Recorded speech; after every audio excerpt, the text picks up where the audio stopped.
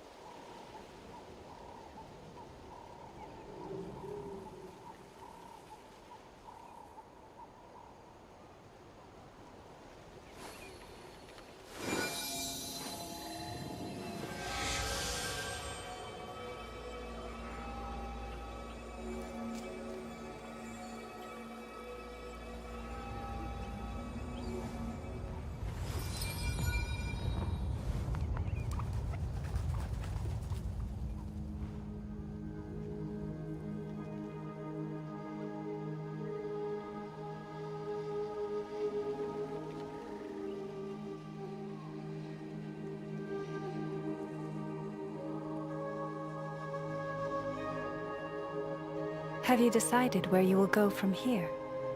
If not, why not find a patch of soft grass and rest a while?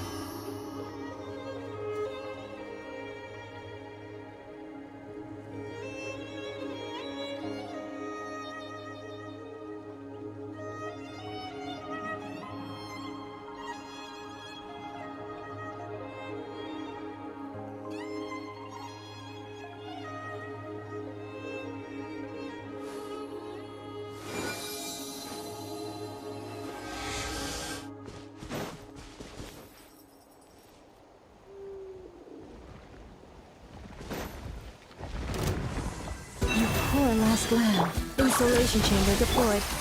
Surge! Ha! Rest and rebuild! By the frost moon of old.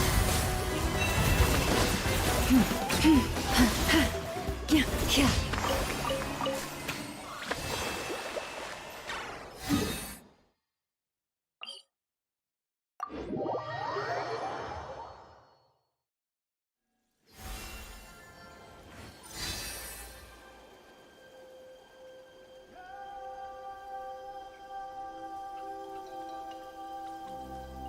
If ever you find that the animals in KRAI behave in ways you do not understand, just ask me and I will explain.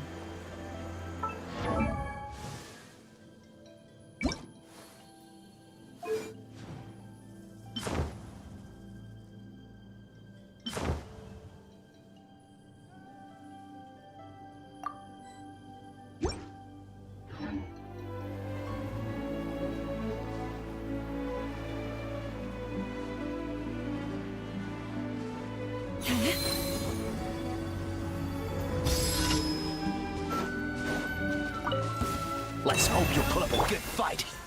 Let's move out. Cleanup sequence initiated. Let's finish this next time. This was new.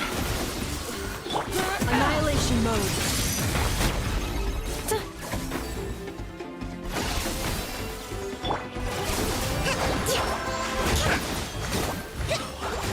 You asked for it! New.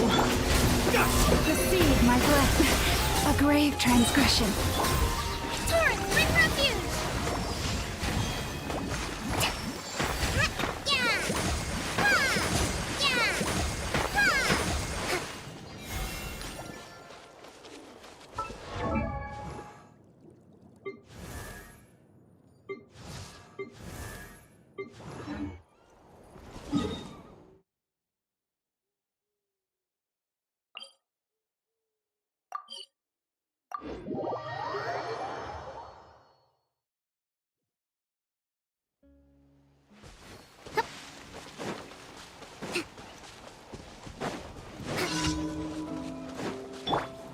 Yeah! Ha!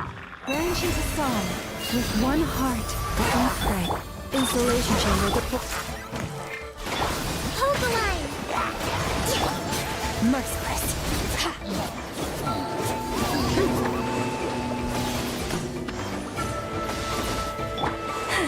Lush as the moonlight.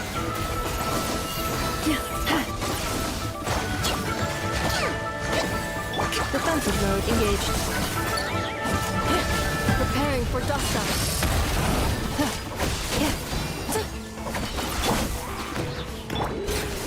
Fearless. Paradigm shift.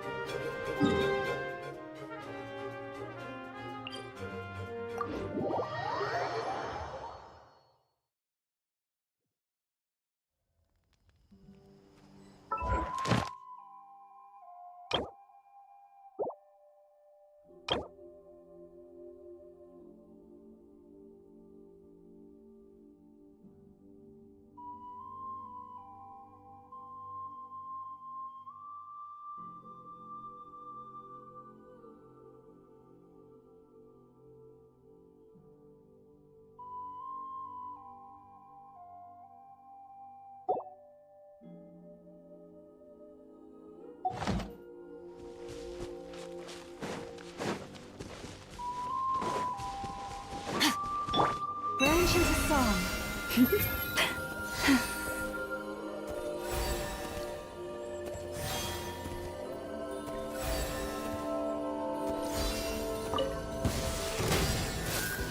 save this place.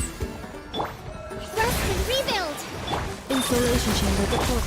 Billowing surge! Yeah! Ha! Yeah! By the frostmoon of old, receive my blessing. My poor lost lamb. Cleanup sequence initiated. Allow me! Let's move out! Ha! Covenant of the Deep!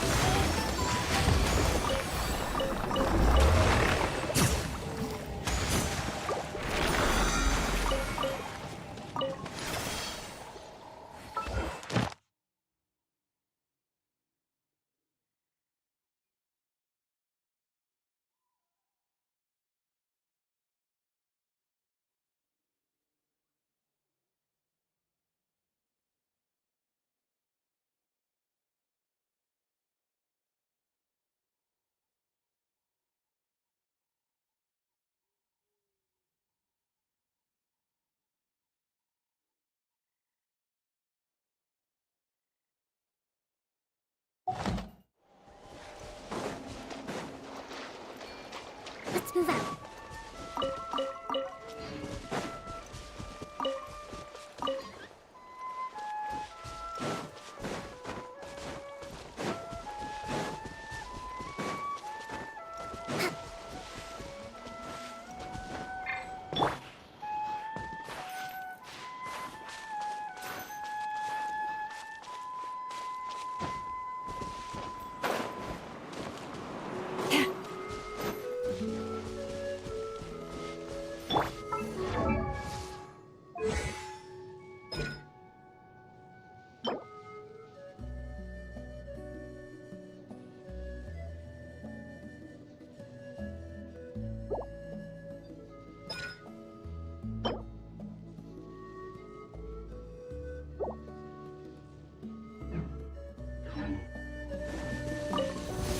Watch this!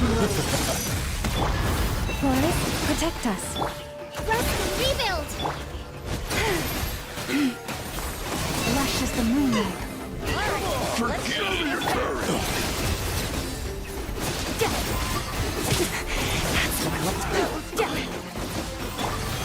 My poor lost lamb.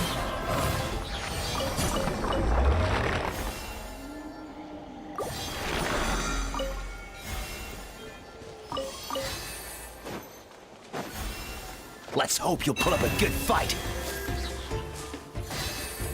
With one heart, we pray. Installation chamber Allow me! Let's Branch into song. time.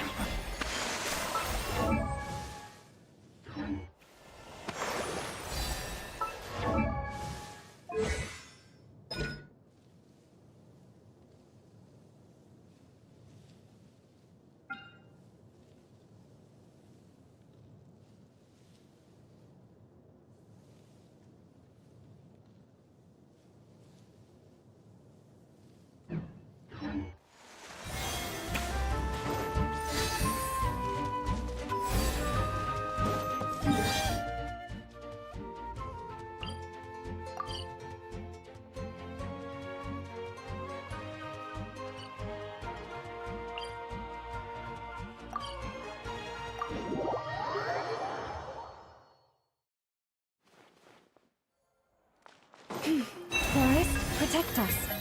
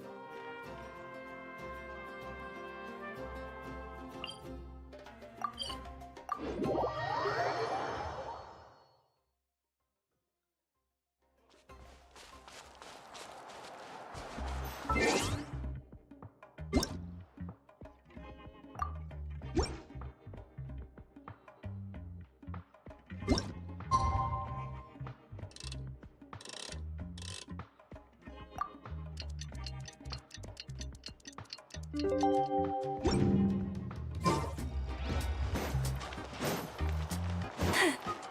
poor lost lamb.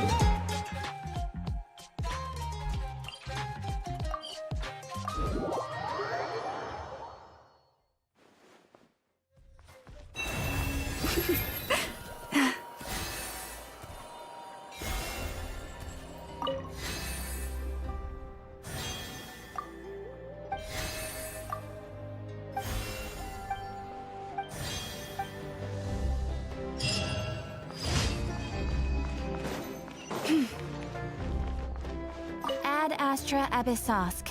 Welcome to the Adventurers Guild. Thank you for completing Ad Astra.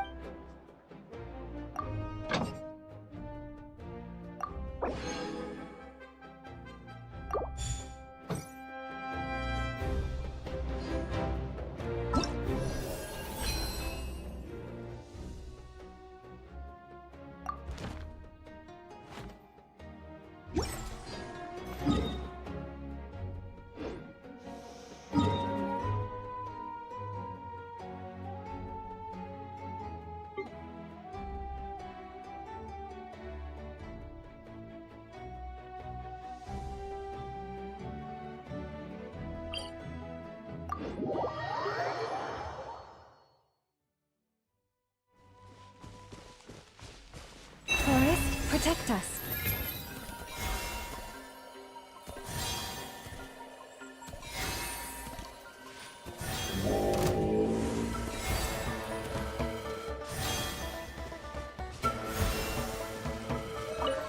Leave this place. You out for it! Hold the line! Billowing surge!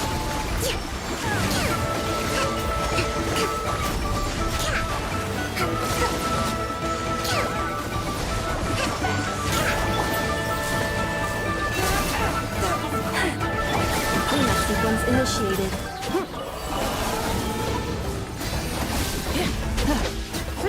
Preparing for dust up.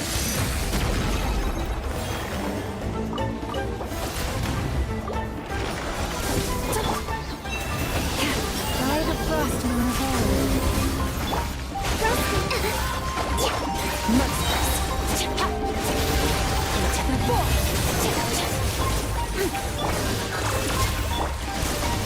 Lush as the moon. Torrent, bring refuge!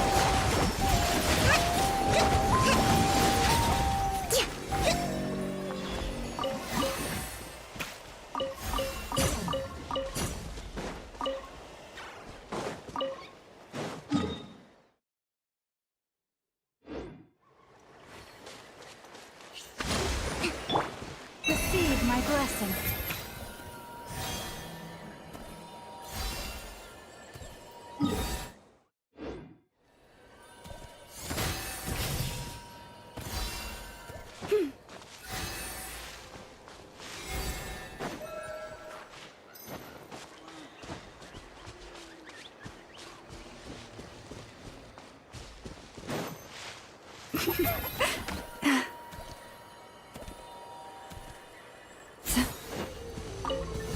Don't mind us! I do!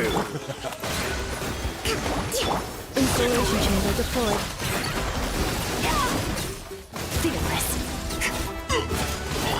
Forget it. Lush as the moonlight.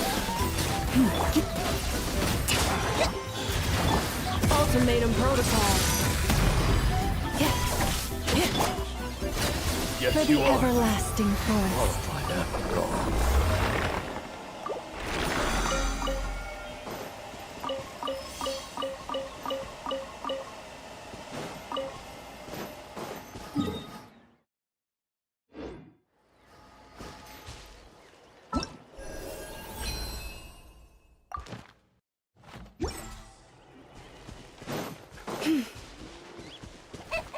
Yeah.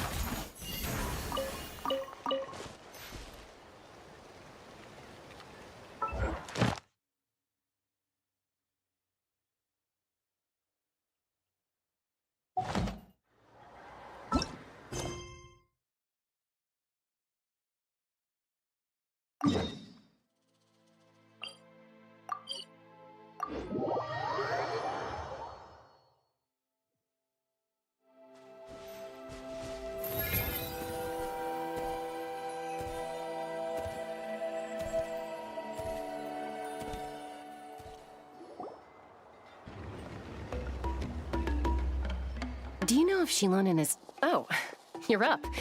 I figured you'd be taking a nap at this hour.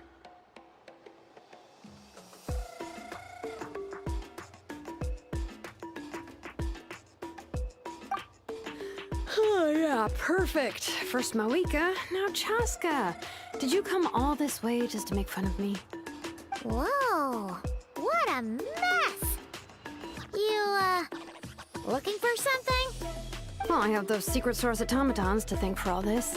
Mawika wants me to come up with a solution. It's like she thinks I'm a miracle worker or something. But I'm not. So, to make up for the difference, I've been spending all day sifting through documentation. Anyway, what about you guys, huh? What curveball have you come to throw at me today? Well,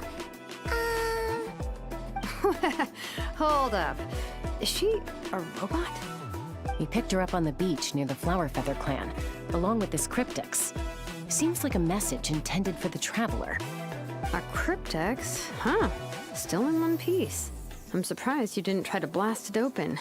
Let's see here. The Fontanian cipher disk, metal case from Liyue. Looks like this was cobbled together from spare parts. Although the inner workings are pretty intricately designed. It's a good thing you didn't try and brute force it.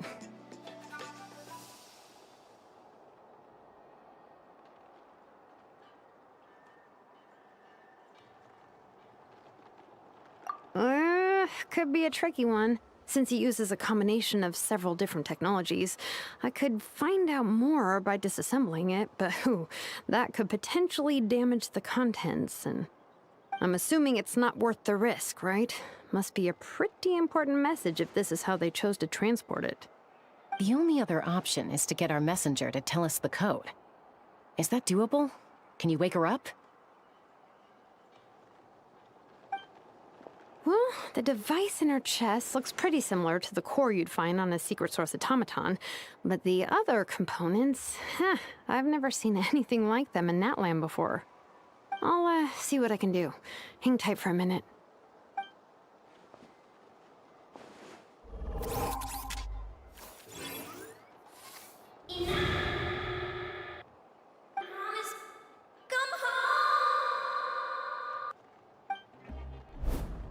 She woke up! All I did was stimulate the core.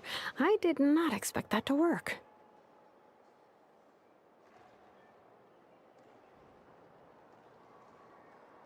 White. Flying object. Blonde. Traveler. Traveler. Paimon? Wow. You recognize us? Task in progress. Deliver message to Traveler and White Flying Companion. Message location confirmed. Status delivered.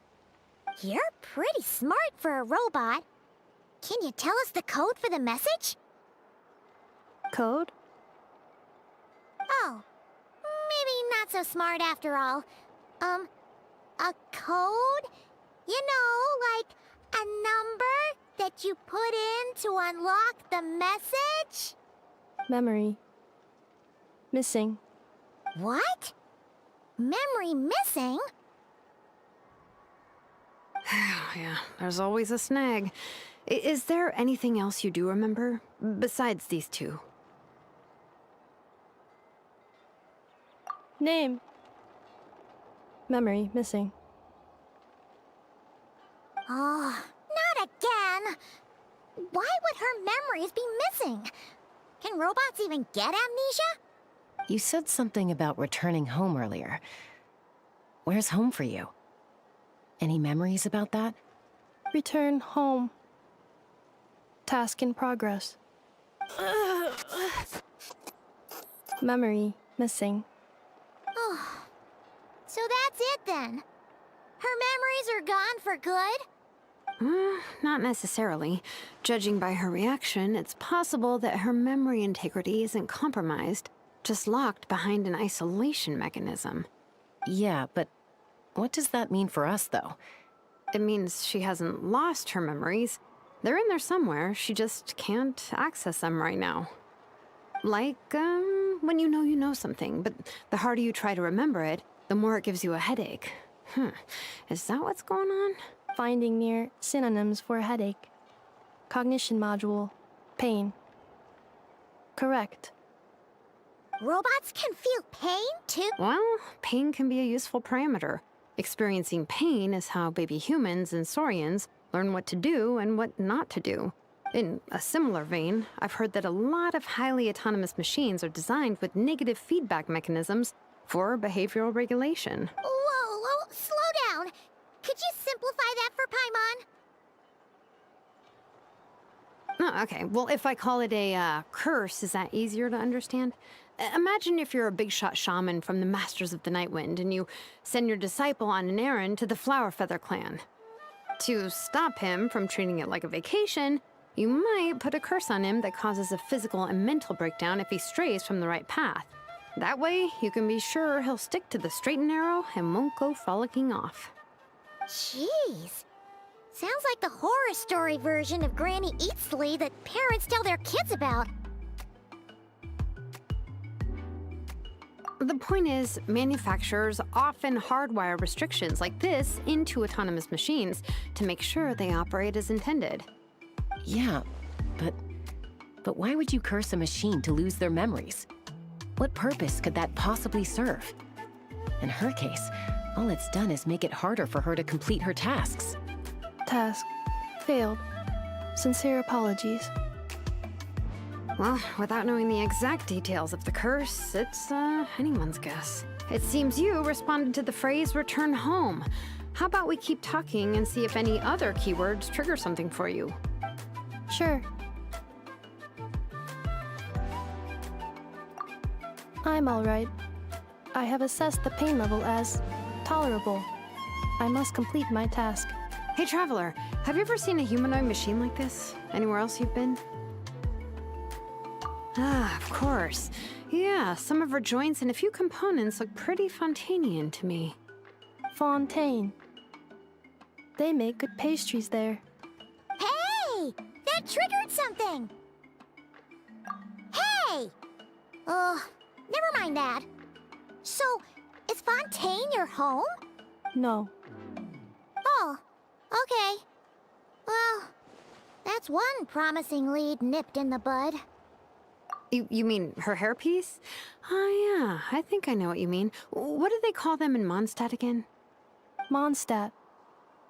The maids there are very hardworking. That's it! A maid! Although, as far as Paimon's aware, the maids in Mondstadt are all fully human. A maid. Okay, that would explain a lot of the internal design choices. So, you're from Mondstadt then? No. How come she responds so much faster when the answer is no? Natlanese core, Fontanian joints, Mondstadt hairpiece. Maybe no single nation is her home. She's just like the Cryptex in that sense. a mishmash of parts from all over the world. In that case, where exactly is home to you? Is it where you were built? Where you live most of the time? Or a place you can always come back to? Home is just home, isn't it? Okay. Feels like this is getting us nowhere. Any other ideas, Shilonen? How do we get her memories back? If her cognition is impaired, maybe her body is the place. Do you remember this little robot? Apparently, you were together when they found you on the beach.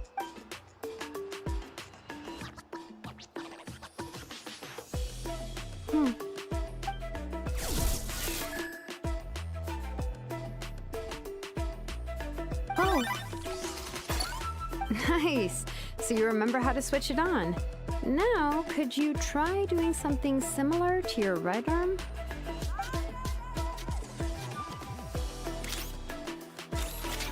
is this a broom? Wait, she really is a robo-maid? Wow, very good indeed. Now then, could I trouble you to tidy up my workshop? Are you serious right now? Well, if she's a robo-maid, maybe doing some household chores will jog her memory. Yeah, just this area will do. Thanks. No need to tidy the whole workshop. Hey, come on! The poor thing's only just woken up. Don't you think this is a bit much? Understood. Commencing task. Sorting large objects. She's really doing it. Well, guess this counts as progress. Let's see if it leads anywhere.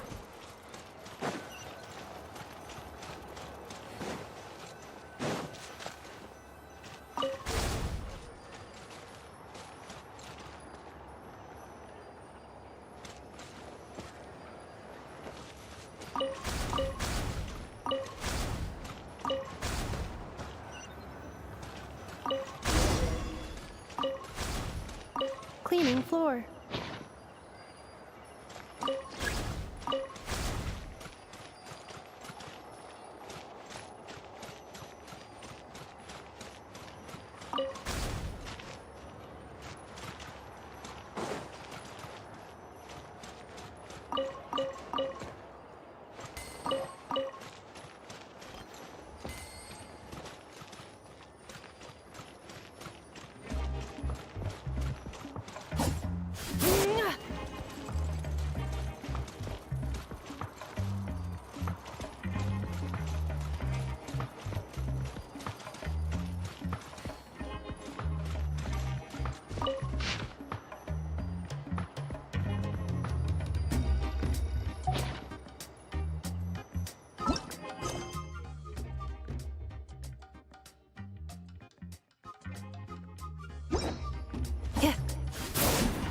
Cleanup sequence initiated.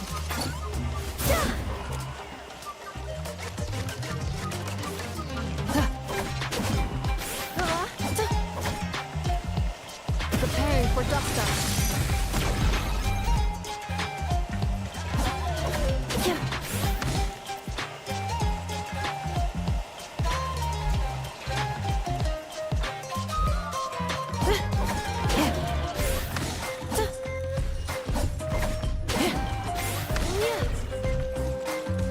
Installation chamber deployed.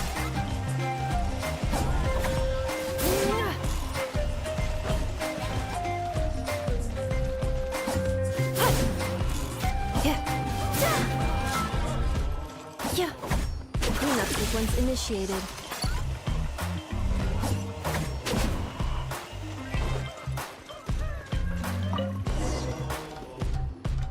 Sorting small objects. The good thing about being reincarnated as a hilichurl is that I only need to eat sunsetias to become stronger. Outlander Brigade. When the wind of death blew towards the blonde samurai. Clear. Wait, isn't that a light novel that Seat Lolly left here by mistake? Introduction of Ancient Machines. Grammatically elegant and rhetorically sophisticated, author displays a high level of linguistic mastery.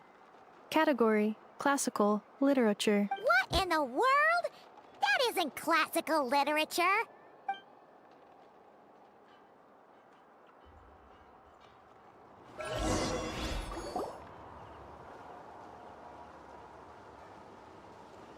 She's finally done. Huh? Is that a woven scroll down there? Oh, looks a little dirty. Could you clean it up? Understood. Cleaning woven scroll.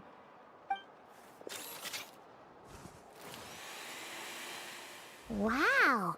It's like it's brand new.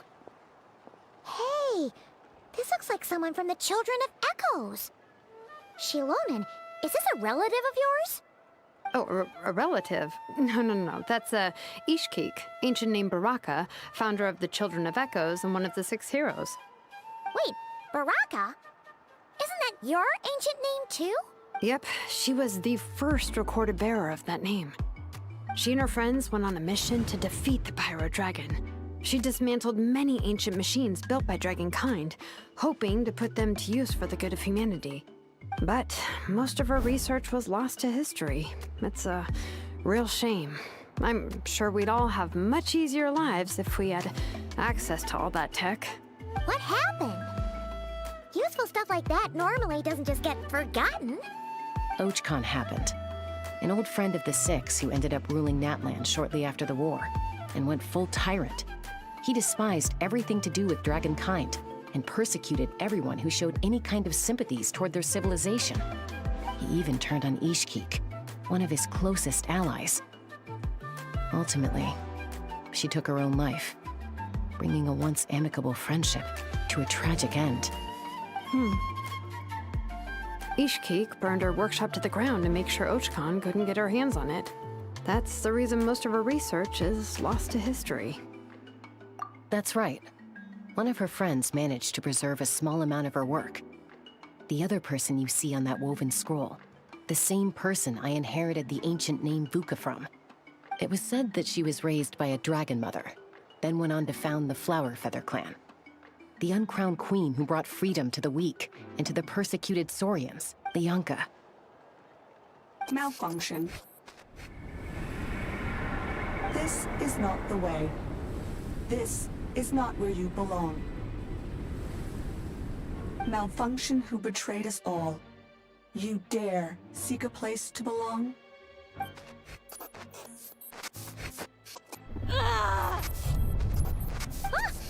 What's wrong? Are you okay? Stay back!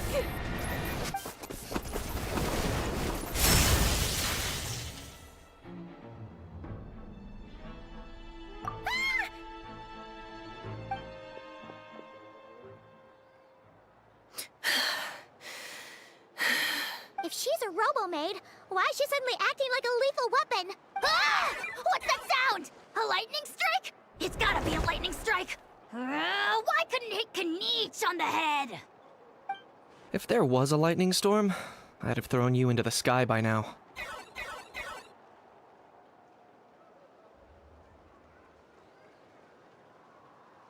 Aoife mentioned that you'd brought a humanoid machine to the Children of Echoes. I'm working a job at the moment, and the description was a good match for my target. Humanoid machine. Looks like a maid. Highly destructive. Yeah, this is my target, all right. Wait! Kniech! Just hold off for a second! A group of merchants tasked me with locating their missing travel companion. They should be here soon. Want to come and meet them? Huh? What did you think I was about to do?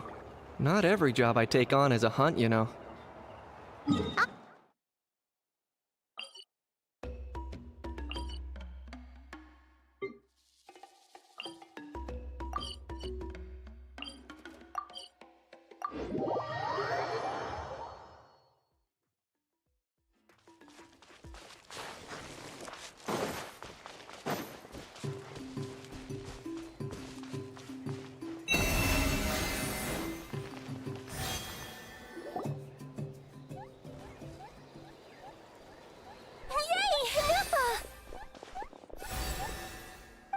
Nepha? Inefa! They found you at last! Thank goodness you're okay. My apologies. Who are you? Oh no, your memory's gone again? Even your name this time? Again? Liyue, Fontaine, Sumeru. This is quite a diverse crew. So, are you her manufacturers or family? No way. None of us have that kind of skill. She's Aino's handiwork. I know? From now on, your name's Inefa. Promise me. Remember, you have to come home. Malfunction.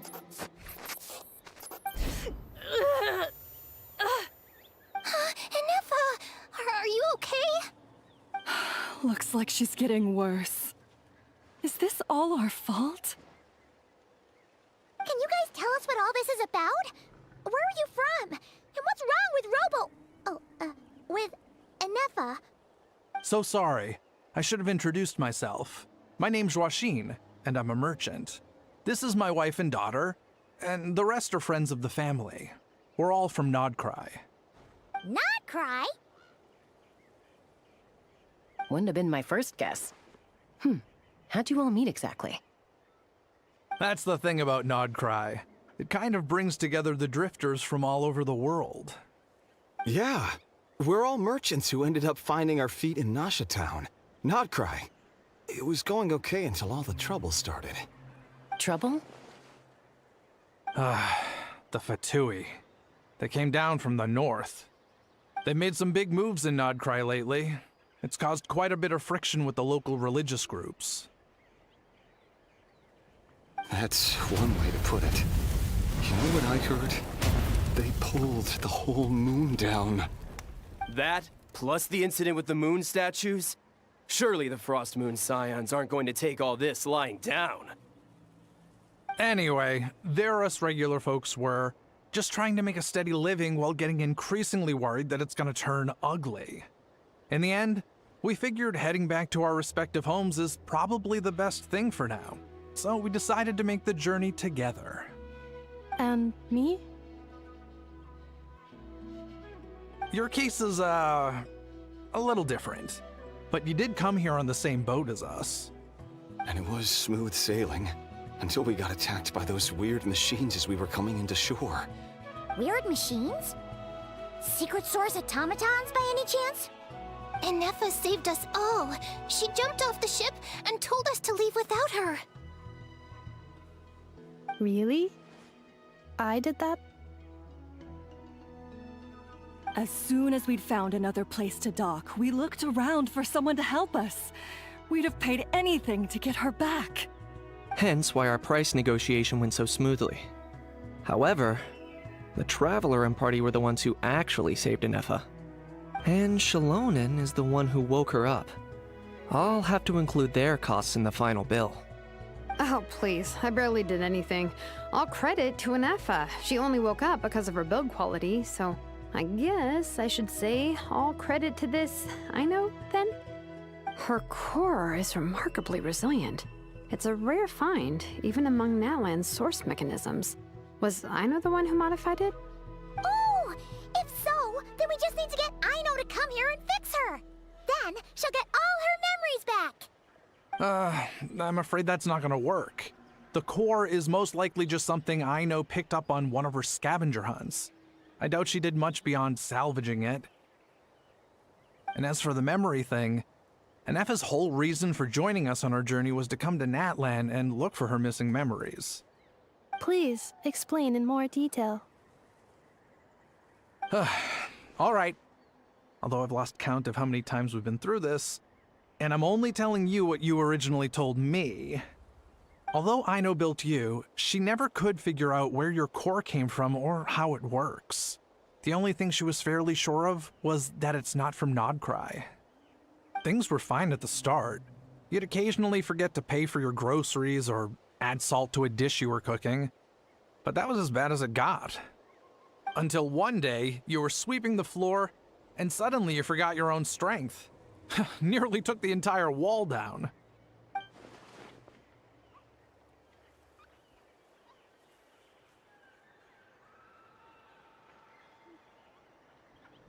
The worst part of that was, Anefa had completely forgotten that Aino was on the other side of that wall. Huh? Aino was fine, of course, didn't bat an eyelid. But since then, Anefa has been searching for a way to try and repair herself. Anyway, a bunch of mechanical parts from Natlan showed up in KRAI recently, and you noticed they bore some similarities to your core. Then you learned that a group of us were planning to return home, stopping off in Natlan on the way, so you tracked us down and joined the crew. Well, does any of that jog your memory? No. Didn't think so. Has her memory loss always been this serious? No. When we first set off, she'd have the occasional memory lapse, but it only lasted a moment. Didn't really affect anything. I seriously doubt Aino would have let her come on this trip if it had been that bad. But then, the closer we got to Natlan, the worse her symptoms got. She was already in a pretty bad state by the time she went to fend off those machine things. And now? I wonder if that battle just made things worse. Poor Anefa. My friends, I know we've only just arrived in Natlan, but from what I've heard, you're some of this nation's top talents. Is there anything you can do to cure her? Anything at all? Perhaps coming to Natlan was a bad idea after all. Well, it's too early to say. And don't forget that before I was interrupted by you guys, I'd just started my deep dive into researching the secret source automatons. My job isn't done yet either. You wanted your travel companion back, safe and sound. I still have work to do. So, why don't you all stick around here in Natlan a little longer? Your ship got attacked, and since then, you've been scrambling to try and find your missing crew member. Sounds like you need some time to catch your breath. Yeah, I was just thinking, we could do with a breather. But where would we stay? How about the Flower Feather clan? In my tribe, weary travelers are always welcome. Flower Feather Clan. In the meantime, we'll try to find whatever information we can about Anefa. After all, she has a message for our Tumaini. So this is as much our business as it is yours. Oh yeah! Paimon had practically forgotten all about that. You guys don't happen to know the code, do you? Oh, the code for the cryptex. Sorry, Anefa wouldn't tell us anything about that. You gotta wonder what sort of a person sends a robot with amnesia to deliver their messages. To be fair, they couldn't have known things would get this bad. Also, Anefa told me she had a backup plan to make sure she wouldn't forget the code. A backup plan? Great! So what is it? Backup plan. Memory missing. Huh. Well, as long as we get her memories back, that'll solve everything, right? Oh, yeah, okay, because it's that simple. Wait, you do realize I can't promise anything, don't you? I do. I also know that every time you say that, you end up getting the job done. I'm gonna get in touch with some other people who might be able to help us. Tumaini, Paimon. See you around. Bye, Kanich! Oh, and bye, How. Actually, that's weird. Why is a How so quiet today?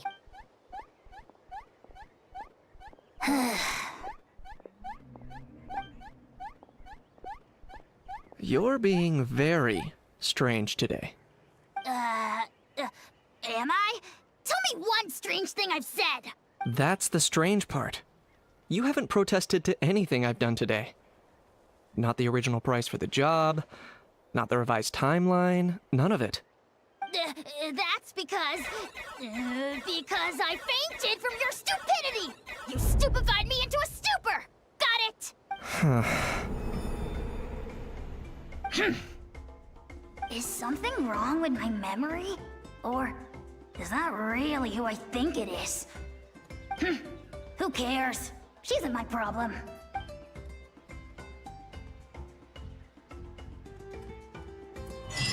The last few days really flew by. Do you think Inefa and the merchants are enjoying their stay at the Flower Feather Clan? Let's go see how they're doing!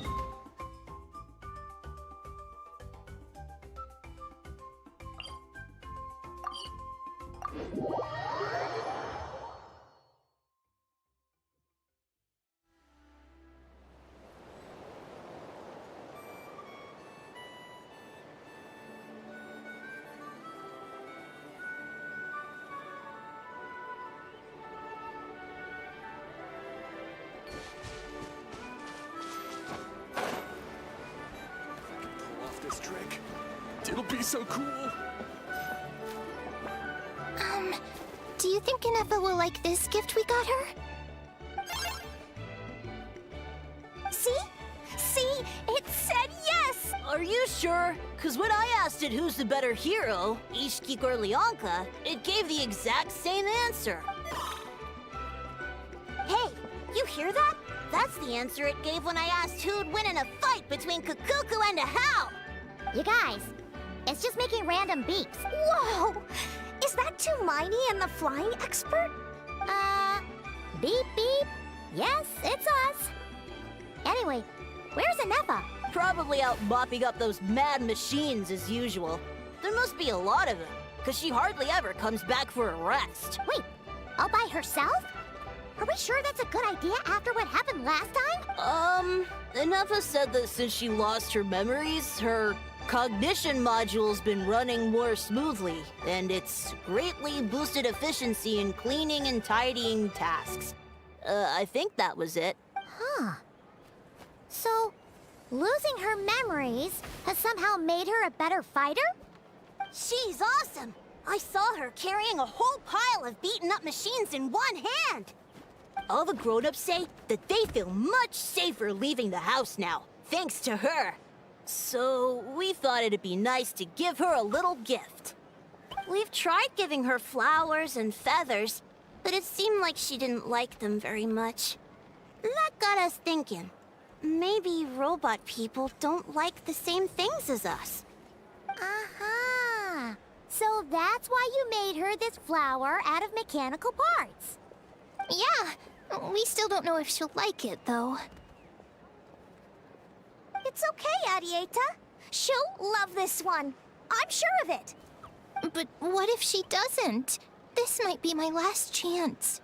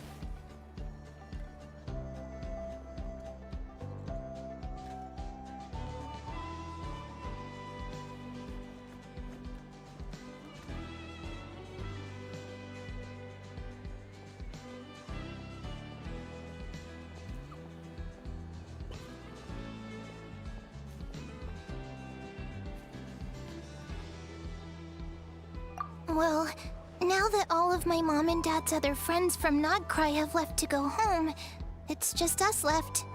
And they said today, it's our turn to go home too. Already? Wasn't the plan to stick around until Inefa gets better? Dad says everyone back home is expecting us, and he doesn't want us to overstay our welcome here. He thought we should at least make sure Inefa wasn't getting any worse first, but now that it's been a few days, he says it's time we made a move. To be honest, I can kinda understand. He hasn't been home in so many years. Mom and I can tell that he misses Liyue a lot. Ah, no wonder. So, what about your mom then? Guessing she's not from Liyue. No, she's from KRAI. She met my dad after he moved there. I was born there too. He's been there the whole time I was growing up, so He hasn't been home in at least 10 years.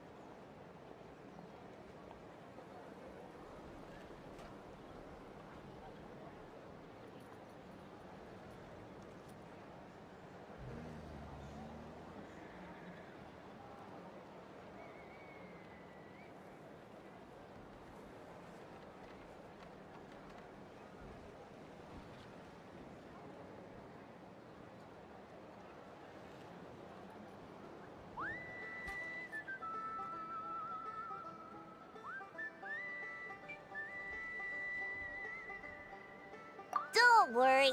We'll write to you and let you know how Inef is doing. You bet. And when she's all better, we'll bring her to visit you in Liyue. Yeah, so don't worry too much about the flower. I'm sure she'll love it. But even if not, you'll have other chances in the future.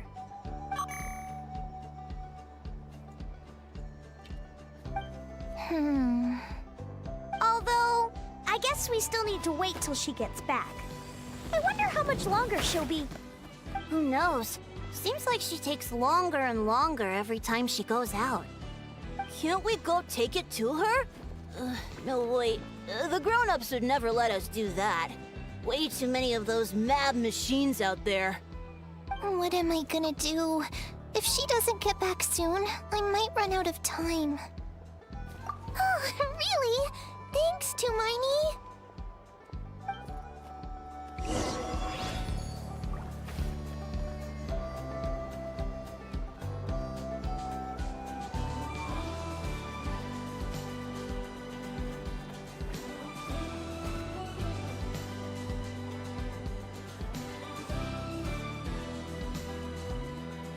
Have you decided where you will go from here?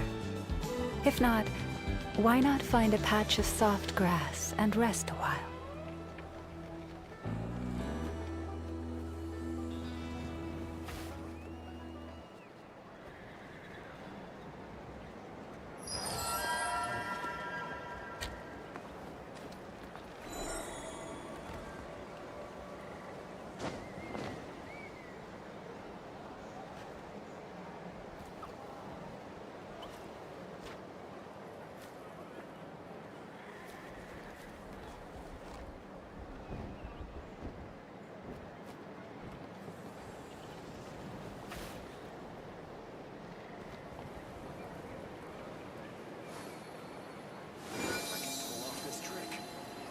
So cool!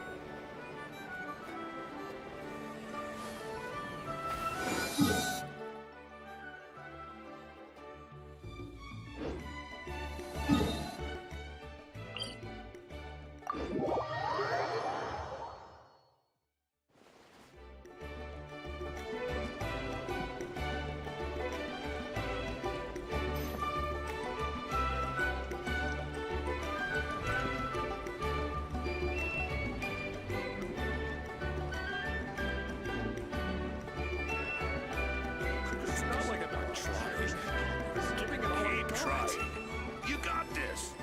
Well, not yet, but you will. If only I could balance the numbers.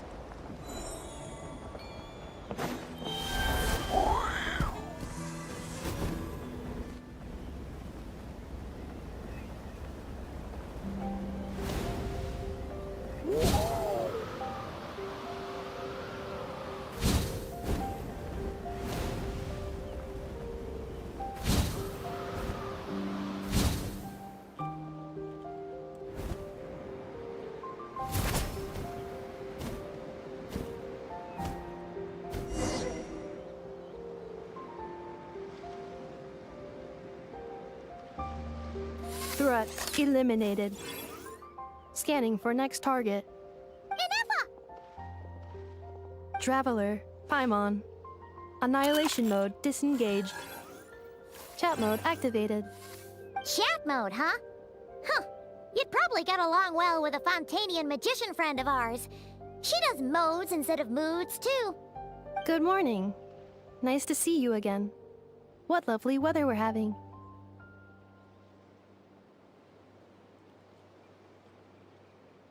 Hey! Don't you start too. One robot's enough. These are some standard greetings I learned recently. 3 greetings in a row equals thrice the greetment. Hypothetically speaking. Where did you get greetment from? Never mind. You're doing a whole lot better than the last time we met. Yes. My cognition and language modules are recovering well. I can now sustain fluid conversation. But I have still been unable to retrieve the memory containing the code to the cryptex. I will keep trying. Sincere apologies.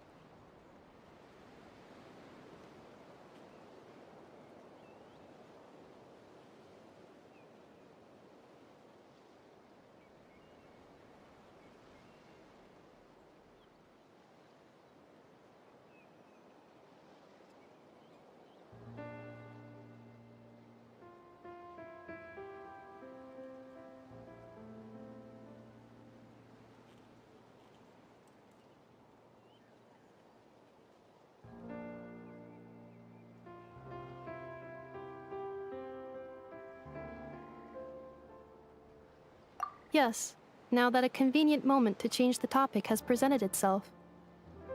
What is that object in your hand? A new model of source mechanism?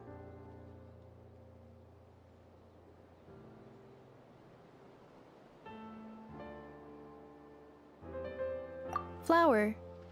Flowers are plant reproductive organs. But I detect no signs of life. It's more like a flower built from mechanical components. Understood. A flower-shaped machine component. What is its function? Which module is it designed for? Is it compatible with my hardware? It doesn't have a function. It's just for looking at. You know, a cute little souvenir. Cute little souvenir. But if it serves no function, for what purpose was it built?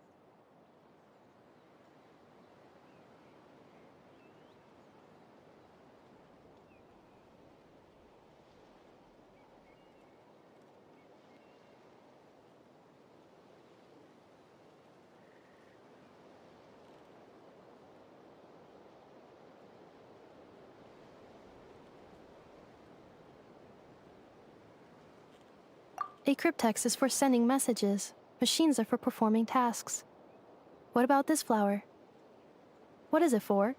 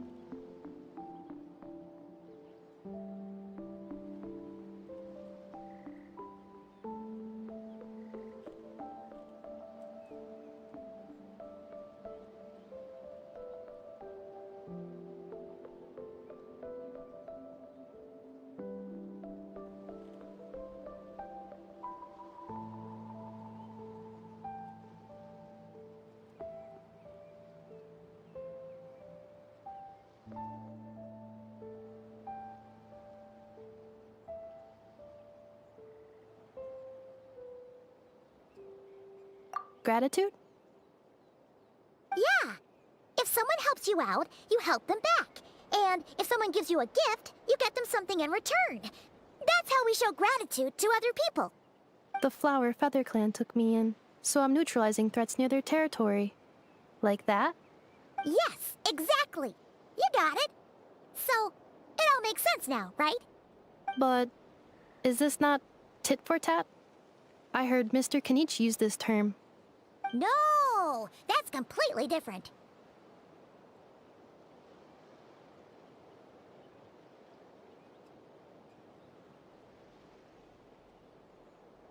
I will.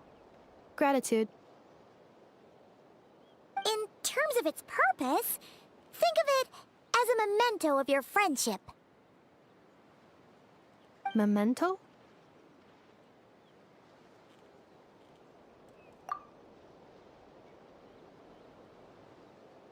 Important memory. Memento. Here, wear this flower. And this feather, too. There. Much better. Gotta look your best for your big journey. It's just a flower. It's not that heavy. Just think of it as a little souvenir from me. Something to take with you on the road. That's right, a souvenir.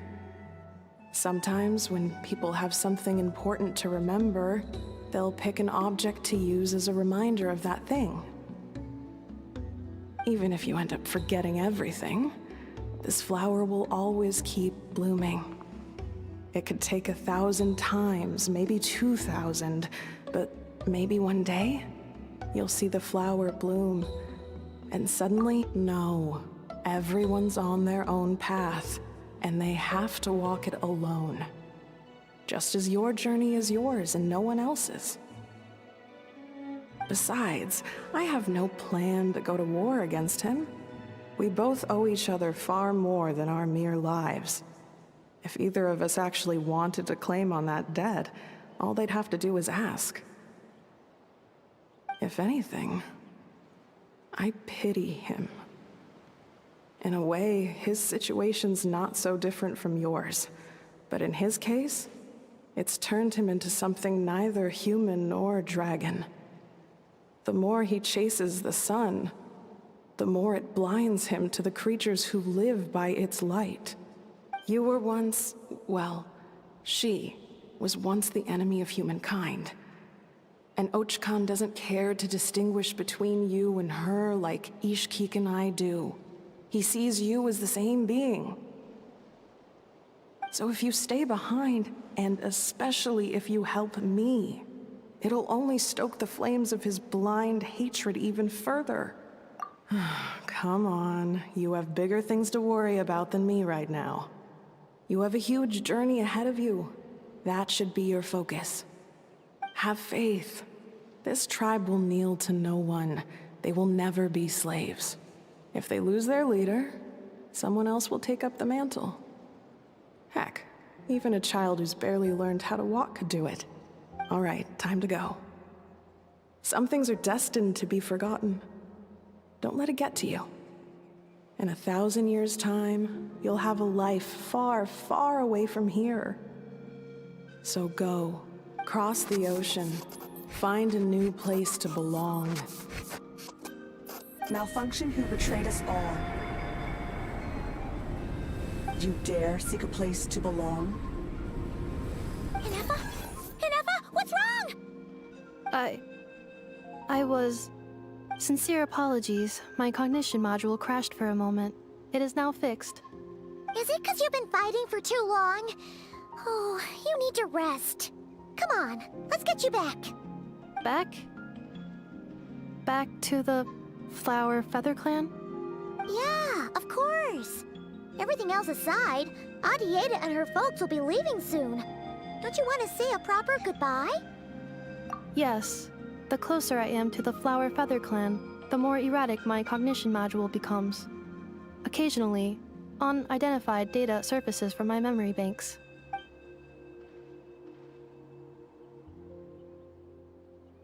Memory data? So, what about that curse Shilonen mentioned? Does it not hurt to remember anymore? It does. Even now, it still hurts. I have merely switched off the corresponding facial expressions to avoid making other people uncomfortable.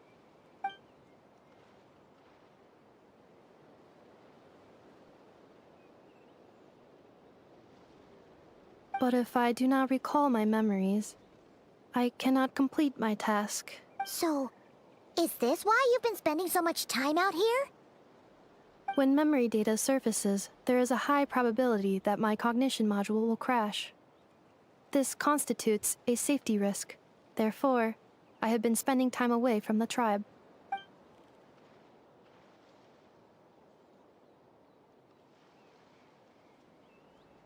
Yeah, exactly! Whatever happens, we'll make sure things don't get out of hand.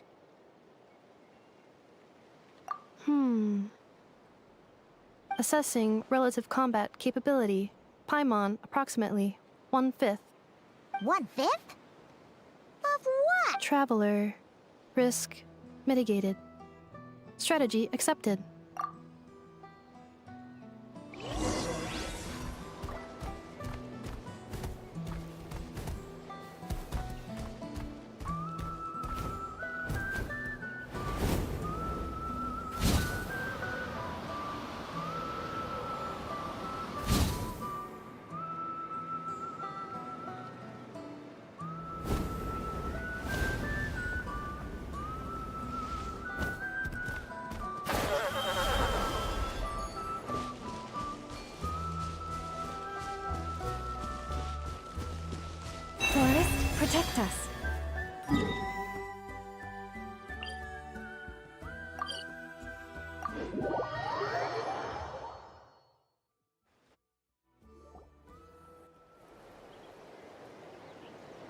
I can't thank you enough for hosting us these past few days. And thanks for agreeing to look after Nefa. I know it's a lot to ask. It's all right. She'll be in good hands. She never came back. I guess I'll have to leave without saying goodbye. Hey now, you'll see her again. And we have so much to look forward to in Liyue. All those Shao lanterns lighting up the sky. You've always wanted to see that. Arieta, Amu, Joashin. I am back. Huh? Inefa? You brought her back? Thanks so much. Don't mention it. Also, gratitude for the flower.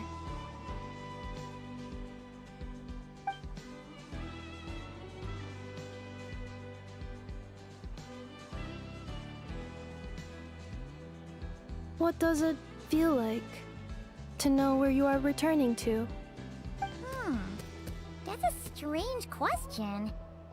As soon as you're all better, you'll be returning to KRAI. Oh, and we forgot to say, we're actually heading there ourselves soon. Maybe we can travel together. KRAI. Is that home?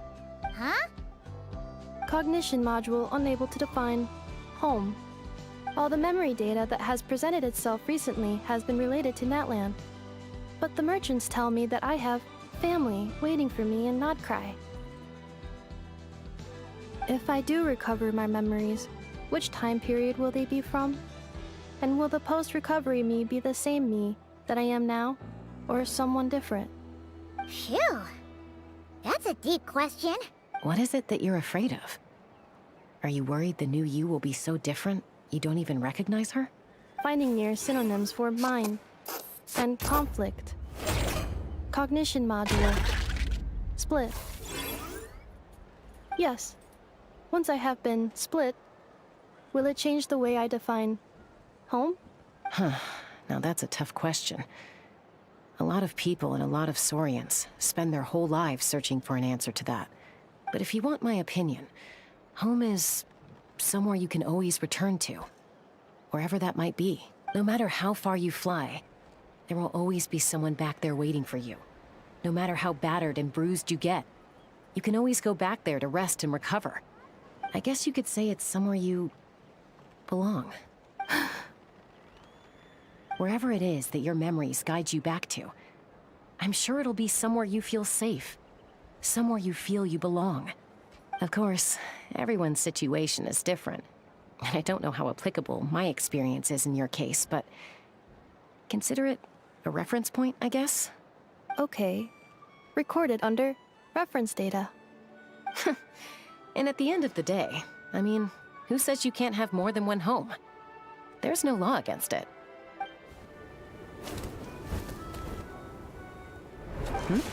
Someone's looking for us. Hopefully this means there's been some progress. Don't be afraid to recover your memories. They might contain the answers you're looking for. Got it. Recover your memories. Malfunction. Have you forgotten why you cast them away to begin with?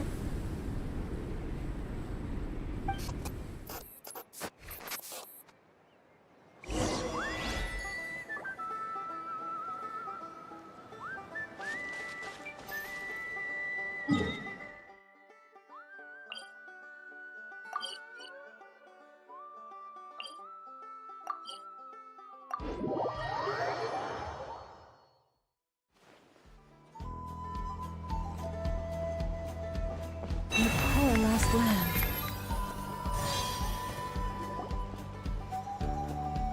Oh, it's St. Lolly. Didn't think it'd be you. Why? Don't you think I'd want to do my part to help the Traveler? And anyway, no one's more qualified than the Masters of the Nightwind when it comes to Natlan's ancient history. Ancient history? Wow. Even by St. Lolly's standards? If you think I didn't hear that, You're sorely mistaken. But anyway, back to the matter at hand. I don't know if you noticed, but Kenichi's little sidekick has been acting a little strange around Inefa. After you parted ways, Kenichi put him in timeout for 3 whole days and nights.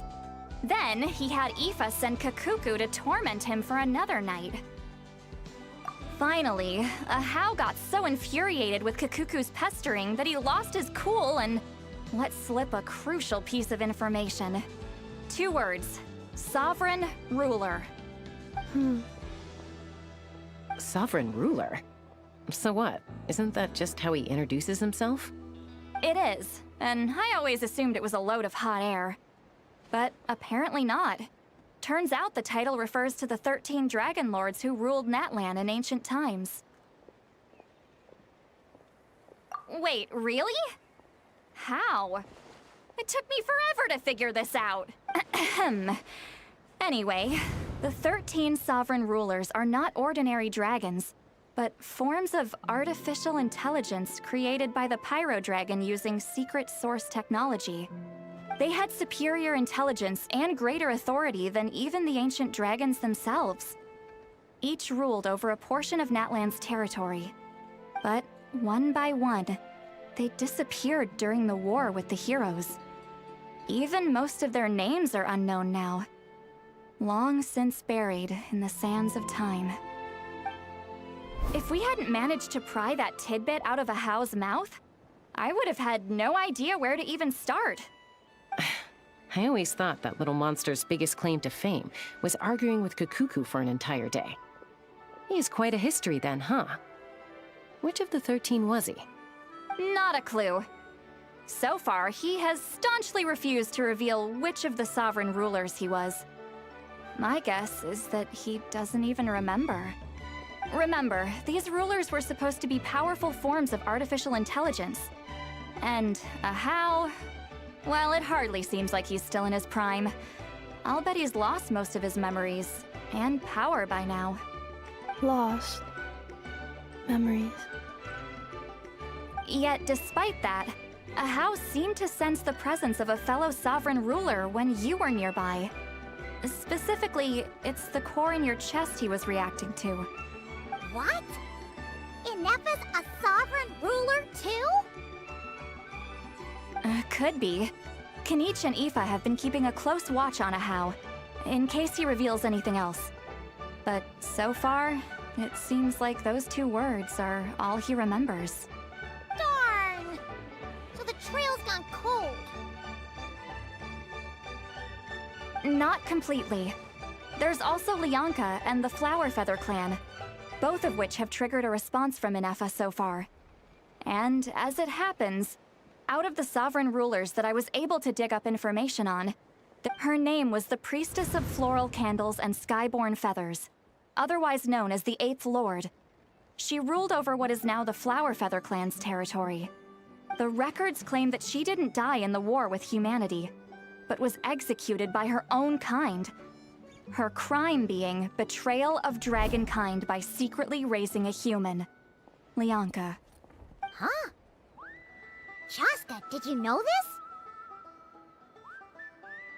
Some of it. Our tribe's origin story has Lianka being raised by a dragon. And of the 6 heroes, she had the closest relationship with dragonkind. After raising her, her surrogate mother then encouraged her to leave the nest and seek her own path. She traveled far and wide, settling disputes between humans and Saurians. She didn't pick sides based on past grievances between humanity and dragonkind. She stood up for the weak, protecting them from those more powerful who sought to exploit them. Gradually, a community of like-minded people and Saurians gathered around her, united by their desire for freedom and equality. And that was how the Flower Feather clan began. But that's as much as the legends say. They never mentioned her dragon mother's name, or what became of her in the end.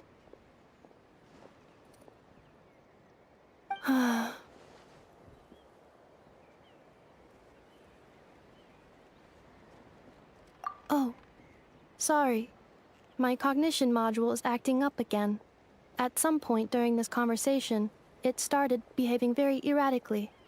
You mentioned that the priestess of floral candles and skyborn feathers was executed.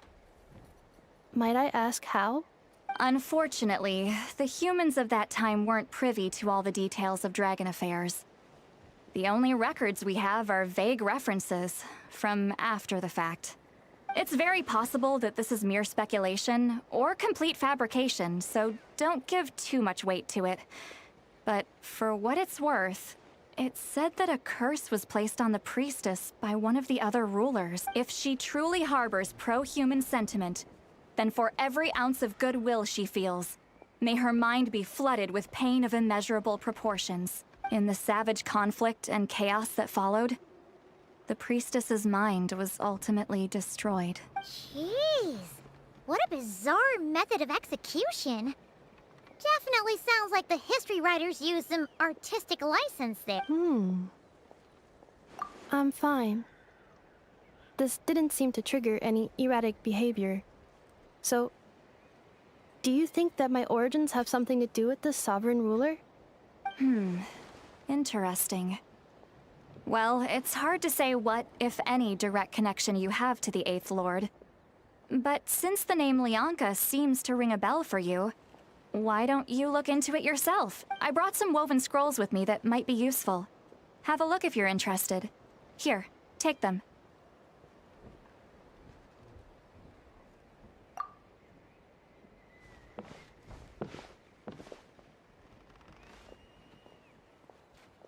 Don't say anything. In a moment, I'm going to leave. I need you to join me, discreetly. It's just a little spell based on our prior experience. I'll explain everything shortly when you catch up with me. Well, I need to get going now. If I find out anything more, I'll keep you updated. Gratitude. Goodbye. Bye, St. Lolly. Now's your chance. Slip away quietly while they've got their heads buried in those woven scrolls. Meet me at the other side of the settlement.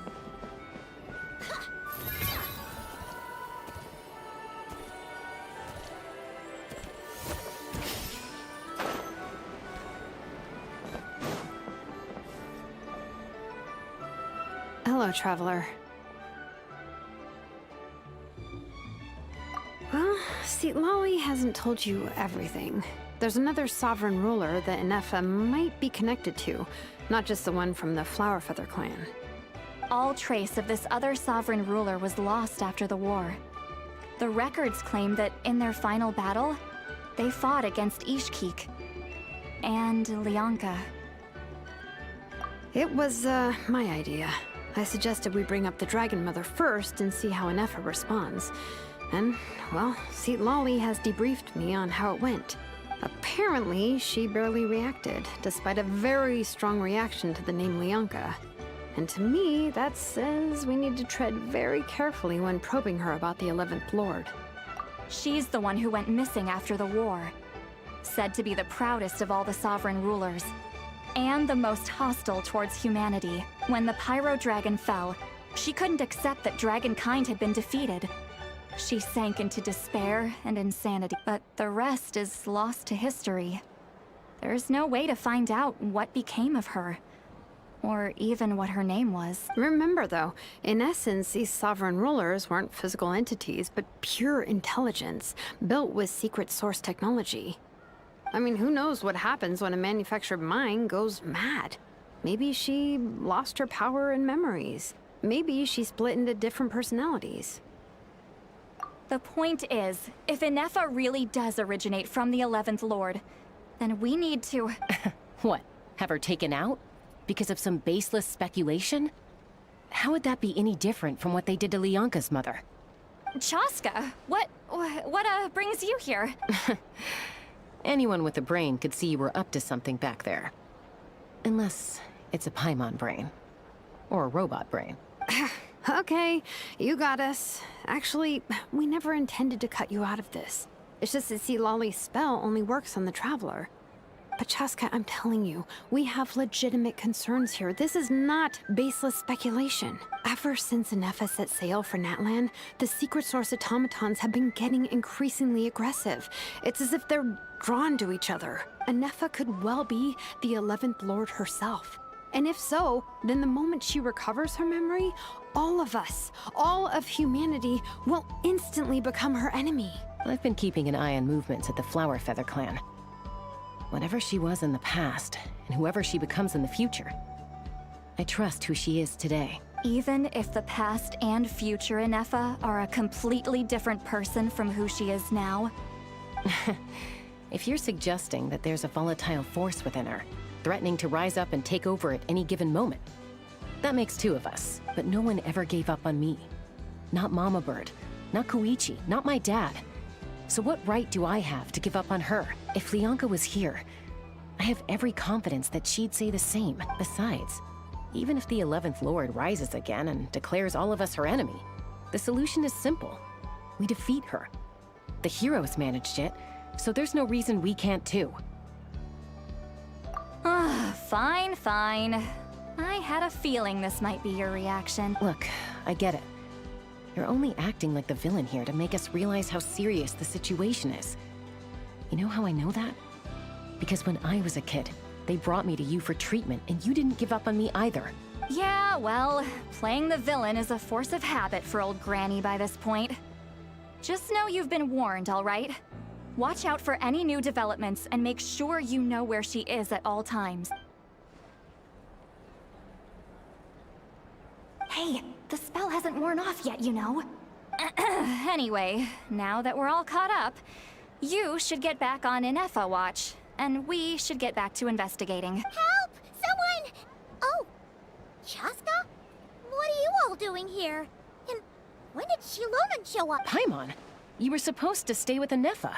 Oh, right, Anefa. Something weird happened. She got halfway through those woven scrolls and then flew off all of a sudden. Paimon tried to stop her, but she wouldn't come back. Did something trigger a new memory? This doesn't make any sense. She barely responded when we were chatting. What could it be? No idea. But it must be something important, because she sure looked like she was in a hurry. Also, she said, Annihilation mode activated. Okay, Chaska, you're our eye in the sky. Find out where she's gone. We'll inform everyone else. Tell them to be on high alert. Roger that. Wait, don't you want to discuss this first? Hey, wait up!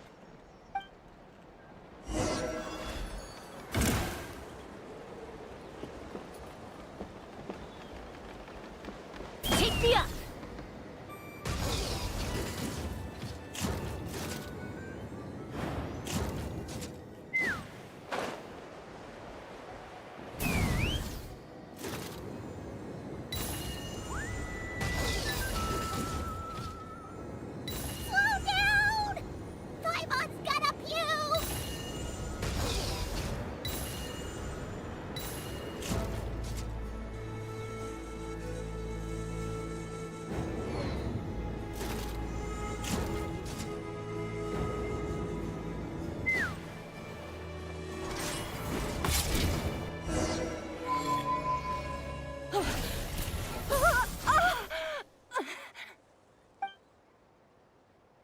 Target acquired. Activating annihilation mode. Whoa! Are these all secret source automatons? Okay. Reinforcements have arrived. Traveler, Paimon, Chaska. Gratitude. Not now. Save it for later.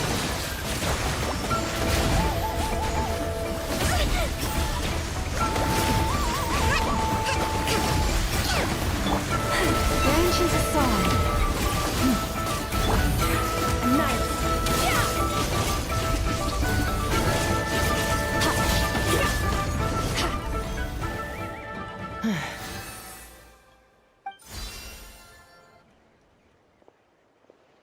Threat eliminated. Annihilation mode disengaged. Boss, what do we do now? We've tried the same thing several times now, and it isn't working. We can't keep waiting around for her to leave the settlement. Well, well. An ancient relic from Natlan's dragon civilization. If you want to play with fire, then be my guest. But there is an unpredictable variable you need to watch out for. Let's fall back. This isn't worth the risk.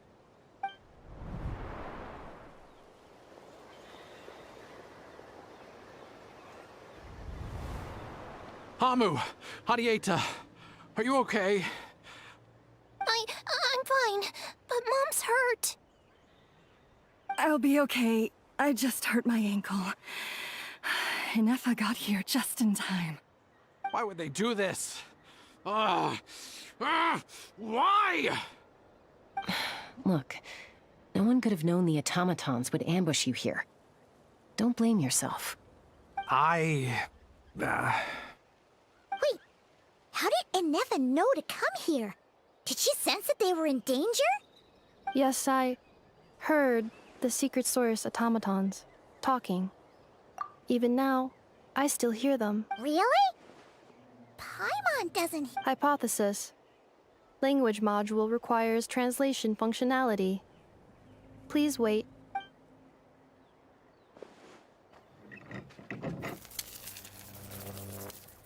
Finished. Please try again. Whoa, that was quick. How come you're so familiar with their architecture? I have seen them many times before. At least I think so. More random memory data, I guess. Reconnecting. Wow! It's actually talking! Hey, what do you think you're playing at? Why did you attack us? We're under the Fatui's control. They made us attack you.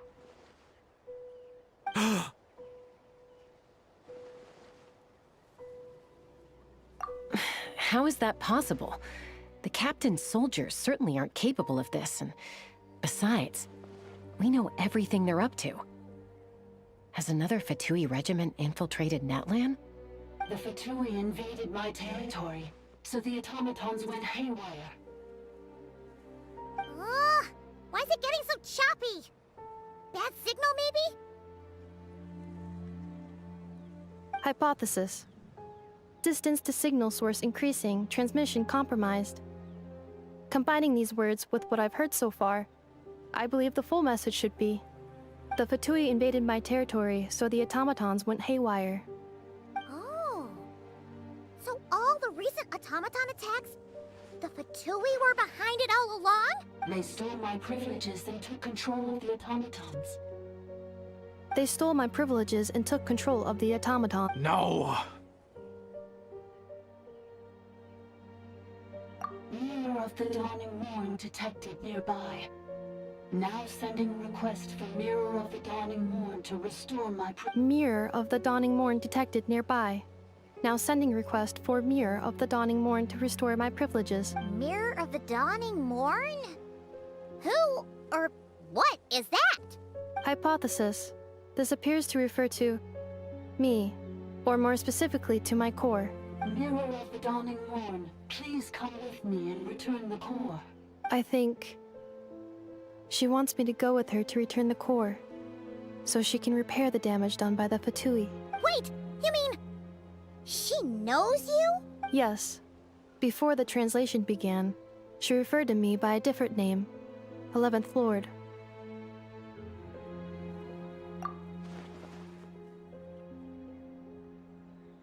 What? So, Inefa is the 11th sovereign ruler? Hold on. This automaton just attacked us moments ago. We shouldn't trust everything it says. You say Inefa is the 11th Lord. What proof do you have? Return to the 8th Lord's territory, and you can restore all of your memory data. Inefa? What did she say? She said, return to the 8th Lord's territory, and I can restore all of my memory data. 8th Lord? The Yunka's mother's territory? What does the 11th Lord have to do with that? You were split, then exiled, and finally reborn. Ugh, this is getting weirder by the second. What did she say this time? Excessive signal interference. Unable to translate, the signal should improve as we get closer to her territory. Traveler, Chaska, shall we proceed? Wait, you should think this through carefully. I may know a thing or two about the Fatui regiment that entered Natlan recently. They're kind of a special ops team. Definitely not your average soldiers. Oh? They've been showing up everywhere, hungrily searching for secret knowledge about all kinds of ancient civilizations. They say they're trying to make some sort of inference. The leader of this regiment is a harbinger based in Nodkrai, known as Marionette. Marionette? How exactly do you know all this? I, heard bits and pieces at the market in Nashatown, but I figured they were just rumors. Didn't realize it was true. Is that right? How come I'm only hearing about this now? I'm sorry. I was so preoccupied with getting ready for the journey, and like I said, I thought they were just rumors anyway. Didn't want to worry you. So these Fatui are soldiers, huh? Who's stronger, them or Inefa? Inefa, of course. But still, maybe you should tread carefully here. Inefa's already had to rescue us so many times now. I'd be mortified if anything happened to you. You're right. First things first. Amu's injured. We should take her back to the tribe and get her checked out. And as for this 11th Lord business, we need to discuss this with the others before deciding how to proceed.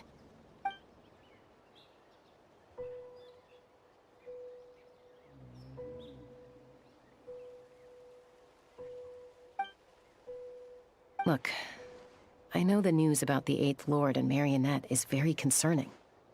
But we should probably come up with a plan before checking things out. Understood. Destination cancelled.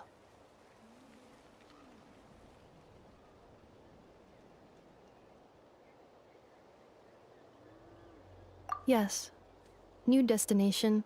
Flower Feather Clan. Traveler, Inefa, could you check that the coast is clear?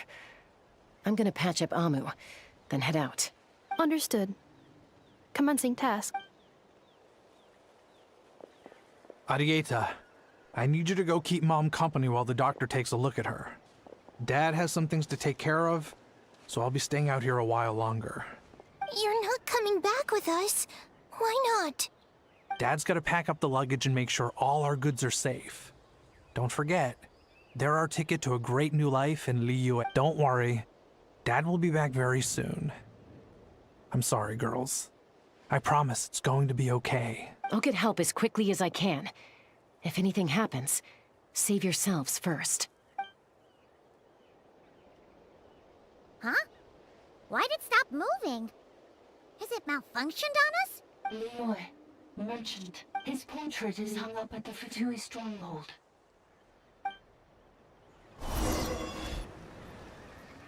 You're saying Zhuoxin might be a Fatui spy? And he's staying behind as their eyes on the ground. But should we really leave Inefa here too? Not that I don't trust her, it's just... Are you sure you'll be okay keeping an eye on her by yourself?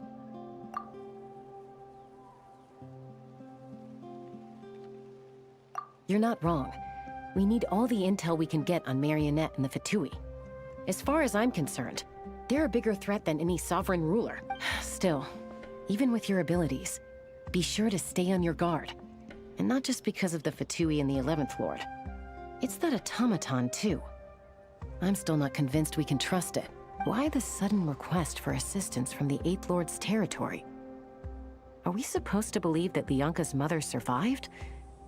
Surely there'd be at least some mention of that in the tribal legends. I don't know. Something just doesn't add up. Hey, Chaska! Almost ready to go! That's my cue. I'll be back with the others as soon as I've gotten Amu and...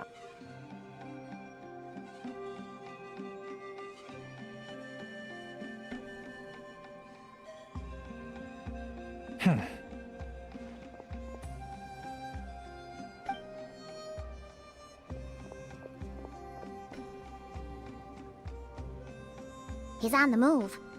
Huh. So much for keeping the goods safe. Do we think he's going to meet someone? Should we tail him? He won't know he's being followed. This could be our chance to get our hands on some really useful intel. Either about the sovereign rulers or this marionette person. Shall we follow him? Got it.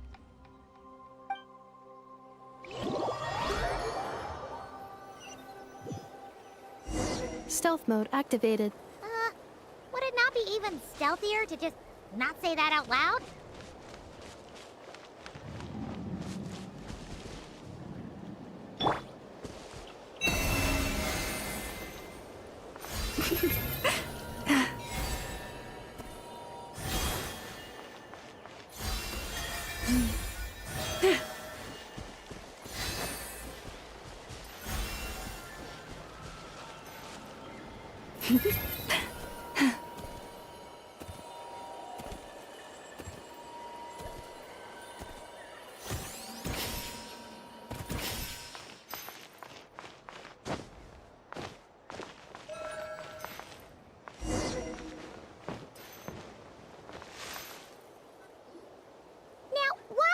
Dig a random tunnel in the middle of nowhere. Unless it's the entrance to one of the sovereign ruler's territories. The territory was sealed by Leonka. This was once one of the secondary access tunnels. Hey, that was pretty clear this time. What's changed? Getting closer. Increased activity in language module. Leonka sealed the territory to stop Ochkan finding it. Huh? You're breaking up again! Oh, looks like the signal's still pretty choppy. Leonka sealed the territory to stop Ochkan finding it. Later, the Fatui found a weak point and broke in. Sounds like those Fatui have made this their stronghold. Well, this is probably a good point to stop and wait for What do you think? Inefa? Oh no! What's she doing? She's charged right in! Wait. Traveler, are we going after her? Or... All right then.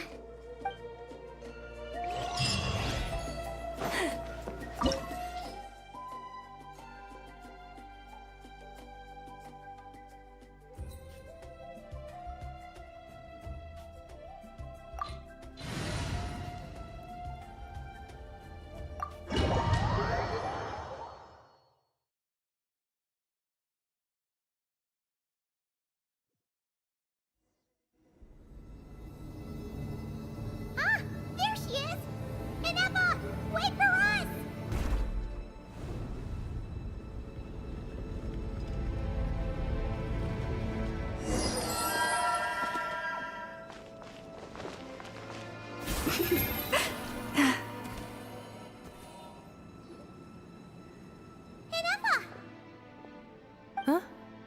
Where is this? Are we inside the territory?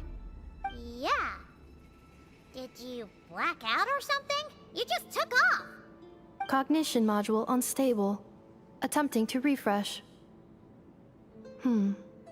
It appears that it was accessed by an external source. Sorry, it was me. I summoned her by similar means to those used by the Fatui to control the automatons. Currently, I am but a lowly service bot. But in the distant past, I was known by another name. The 8th Sovereign Ruler. The Priestess of Floral Candles and Skyborn Feathers. The 8th Lord? You're Leonka's Dragon Mother? But weren't you... 8th Lord. Were you not— Moments after I was cursed, Leonka rescued me. Just as she tried to rescue you from the ruins of the battle. Leonka rescued me? Memory. Missing. Yes. Leonka changed your memory settings to make you forget. But she did it to protect you. It is the only way our kind could escape from the curse. How does forgetting everything protect me? Because the curse placed on us is a pain triggered by certain memories, hardwired into the depths of our minds. A regulatory program that cannot be removed. Manufacturers often hardwire restrictions like this into autonomous machines to make sure they operate as intended. Each time you yearn for a new place to belong, each time you feel yourself turning your back on the past, the pain tears you apart, doesn't it? If she truly harbors pro-human sentiment, then for every ounce of goodwill she feels, may her mind be flooded with pain of immeasurable proportion. It destroys your mind, swallows your soul, prevents you from finding a new home. Malfunction who betrayed us all. You dare seek a place to belong? That's why forgetting everything grants temporary relief from the pain.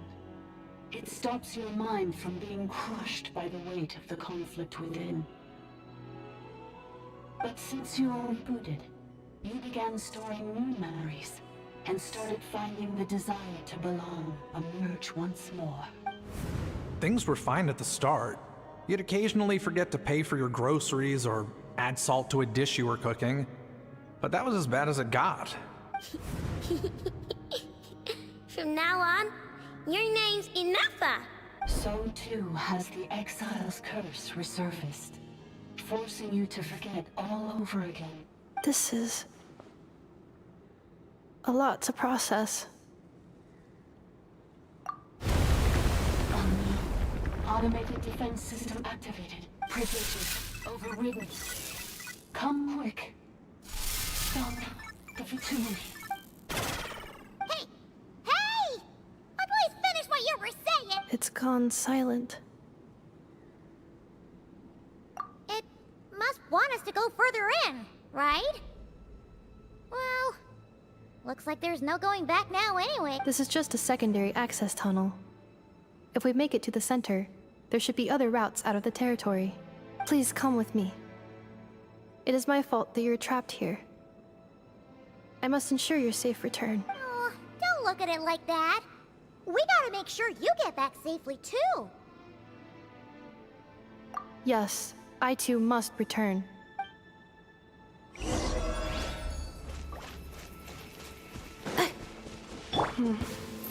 Do you really trust her, Leonka? This malfunctioning part of the sovereign ruler's mind. I trust not in her, but in the path that I have chosen. I believe that every conscious being, whatever its origins may be, has the right to freedom.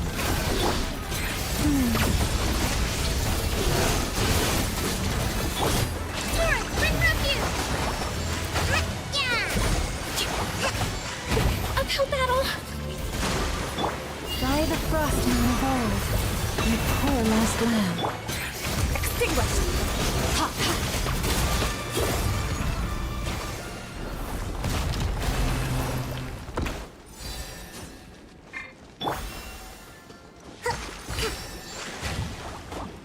Oh, another barrier! Just like the one back at the entrance. Careful! Don't touch it! Oh, another barrier! Just like the one back at the entrance. Careful! Don't touch it!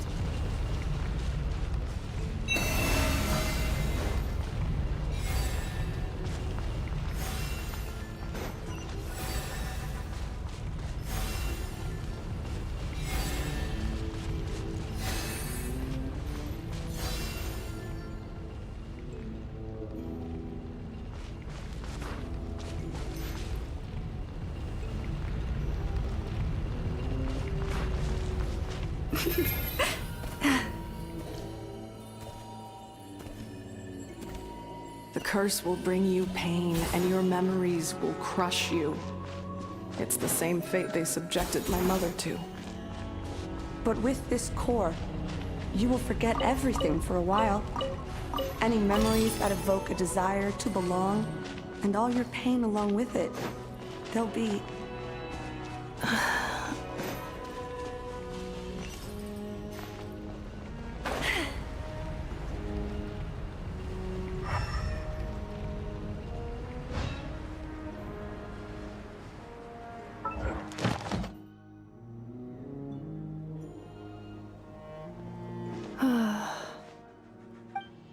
You doing okay, Inefa? You keep spacing out. I know. Unidentified data is flooding my cognition module. But every memory encounters an error and then terminates at the crucial moment.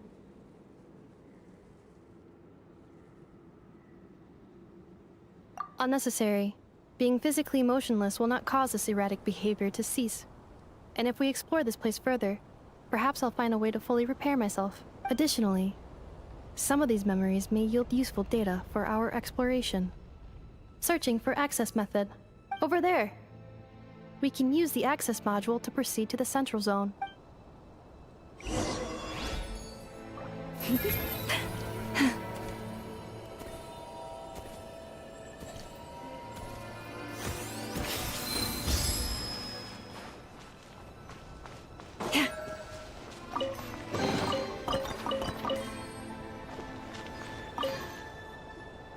Detected 3 unregistered individuals.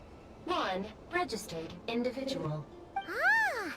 Is that the 8th Lord talking? So, you can take control of different machines! No, this is just an ordinary service bot responsible for access management. At least, I think it is. Now calling access module. Welcome back, Administrator 3.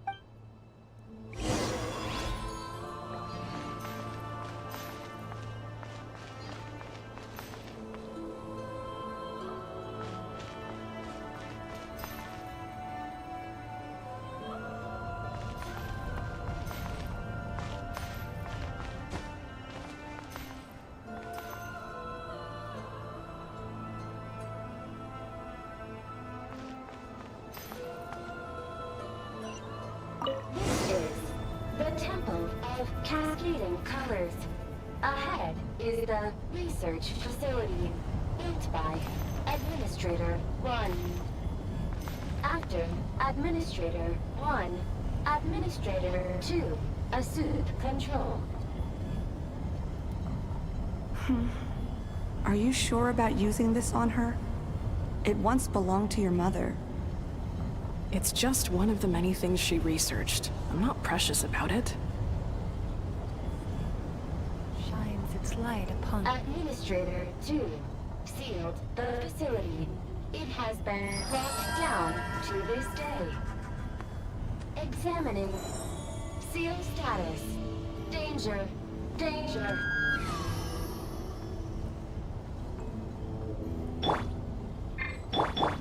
Trust and rebuild! Things are looking really bad for the Children of Echoes. This might be where I have to say goodbye. You're a good friend, and you've already done more than I could have asked for. There's just one seal left. She and I can handle it.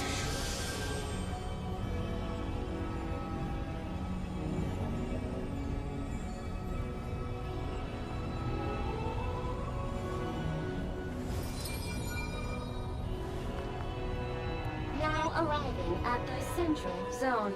Goodbye, Administrator 3.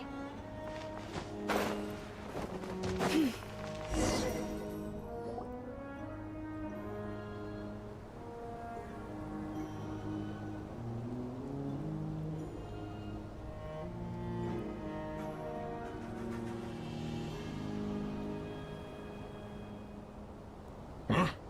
What was that? Get over there and check it out. Uh-oh! They're gonna find us!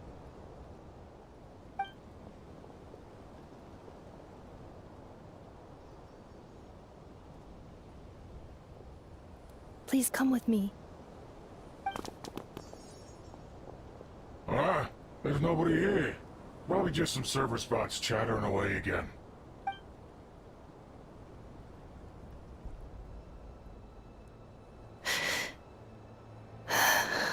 Phew! That was too close. We hit just in time. How did you know where to go, Inepa? I think I've been this way before. Let's head through here. It'll take us to the other side of the square.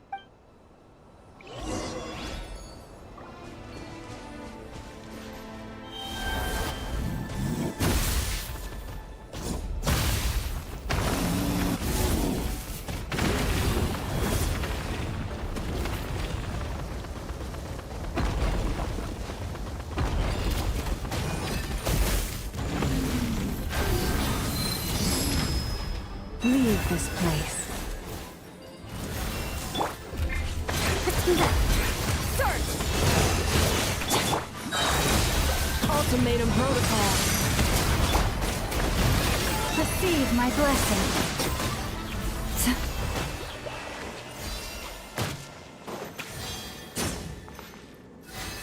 This passage is only used for drainage and maintenance access, so it's not registered on the system. It's the perfect route for an ambush.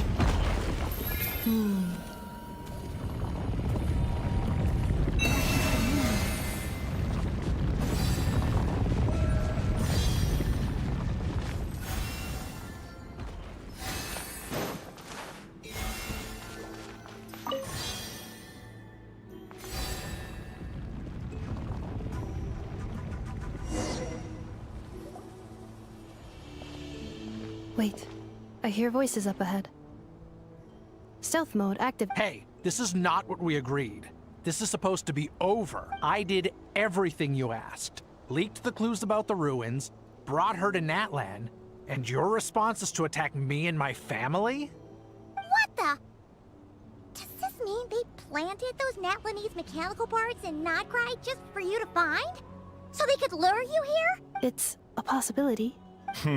It was just a little hiccup, that's all. These source mechanisms can be tricky to control. The last time you reported in, you mentioned she was mopping up machines near the Flower Feather clan, remember? Well, we needed to lure her further out, hence why we created that little kerfuffle. It's unfortunate that your wife got injured, truly. But hey, look on the bright side. Now that you've shown up, we might actually get the job done this time. This time? No. No more. Not after you hurt my family. I told you. I'm done. I think you'll find the risks were stated quite clearly in your contract. And it's not like anyone got seriously hurt. Your job will be done when you deliver what you promised. Our agreement was that you would bring her here. Not just to Natlan, but to this facility. But... Did you really expect to get away with shouldering none of the risk yourself? We're writing off your debt to the Northland Bank. I've been your inside man in Nasha Town for over 10 years now. Is that not enough for you people? You ungrateful louse. You ran yourself into the ground. And who was there to dig you out, huh? Can you name one single way we made life difficult for you in Nasha Town? Look at you. You've managed to start a business. Got yourself a family. You have just one simple job left to do. And after that, you're free to go home. In your position, I'd say that sounds like a pretty good deal. This is the final hurdle. Our attempts to capture the 11th Lord have been derailed every time. But there's only so long until our luck runs out. If another staged attack on your family is out of the question, we could still work this out.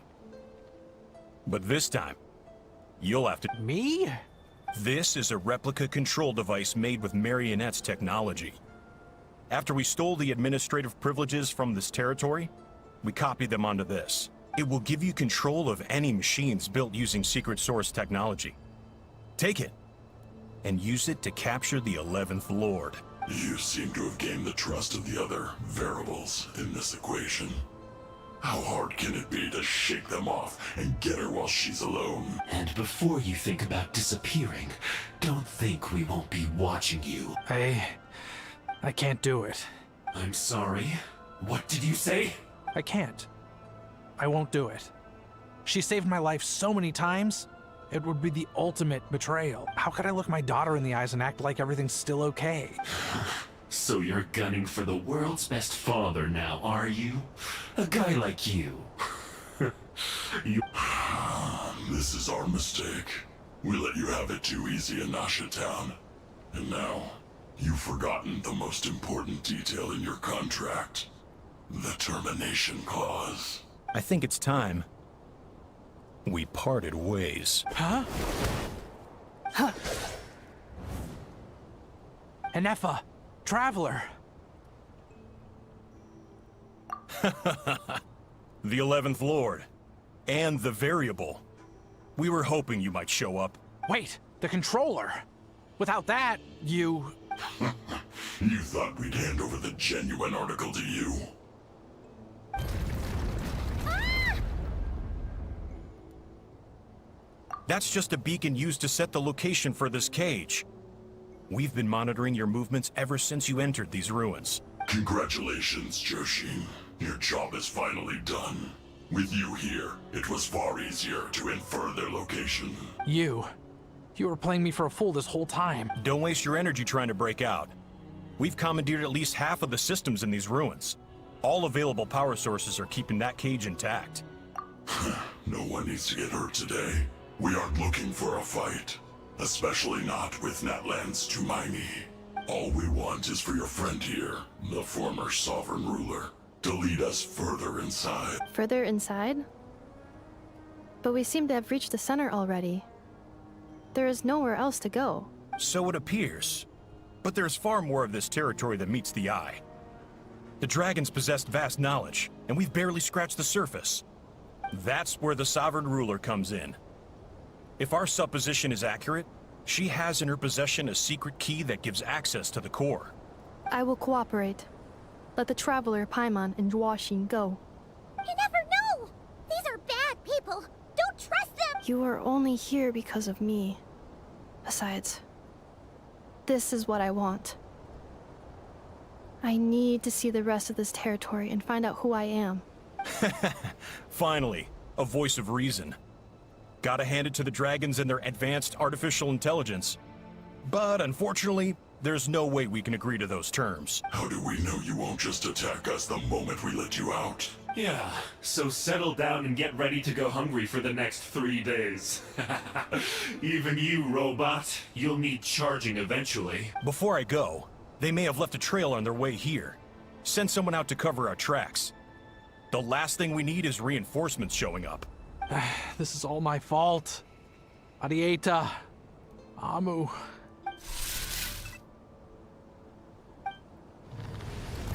Huh?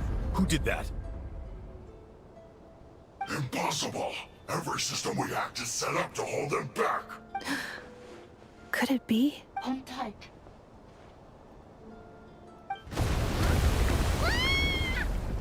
That must lead to the core!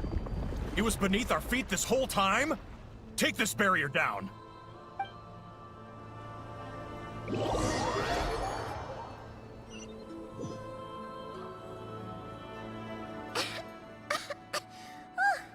That was a long way down. Traveler? Inefa? Are you okay? No damage to report. I think I broke a leg. Hey, you! Thanks for the rescue, but could you have been a little more careful? Oh, and we're back to beep beep again? Well, isn't that convenient? That is because I no longer need to communicate via that machine. Down here, I can talk to you directly. When the Fatui put all their resources into keeping you trapped, it gave me a brief window to seize my privileges back. In my haste, I was not able to prioritize your safety. Don't worry about me. I'll just rest up here. After everything I've done, I have no right to hold you back. But the Fatui may follow us down here. We will be ready for them. More automatons! Down here, all is under my control. They are not your enemy, human. They will take you somewhere safe to hide. Inefa. Traveler. Good luck. 11th Lord. Do you now recall the path you once chose? Not yet. Although... I think this is where I was born. But why? This is your territory. No, 11th Lord. You were not born here. Rather, this is where you were reborn. Human, you once asked who placed the curse on the 11th Lord. The answer is... herself. Myself? After a long and bitter war, our kind was defeated. You survived, but you are now stranded, with nowhere to belong. Gone was the pride you once had as a member of Dragonkind. Gone was the territory once under your dominion. All of it gone. with no hope of return. What were you to do?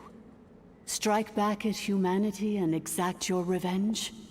Or search for a new home, a new place to belong? Your mind was conflicted as this irresolvable question ran endlessly through it. Finally, your mind split into two. One, the sovereign ruler who swore revenge against humanity. The other, a malfunction who longed to seek a new home. I mean, who knows what happens when a manufactured mind goes mad? Maybe she lost her power and memories. Maybe she split into different personalities. The sovereign ruler would sooner perish than suffer a downfall. And so she placed the exile's curse upon herself and upon you. Meanwhile, the malfunction struggled through the pain to seek assistance from her former enemies, Leonka and Ishkik. That is why you came here, praying to be reborn. So you want to leave your past as sovereign ruler behind, to start over anew? Very well. If the you wish to sever comprises all memories of your enmity, then I'm willing to trust you. Then... I am the malfunction? What happened to the sovereign ruler? We severed that part of her mind, and securely locked it away. Withering away, she finally perished completely, thousands of years ago. So, she's gone. Without a trace? Yes, although the curse she placed upon you yet survives. It is unbreakable. That is why it continues to affect you to this day. So, that's what that thing is. A curse from the sovereign ruler. So, she was severed and killed off, but Inefa survived? How does that work? Are they the same person?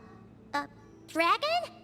We sovereign rulers are artificial intelligence built with secret source technology. A fusion of phlogiston and information. In the case of the 11th Lord, the sovereign ruler personality and the malfunction personality split all but completely, even coming to occupy separate physical entities. In human terms, they would almost be considered as separate individuals. But in order to truly sever the connection between the two, and to break the power of the curse for good, you must be rebuilt from scratch with the aid of the source mechanisms located here. Just as I was before you, I too was tormented by the pain of the curse. But Leonka severed most of my knowledge and memories, rescuing me from the brink of destruction. It is because her heart is incomplete. Before the rebuilding process was finished, Ishkik met with misfortune, and the Flower Feather clan became more hesitant to act. Leonka sealed these ruins to prevent their discovery by Ochkan, and sent you out of Natlan for your own safety.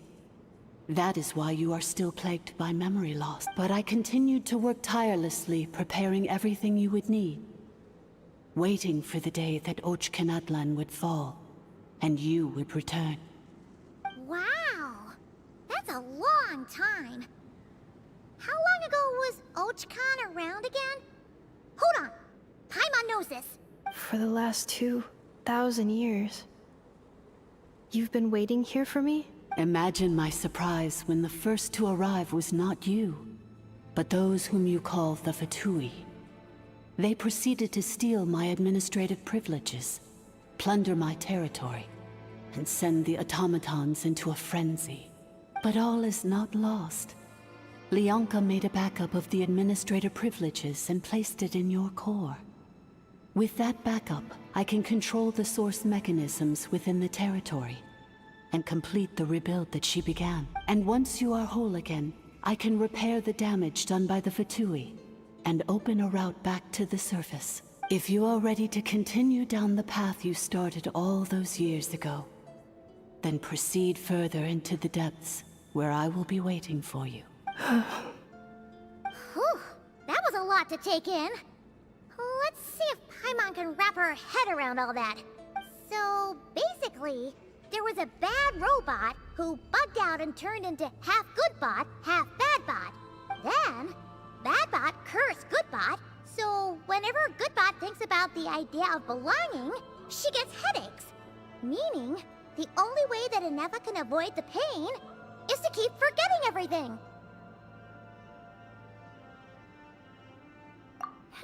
Thanks! Paimon's getting better at this kind of thing. Wait, you did mean that as a compliment, right? Curse. Malfunction.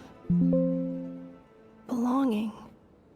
It fits my hypothesis, and it seems to explain all my erratic behavior and cognition. In that case, shall we keep going like she asked us to? I believe we should. The Fatui still have control of the upper levels. Their access must be revoked before you can exit the territory. Besides that, I want to know what happens when I'm made whole. Maybe then, I will finally know where I belong.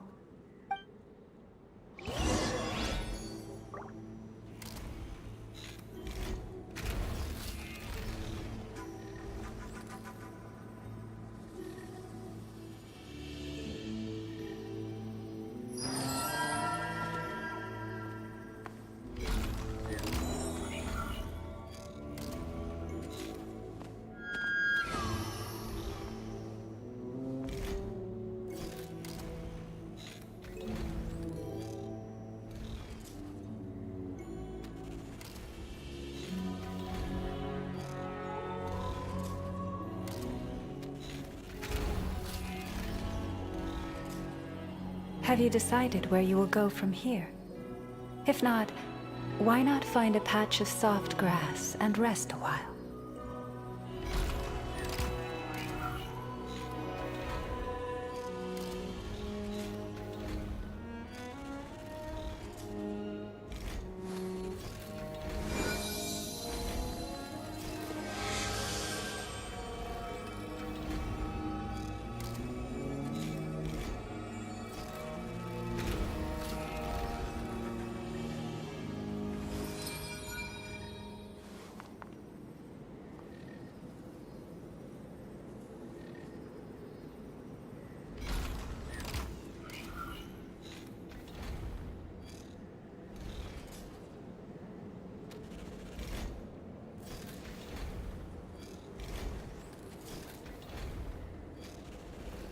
Even when the night is gone, and even when the sky is hidden from view, still the moon shines its light upon you.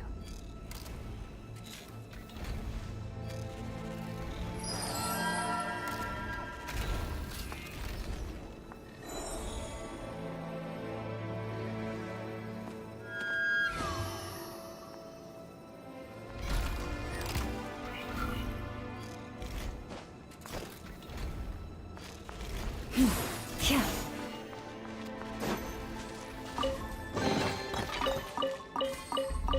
I'm so sorry.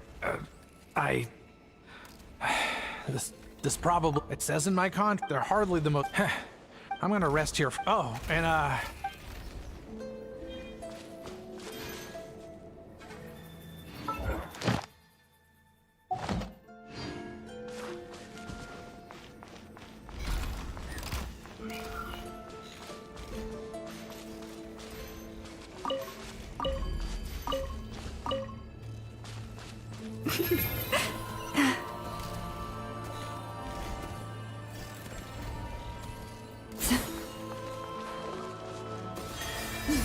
Yeah.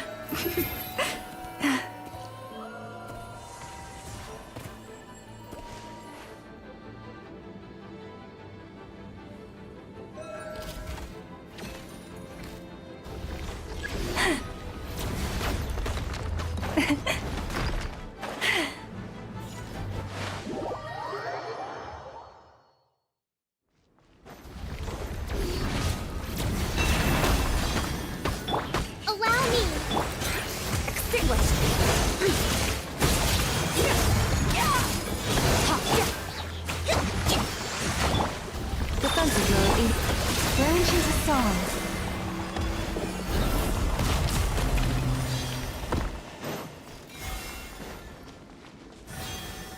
Please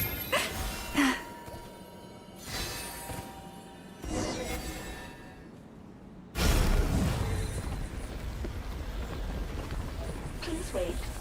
Confirming. Administrator 1. Deceased. Administrator 2. Deceased. Administrator 3. Identity confirmed. Lifting restrictions.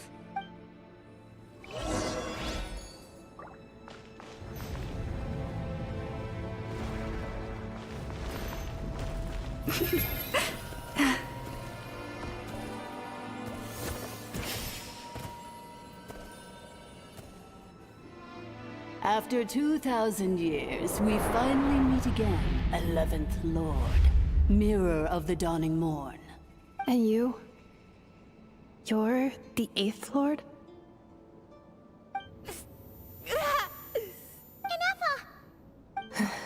It's okay. I've recovered now. I see the curse haunts you greatly. I cannot fathom how difficult this must have been to survive this endless cycle of pain. And all alone for 2,000 years. I wasn't alone. I have had company every step of the way. In any case, a few moments from now, your pain will be no more. Come, 11th Lord, stand before me, and be rid of this curse. Here I am, so close to my destination, yet my thoughts are only becoming more cluttered. I am the way I am because the 11th Lord encountered a memory data conflict and split into two.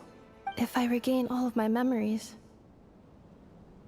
will I not encounter the same conflict again?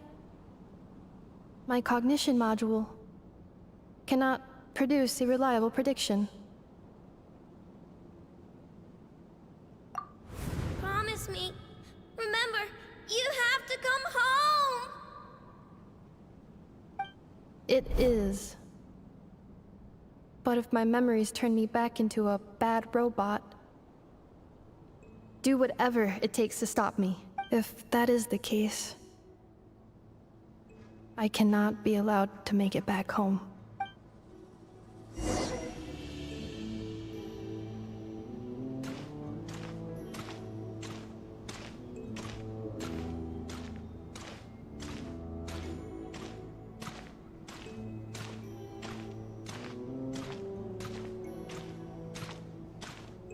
Don't worry, Inepa.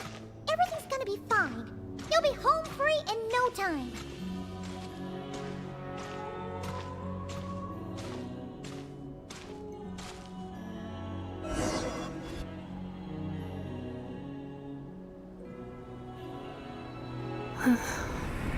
Over there. That is the curse? Yes. For the most part, it has been strangely calm ever since I entered this place. And yet, whenever I'm about to recover an important memory, it suddenly kicks in. Almost as if... As if it is being controlled by somebody else. That is quite normal. For it is now in the presence of its owner and creator, the Sovereign Ruler. The Sovereign Ruler? My other self? But I thought she perished. After 2 long millennia, my task is finally fulfilled. What a long journey it has been. We meet again at last. My sovereign, my ruler, mirror of the dawning morn.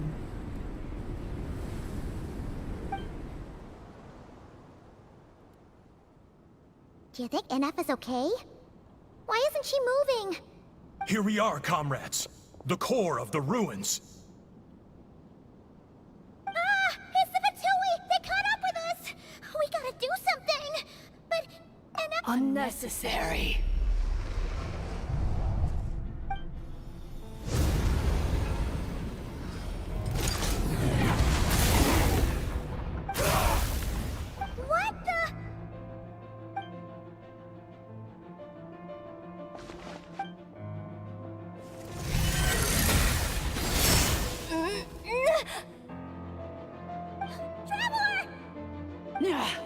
Missed by a hair's breadth.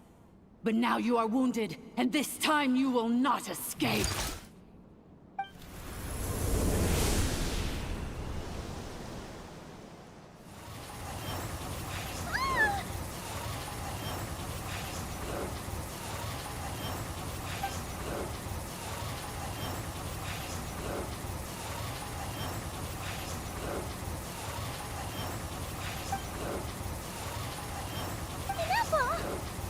Why?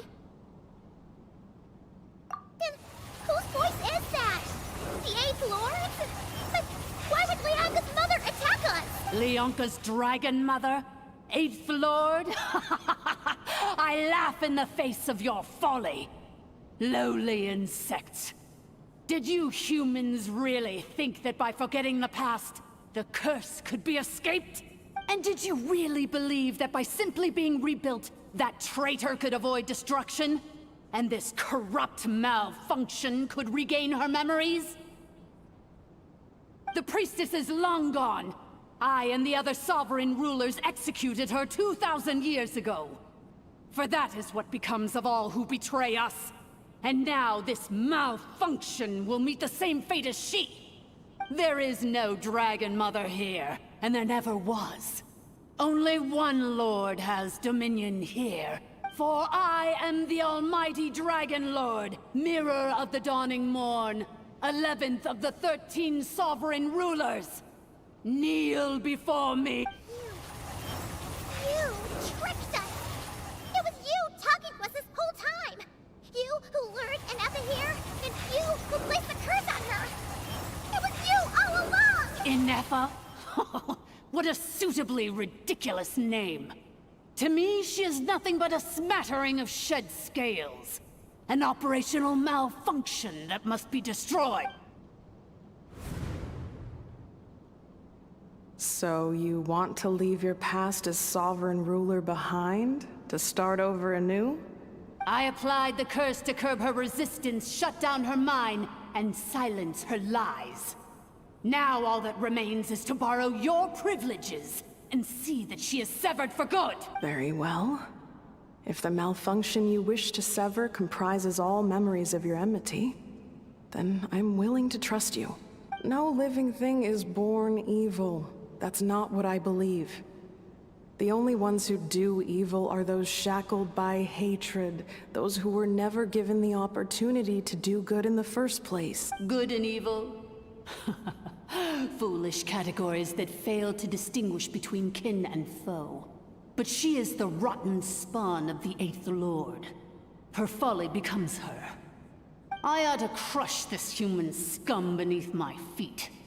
But without access to the treacherous Eighth Lord's facilities, there is no way to sever you. I must feign civility for now.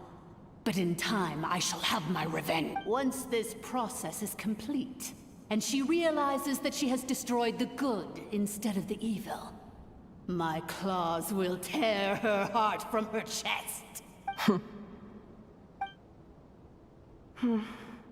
Do you really trust her, Leonka?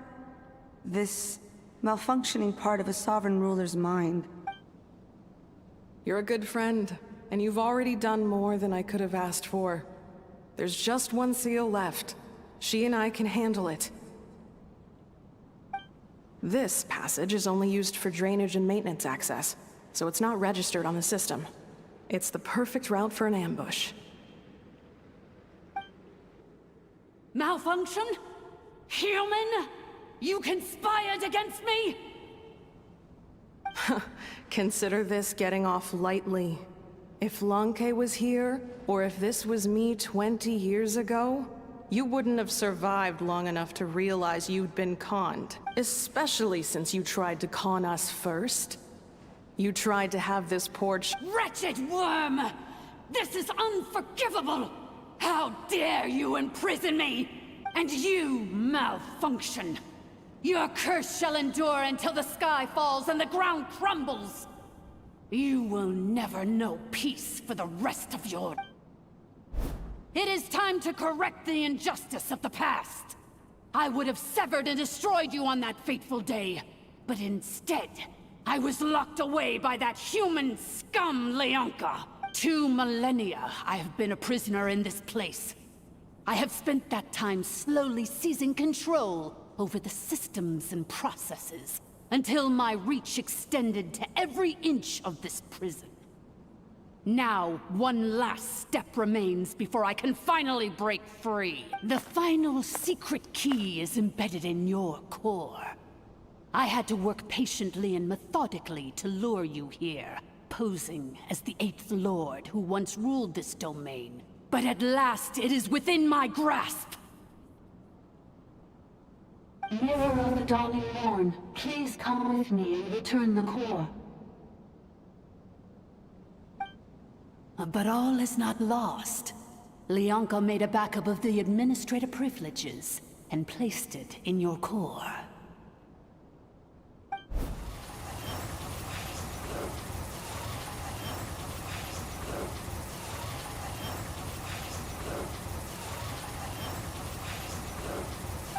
Which memory did that human scum embed the key in? I will find it eventually, wherever it's hidden. In the meantime, now that my resurrection has begun, so too shall my vengeance!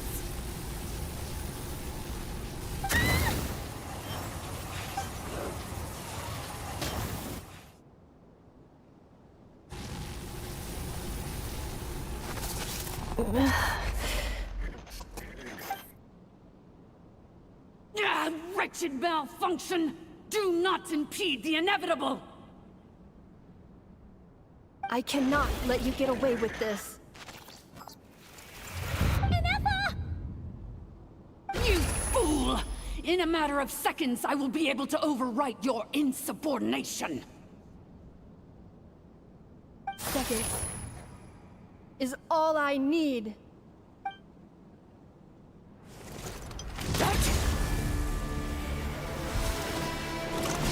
My core!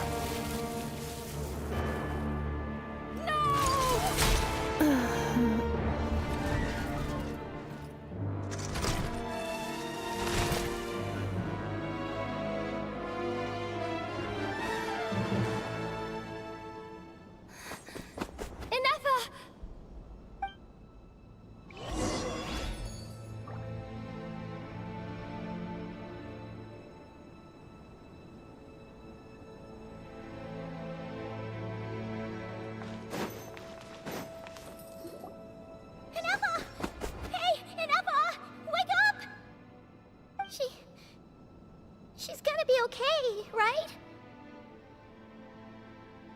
She destroyed her own core? That's an unusual move for a machine. I wonder how Marionette will react to this. Delight? Or disappointment?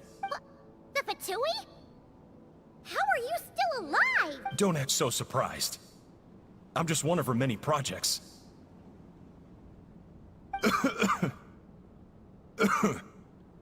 As reconnaissance missions go, this outcome is a little underwhelming, so let me reignite your flame one last time. Sovereign Ruler, Mirror of the Dawning Morn, show us one final glimpse of your glory. The glory of the ancient dragon's technology.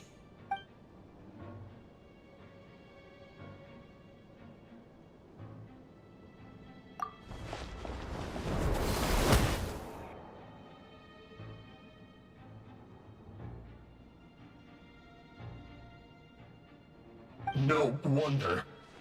Marionette told us to watch out for you. She said you were an unpredictable variable. But if you think you're getting out of here alive, we'll see what a crazed sovereign ruler in the throes of death has to say about that. You would dare sabotage my revival! Destroy my path back to Dominion! So be it! Since you seek a new place to belong, I shall grant you your wish! Welcome to your new home, where we all shall be buried till the end of time! Oh, my sovereign. This is one battle from which there can be no triumphant return. But in this moment of my downfall, I can at least turn this prison into a graveyard of all traitors, past distant present. Is this place collapsing?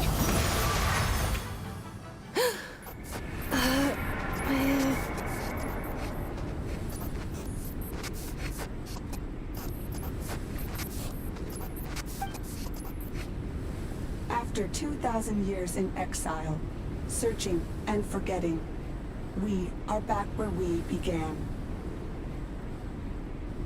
Our path was always going to end in our demise. This shall be the final resting place of the last sovereign ruler.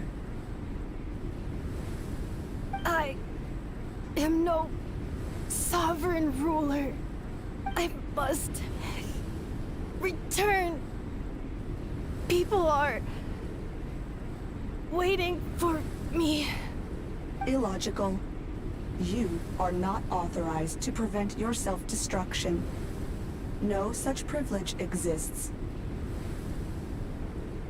We are back where we belong. Now, perish in the rubble of these ruins. Last of the sovereign lords. No. Somewhere in my memories lies the key.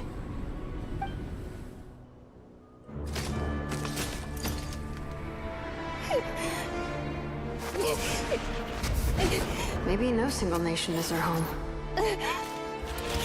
Where exactly is home to you? Searching your memories? The curse is still active. This will only hasten your demise. We're all from KRAI.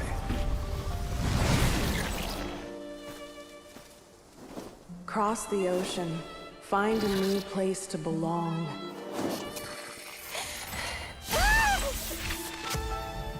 What an amazing machine. Where are you from? Such a hard worker. Fancy making this your new home? The Wild Hunt! Look out!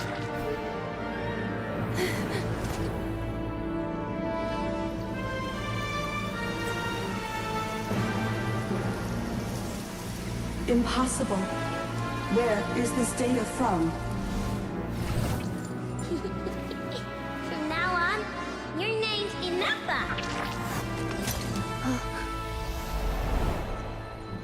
Promise me. Remember, you have to come home.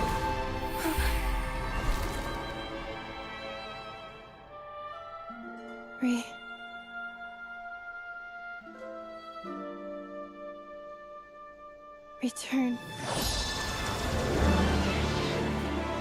Data. Overload. Capacity exceeded. As long as this gem's around, the heart that Ishkik built you should keep beating away. It may take centuries, even millennia, but one day, may your new memories transcend your pain and rage to conquer the curse that shackles you. What kind of gem is it? Nothing special, really. To quote my mother, it's nothing but an empty shell now. But if you break free of the curse, then maybe... Huh? Nothing.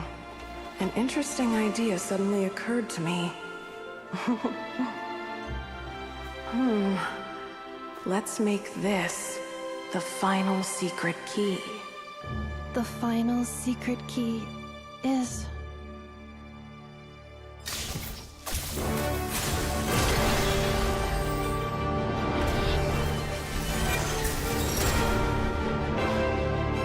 Impossible!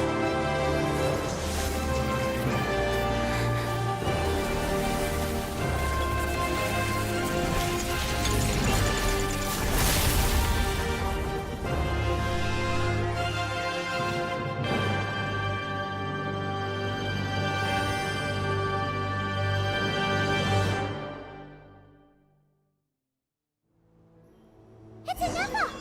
Hey! The place stopped collapsing! Warning. Cannot pause indefinitely. Please complete the battle promptly. Since the core is powered by phlogiston, you can use that same power source to control it. In which case, the priestess's research would suggest that this thing might be a better fit. A moon? That was built out in Usurper, along with the 3 gods who abandoned us. It can't be. It cannot be! Break the shackles you were born with. Transcend the curse you were given. Follow the path of war, choosing till you discover where you belong. The sheer blasphemy! Willingly handing such a sacred artifact over to a usurper! It cannot be. Farewell, last of the Sovereign Lords. Inefa! Your core! It's fixed! And is that? Suggestion. Exit first, discuss later. The self-destruct protocol is destroying the foundations of this territory. And although I paused the process, it will not hold much longer. Calculating. Remaining time, 30. 30 minutes? Whew. For a moment there, Paimon was worried. 29. 28. Hey, are you guys all right? The automaton suddenly stopped moving. Then there was that earthquake, and now the place seems to have sprung. Estimated time to Foundation cave-in, 20 seconds. Huh? A place to belong. I too once yearned for it.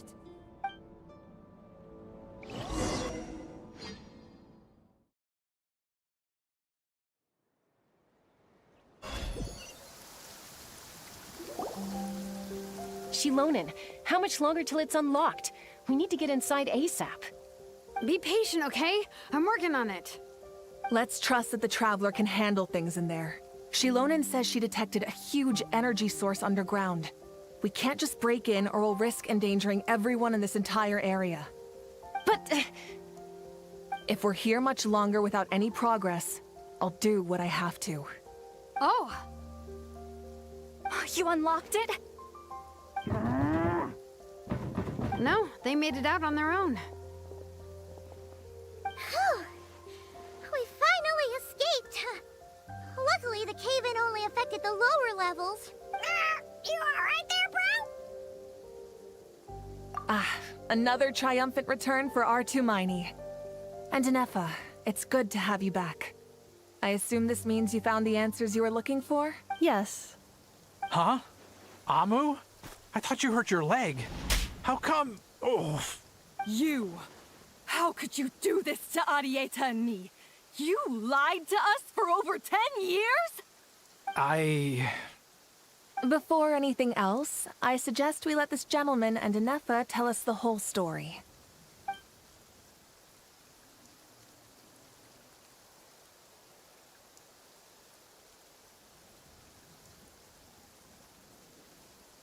Sovereign rulers, Mirror of the Dawning Morn, Priestess of Floral Candles, and Skyborn Feathers. Seems like a howl's forgotten quite a lot.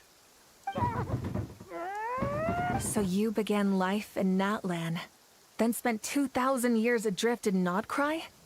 In an endless cycle of losing your memories and trying to find them.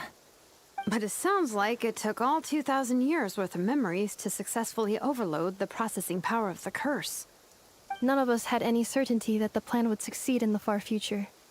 Not I, not Ishkik, not Lianka. And yet, they still did everything they could to try and help me. Now you've remembered everything. Do you have a sense of where you truly belong? Well, I was born and then reborn in Natlan. And it was the people of this nation who set me on my journey. But that's all ancient history now. I can't seek for a sense of belonging in a world that no longer exists. That would make me no different from the Mirror of the Dawning Morn. Instead, I will show my gratitude to them by honoring their wishes. By continuing on my own path, and returning to the place where I still have someone waiting for me. Well said. I'm happy for you. So, to cut to the chase, did you find the code for that letter or not? Oh, shoot! Forgot all about that. Sincere apologies. A lot of memory data surfaced in a short time frame. I am still processing it. I left the cryptex back at the Flower Feather Clan to make sure that I wouldn't lose it out in the wild. Please come back with me, and we can inspect it. I'm so sorry that I kept this hidden from you all this time. Now I can't go back to Liyue or Nodcry. The Northland Bank isn't gonna let me walk away from this, nor is the Nodcry Aprishniki. You should take Arieta and go. Oh, should I now? You think I'm the one that's gonna let you walk away, do you? Idiot! You're coming back with me right now, and you're going to apologize to our daughter. Looks like you all need some time to calm down after everything you've been through. If you're worried the Fatui are still looking for you, why not camp out at the Flower Feather Clan for now? We welcome everyone, from old friends to old enemies turned new friends. Don't worry about a thing. You've got a whole future to figure things out. Go and find where you belong. I think I've already found it.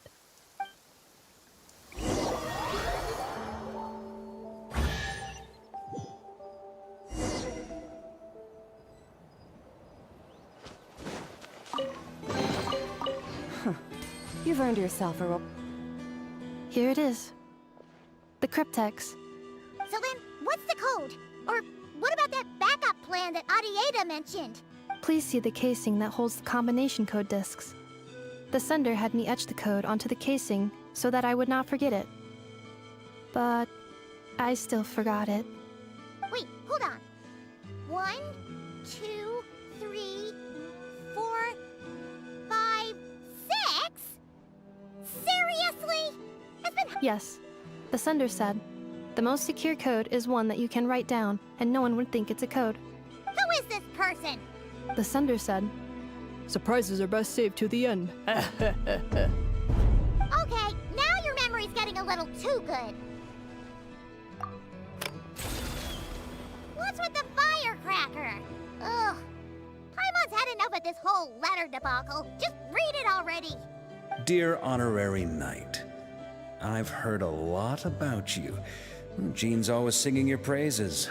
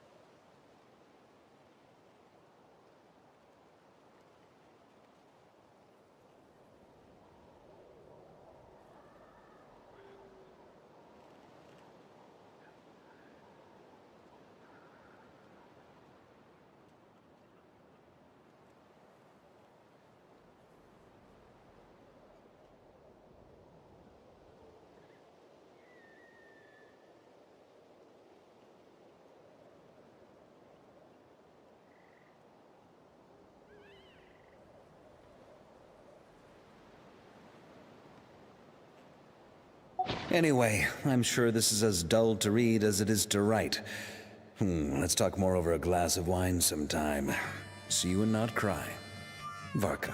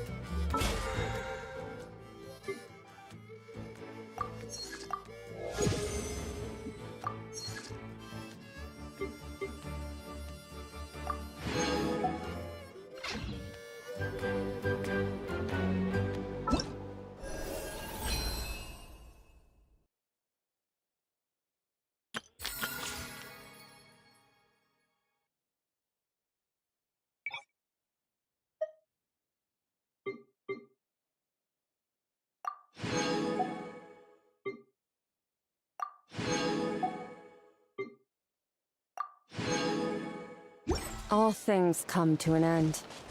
Even time itself.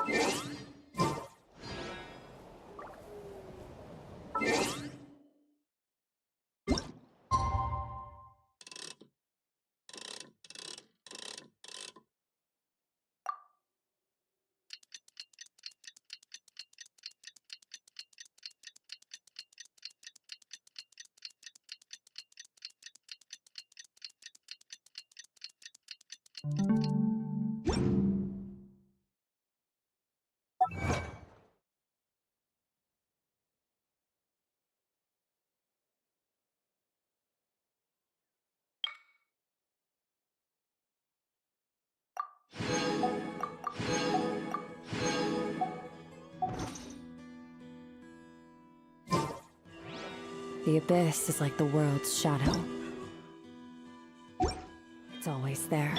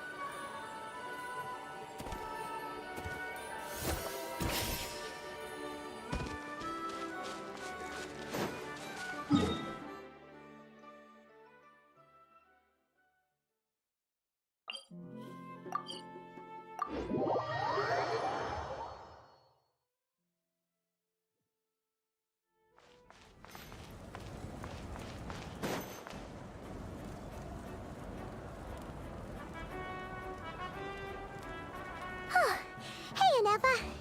Sorry to keep you waiting. That is perfectly all right. My data indicates clear skies in the coming days.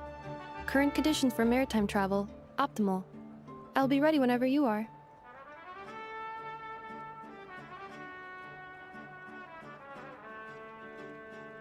But are we really gonna set off without telling anyone again?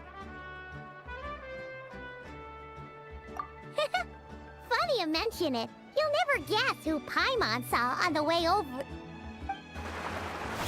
Hey! You didn't seriously think we'd let you leave without a farewell party, did you? No chance. Yeah, come on, Traveler. We've already made all the preparations.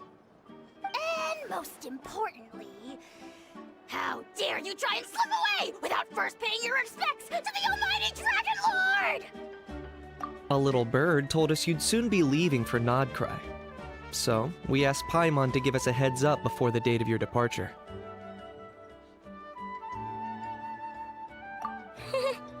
You sure it's not time to think about changing that little habit of ours?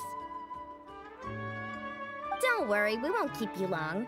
Besides, everyone's there already. Chaska, Ian-san, Auroron, even the Pyro Archon herself. You're invited too, Anefa. Shilonen has a special gift for you. Accompaniment request accepted. Shilonen demonstrates excellent massage technique. My impression of her is exceedingly positive. Wait, so robots like massages too? Or is it just that Shilonen really knows how you're wired? Alright, enough with the chit-chat. Let's head to the venue. Woohoo! Party time!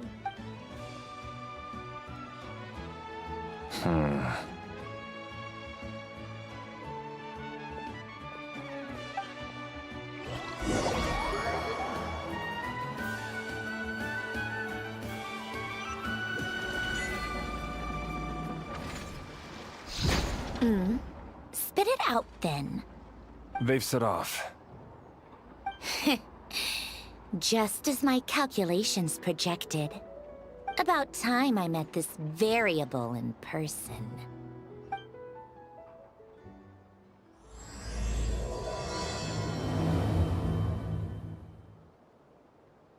You know, every time we head to a new nation, there's always a point where it suddenly dawns on Paimon. This is it. The next chapter of our adventure has begun. This time, it was the moment she realized she just polished off the very last of her Saurus crackers. Should have stocked up better at the farewell party. In other words, Paimon has marked the geographic coordinates from 2 minutes and 40 seconds ago as the boundary between Natlan and Notcry. This deviates somewhat from the official coordinates stored in my database. Paimon meant more in terms of how it felt on a psychological level. Anyway, what about you, Traveler? When did it really sink in for you? Huh, that actually kind of makes sense. What about you, Anefa? Come to think of it, maybe we should be asking the other way around. So, when you came over to Natlan, what was the moment you felt like you'd left Nodcry? In that case, probably when my sensors could no longer detect the moon's power. The moon? You mean, that one we can all see in the sky? Negative. I was referring to... Here we are. Paimon, Traveler, we have arrived in Notcry. Oh, wow!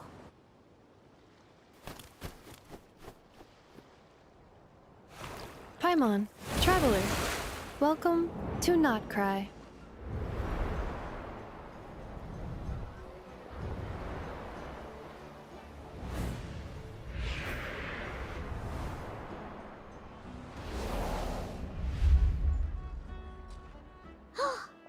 That must be Nasha Town up ahead! That's the place you were telling us about on the way over, right?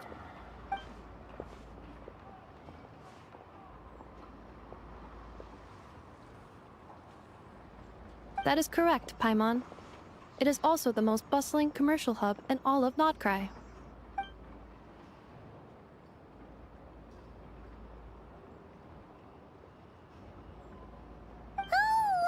Sounds like the perfect place to start trying out all the local specialties! Huh? Is something up, Traveler? Paimon, this is where our spaceship landed when Ether and I first arrived in Tevat. Huh? Are you sure? But how come you've never mentioned that before? Seems pretty important to Paimon. Well, because those memories are really hazy. All I remember is Ether waking me up and us leaving the ship. But just now, setting foot on this land, I felt something. The kind of power I sensed in those moments. Are you referring to Kuvaki? What now? The locals refer to it as Kuvaki. It is a unique elemental force found only in Notcry. or rather, a pure, primordial form of elemental energy.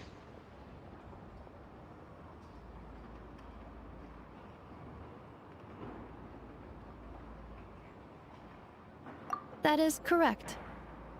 Another similar concept I have found in my database is the primordial sea. Legend has it that long, long ago, the moon that shines in the sky above us once rose from the land of KRAI. Modern geological surveys and meteorite studies conducted in the region have since supported this claim. So, when you mentioned being able to detect the moon's power earlier, you were referring to Kuvaki?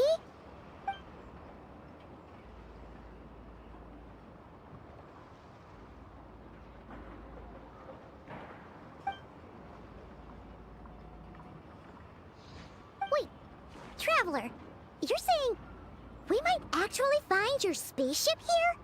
Do you still remember where it landed?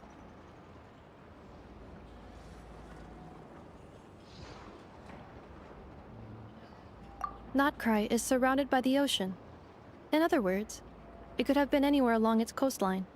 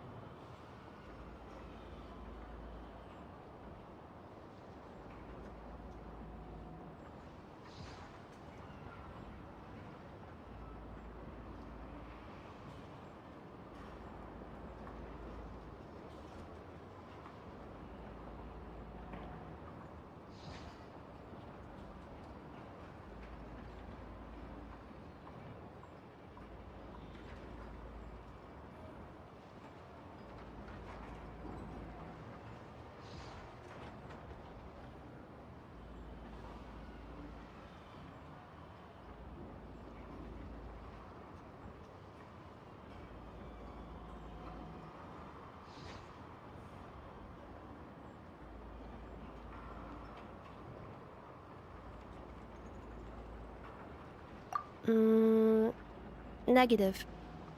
Description still lacks sufficient detail to pinpoint target location.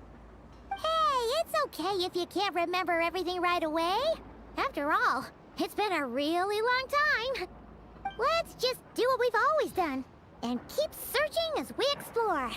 Besides, what have you got to fear with your sidekick Paimon still here? I'd be more than happy to help you out as well. Our pleasure. Anyway, just knowing that your spaceship's here in KRAI surely counts as a big step forward, huh? Like we've crossed another boundary? Paimon couldn't have put it better herself. You sure are a quick learner, Inefa.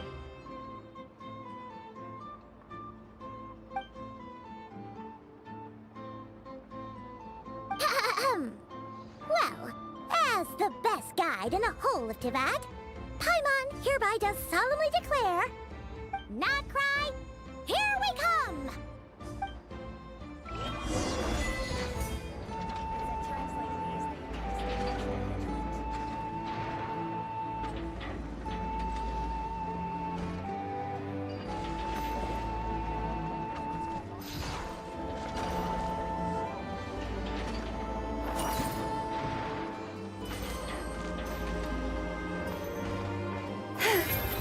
Have you heard?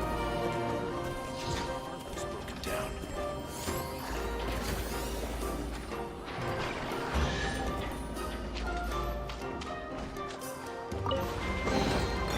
The world wishes you well.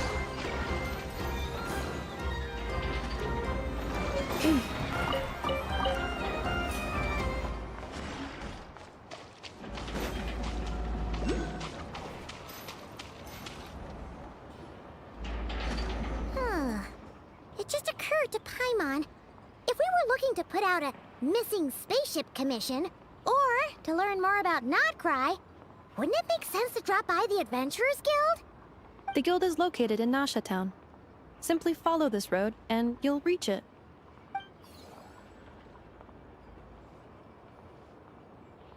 Huh? What in Teyvat is that? Looks kinda like a Sealy, floating around in the air like that. That is a Kuhenki, a species unique to the land of KRAI. A Kuhenki? Does she have something to do with the moon, too? Indeed it does. According to the Frost Moon Scions, the indigenous inhabitants of this land, the Kuhenki, are said to be familiars of the moon goddess, leading those who walk in the moonlight's glow to things of great importance. The moon goddess? Don't all people here worship the Tsaritsa? Although Nodkrai lies on Snezhnaya's border regions, the people here have held their own unique beliefs since time immemorial. As I mentioned, everything in this land shares a deep connection with the moon and the sky above. The beliefs of the Frostmoon Scions seem to date back to the civilization of the angels. According to the documents in my database, even the 7 Archons did not exist at that time. Wow! So the origin of their beliefs goes back even further than the Archon War? Correct. At some point, you may come across some statues of their goddess. The Frostmoon Scions carved these as well. Hey! Looks like she's floating away! I suggest you follow her. The probability of an ordinary person encountering a Kuhenki lies in the single digits. Many here consider them heralds of good fortune.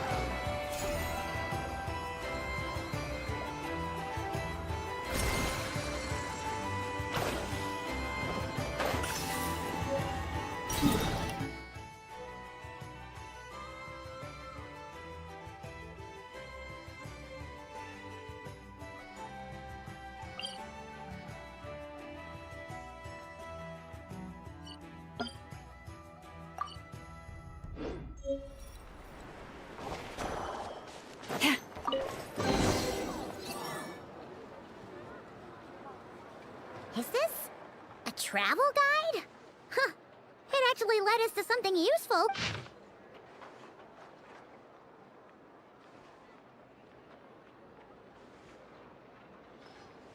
Are there any particular points of interest? Oh, it all looks pretty interesting to Paimon.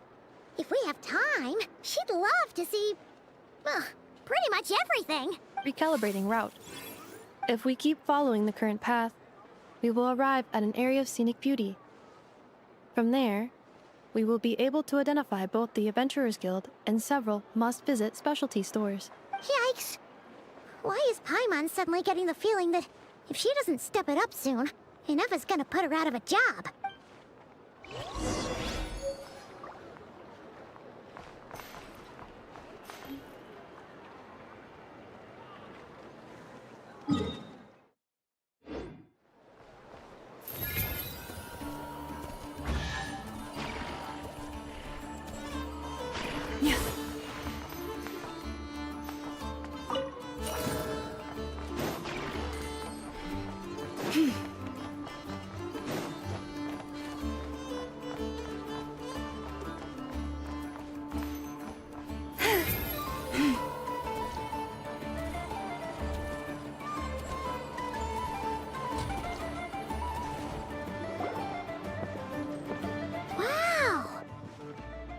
Town actually looks pretty big from here.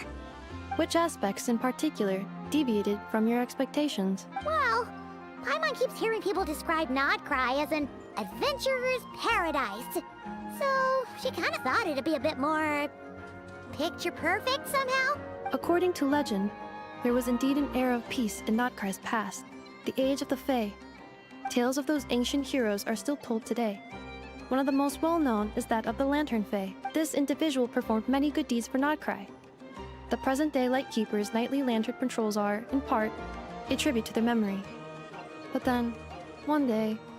What happened? There came a devastating abyssal calamity that swept across Nodkrai, and for a time it was left desolate, heartbroken, by what had become of the land they had so cherished, that Fae extinguished their light, just as the Abyss had extinguished all hope. Nowadays, the paradise people speak of is more of an aspiration, or an irony, perhaps.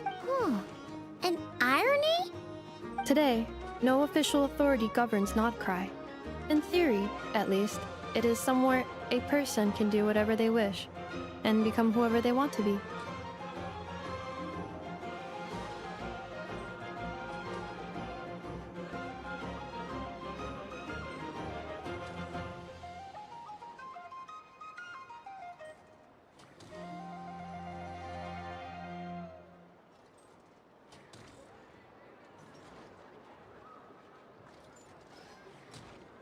The Adventurers Guild is just over there, in Nasha Town's Central Plaza, and the flagship tavern is over that way.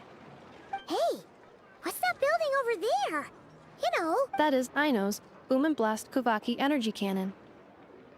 It gets activated when the wild hunt threat level outside Nasha Town reaches a certain threshold, but according to the scan I just ran, the energy cannon appears to be malfunctioning, likely due to a recent discharge. The wild hunt? Isn't that the abyssal calamity you mentioned that's specific to KRAI? It is a phenomenon that has been occurring for several centuries now. Yet the time and location of wild hunt attacks are seemingly random. At first, it was more of an old wives' tale that adults used to scare children. If you don't start behaving, kid, some night, the wild hunt's gonna come for you. Listen, do you hear that? That weeping in the fog? Those are the cries of a young woman being dragged away. You're saying people actually hear things like that? I have not witnessed enough wild hunt attacks to give a statistically sound answer. But the oldest legends say that all people saw was the ghostly shadow of a woman in the mist. It wasn't until later that it became a full-blown calamity. Abyssal monsters and all. When you Absolutely. Aino is very impressive indeed. Anyway, according to my schedule, it is time I took you over to the flagship. Oh, sure. After all, we shouldn't keep Barca waiting. Well, Paimon's not sure if he'll actually show up at the bar this early. You're right about that.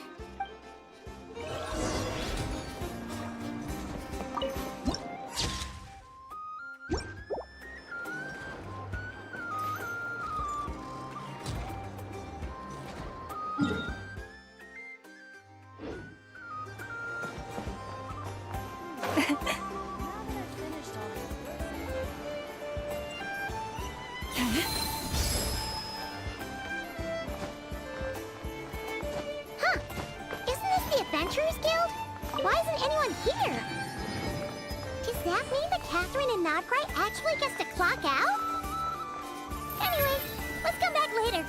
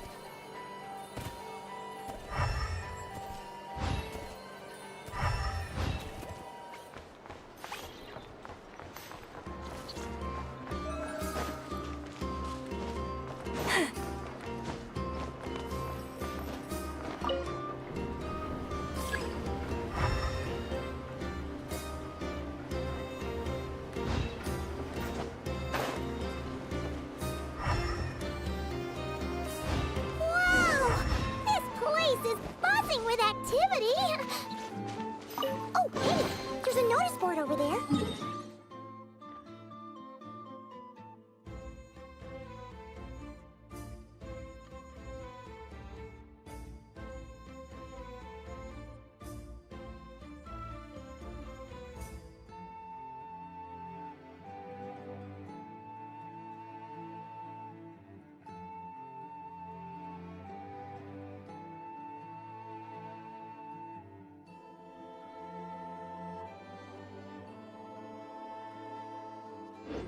Toil not in vain. Hit!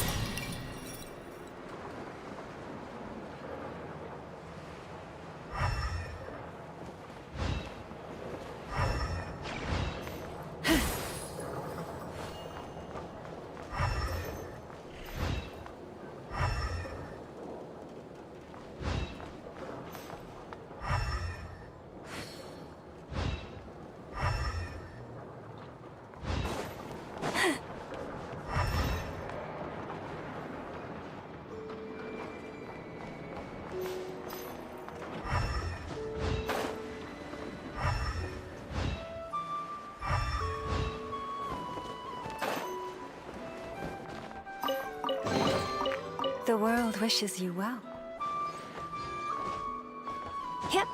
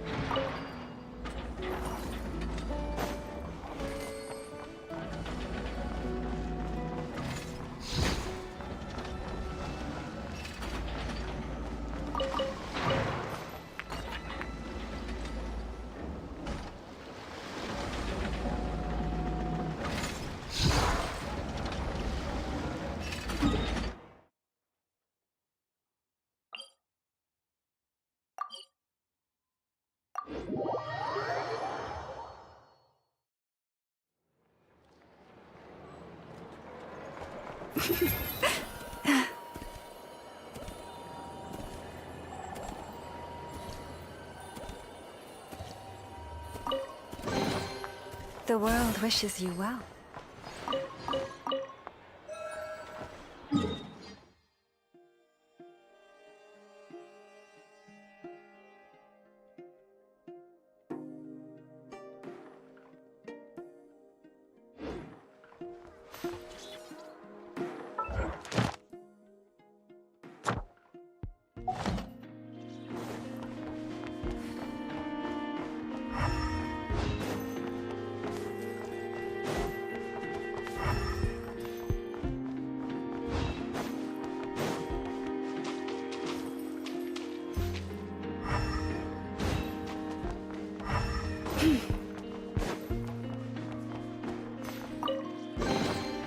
Perhaps this treasure has been waiting for you.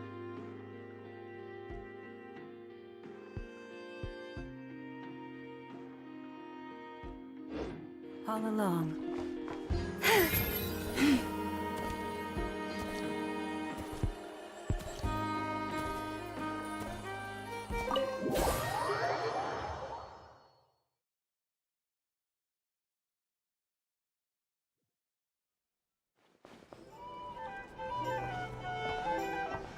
Here we are, the flagship. Varka told us to meet him here in his letter, right? Let's see. Varka? Varka! No matches, I identified. Huh. So he isn't here after all. Oh, guess we never did actually say we'd be arriving today. Hey, why don't we go ask the owner? If what they say is true, Varka's drinking prowess must have left quite the impression.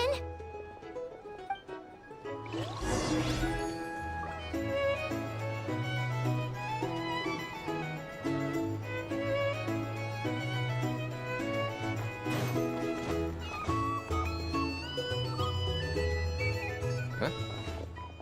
Well, well. If it isn't the ineffable Ineffa. Hello there, Demian. You know each other? Of course! Ineffa's a regular here at the flagship. So, robots are into booze too? Not at all. The energy conversion efficiency of alcoholic drinks is very low, and most of them are full of impurities. Still, I can affirm that your berries and fried meat deserve a solid 9.12 out of 10. It has Aino's approval too. Funny that you should mention that. While you were away in Natlan, Varka would come in here every day to pick up a serving of berries and fried meat for Aino. Aww. He must have been worried sick that she wasn't eating properly on account of being so hung up about Ineffa being gone. Actually it's 'cause Varka found out that Aino went wild after Ineffa left, gorging herself on snacks she normally couldn't get her hands on. So it was more worry that she wasn't getting a balanced diet. I think I might have just put my foot in it. Anyway, since you're back from Natlan, these two must be the ones Varka mentioned. The Traveler and Paimon, yes? Yep, that's us. So, from the sounds of it, you must be a close friend of Varka's too. Varka? Goes without saying. After all, he's the only one around here who's ever managed to stay standing after 10 rounds of the roulette special. Paimon can't believe he's made such a name for himself. Though, guess it's hardly surprising how. Right now? Must be somewhere near Anvantinyarvi. That's quite far from here. Huh? Where's that? It's a lake in the northern part of KRAI. Word reached him of trouble brewing around those parts, so he took his knights to check it out. Oh. So, we missed him?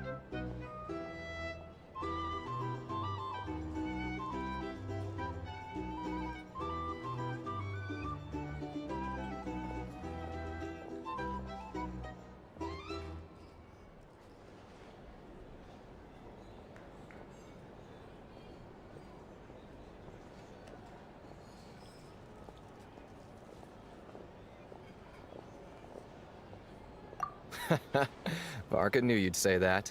So he specifically told me to make sure you stayed here and enjoyed yourselves. He sends his assurances that everything's under control. Well, if he's that confident, guess our only option is to accept. Anyway, it's not like there's any special cause for concern. He is the Grand Master, after all. Exactly. Plus, not only has he booked you into our finest room, he's paid for it in advance, too. Whoa! It's so generous of him! We might not have met yet, but Paimon's got a feeling that we'll get along with Varka like a house on fire. Oh, and by the way, he also asked me to serve up a portion of berries and fried meat for Ineffa. That was prepaid as well. Thank you. No, thank you. I'm the one who should be grateful for your business. Traveler, Paimon, why don't you go ahead and drop off your luggage? I can use this time to go pick up some components that Aino asked me to bring back. Sure thing. Besides, now that we've got ourselves a map, once we're done unpacking, we might as well go for a stroller. Oh. So you no longer require navigational assistance? No worries, we should be fine. We've got a rough idea of our way around town, so Paimon's reasonably confident we shouldn't get too lost. Thank you. This translates into an approximate time saving of 30%, meaning I will be able to see Aino about 45 minutes earlier than previously projected. Oh, right. You must miss her a lot, too. In that case, we better get a move on.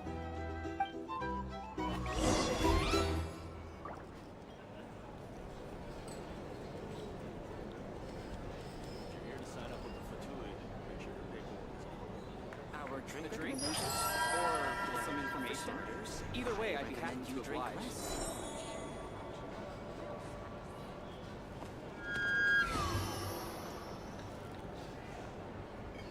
Hey there.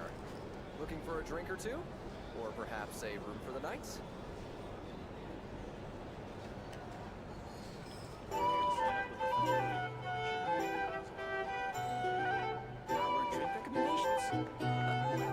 If ever you find that the animals in KRAI behave in ways you do not understand, just ask me and I will explain.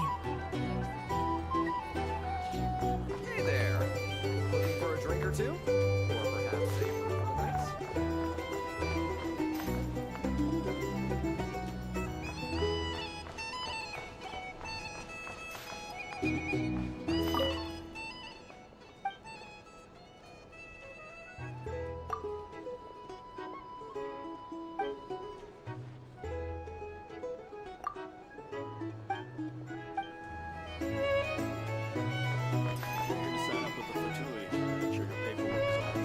A drink? Well, for starters.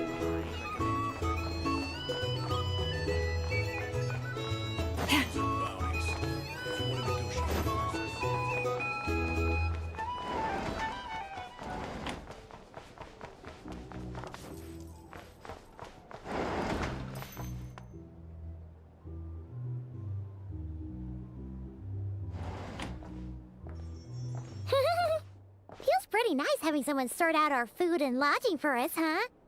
But is this really the flagship's best room? It's pretty big, make no mistake, but it looks a little worn out, right? Though, to be perfectly honest, that feels right at home with everything else we've seen of Nasha Town. You mean it's got something to do with Nodcry's history? Oh, that makes sense. But what exactly was this calamity?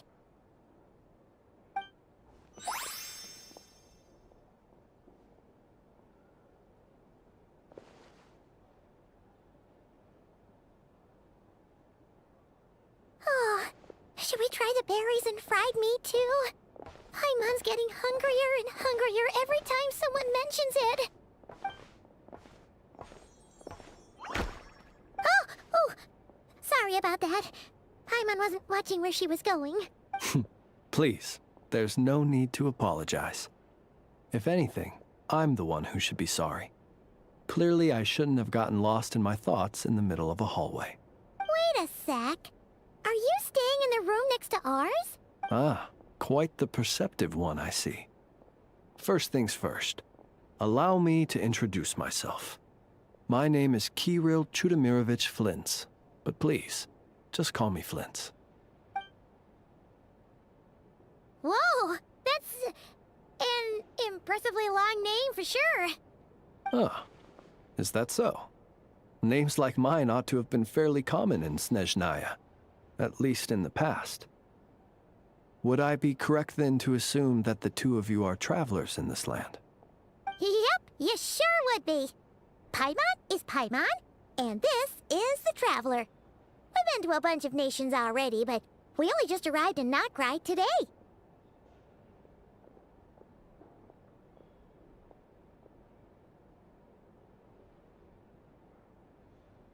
What a rare honor it is to meet such worldly travelers. Are you here for travel too? If only I had the time to spare.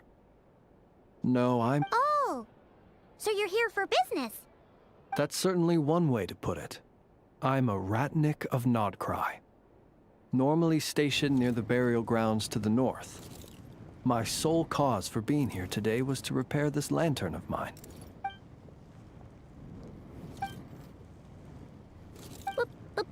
Burial ground? Your surprise is entirely understandable. Most people cannot even begin to fathom the idea of a life surrounded by tombstones in decay. But if you've heard of the calamitous abomination that is the Wild Hunt, you'll know that in their wake they bring a host of souls tainted by abyssal filth.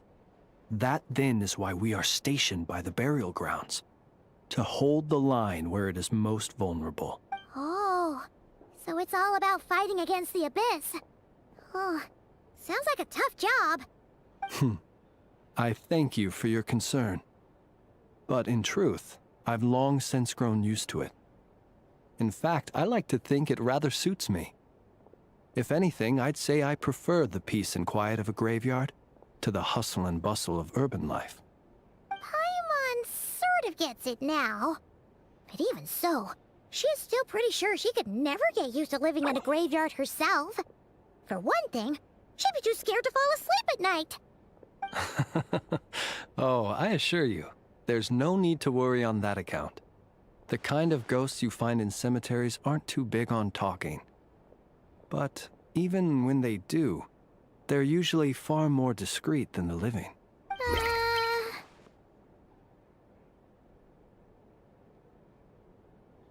Well, would you look at that? Who'd have thought we'd end up chatting this long? Must have a lot in common, huh? Forgive me, but I must excuse myself, for the time of my appointment draws near. And in terms I'm sure you'll understand, a lanternless Ratnik is like a mapless traveler. A serious conundrum indeed. Oh, sure. In that case, you go right ahead. We won't keep you any longer. Not at all. Should the opportunity present itself, I'd gladly continue our conversation another time.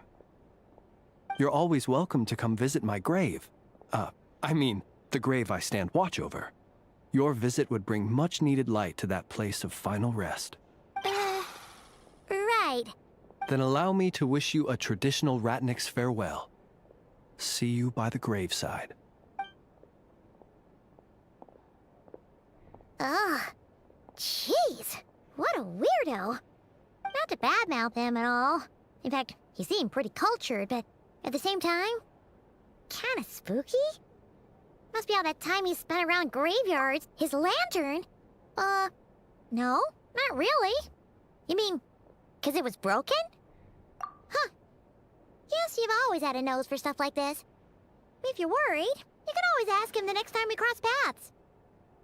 Hey, don't you start spouting all that weird stuff too.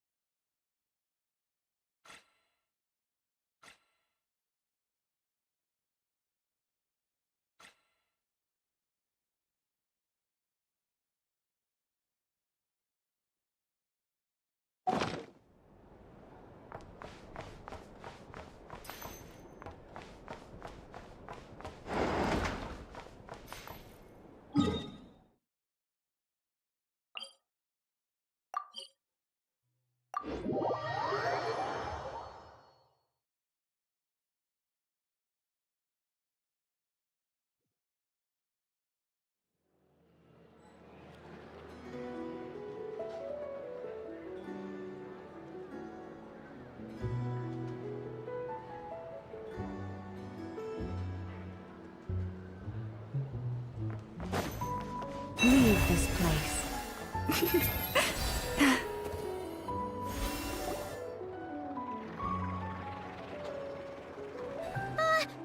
Paimon almost forgot something super important. Were we gonna go try out the berries and fried meat? But now, heading all the way back to the flagship feels like such a wait. Please, accept today's boon. Come night or day, may the blessings of the moon goddess shine down upon you. Huh? What's going on over there? Wait, free food? Wow, the people here are so nice!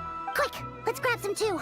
Paimon's super curious what their food tastes like. Moonlight illuminates the path before you, travelers from afar. Huh?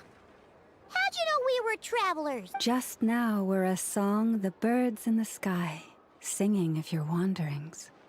You are no ordinary guests, it seems. The birds and the... what now? Forgive me. I should not have laid the words of others out as a welcome mat for our very first meeting. You, too, must be wondering who I am. I am Lauma, moon chanter of the Frost Moon's scions. Please, as do our followers and other passers-by, accept today's boon. Happy to oblige. Paimon's name is Paimon, and this here is the Traveler. Thanks so much for sharing your yummy food with us. We'll take one each. Think nothing of it. These fruits were the finest we found, delicacies gathered in the wake of the morning dew. It is my hope that partaking of them may lift your spirits to heights anew. The finest you found? Wow! That sure is kind of you, but wouldn't you want to keep those for yourselves? The first fruit of the harvest must be placed upon the moonlight altar. Not as an offering to the gods, but as a spark for lost hunters. For it is the blade of the starving that darkness most easily corrupts. As perhaps you have already heard, we Frost Moon's scions revere and worship the moon goddess. We believe that together, virtue and compassion are the shining light that will lead us all out of the long, dark night. And now, with tides of haughty Fatui swarming into KRAI, driven by greed and greed alone. More than ever before, we must all unite under the banner of virtue. Huh! Look who it is again. Those unsufferably kind-hearted Frostmoon scions. Got enough for us too? That's right! 2 servings each! We're starving over here! The Fatui! After what you've been doing to our sacred statues, how dare you even show your faces! Wilhelmina, bestow today's boon upon our guests. You hear that? No slacking now. We'll have the very best you got. But, my lady, they... Please, you two, accept this meal. But remember this. Kindness is the first lantern left to guide those who stumble in ignorance. Come again? Let me finish.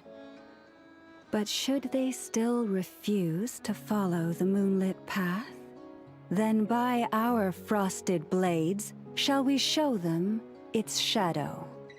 You! Hey, look who it is. Whatever. Just you wait. We'll be coming for you next. Huh? Where's the meat? Who wants to eat this garbage? Those stooges really are the worst. Ever since they came to KRAI with all their weird equipment and built that so-called experimental design bureau, our lives have been turned completely upside down. Judging from how they reacted just now, it seems the Fatui already know who you are. Well, we have gotten in their way in pretty much every nation we visited, so we're probably at the top of their blacklist by now. I see. Then, on behalf of the Frostmoon Scions, I thank you for the goodwill you have shown us. Because if they had gotten ahead of themselves just now, I'm sure you would have stepped in to help. Just as the birds and beasts put it, your arrival heralds joy to us all. Besides, for a weary traveler far from home, what better respite than to bathe in the moonlight? You will always be welcome at the Frostmoon Enclave, the place we call our home. May we meet again in the moon's gentle glow. These are delicious! So refreshingly fresh! Those two... Looks like Ineva isn't done with her shopping yet, and the Adventurers Guild is still empty. Where should we... Good idea! Wouldn't want to let the Kuhenki down, after all. Let's see... Okay. Paimon's got our route all figured out. So, all that's left to say is... Don't fall behind! This is Nuts and Nuts. It's mostly a fruit shop, but there's a crafting bench, too. This is the Speranza, one of the travel guide's recommended restaurants. All the waiters here are kids.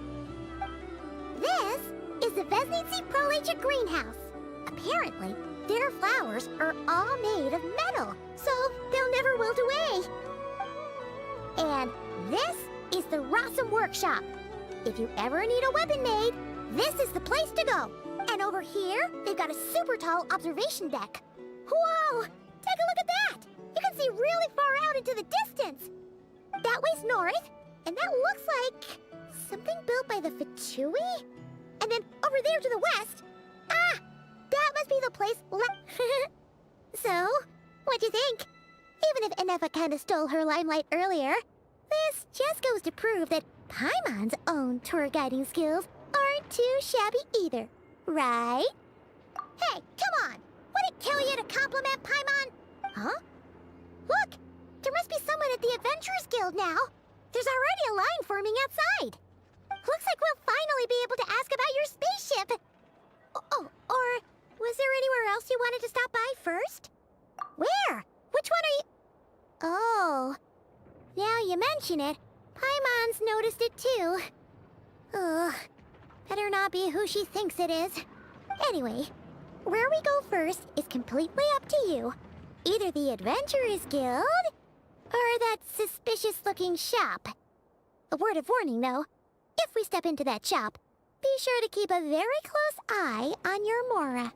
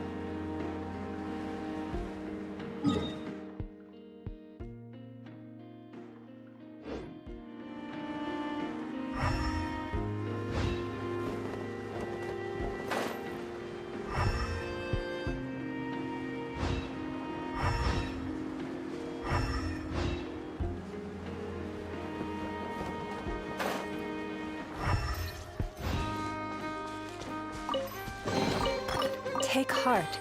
You toil not in vain.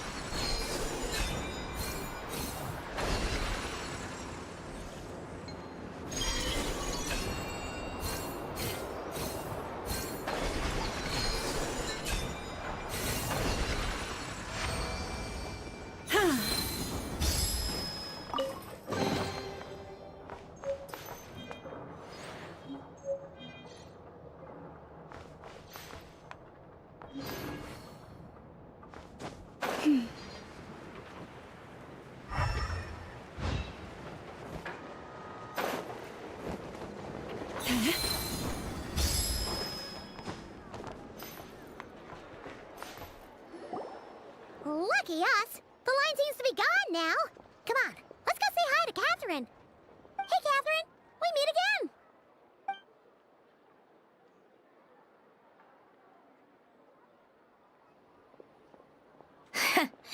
How ridiculous. Huh? They often say that mortals, shackled by their own flesh and blood, may fail to perceive the truth of this world, even when it is right beneath their very noses.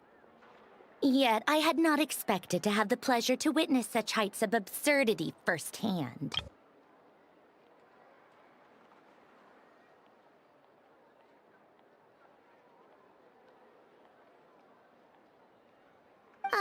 But Paimon must have gotten the wrong person. At second glance, you do seem a bit younger than Catherine, and you certainly sound a lot less friendly.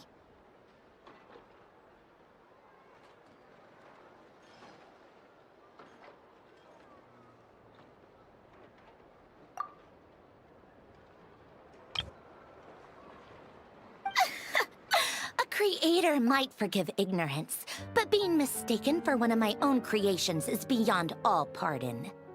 Look very closely, for standing before you is none other than Marionette, 7th of the Fatui Harbingers. A harbinger?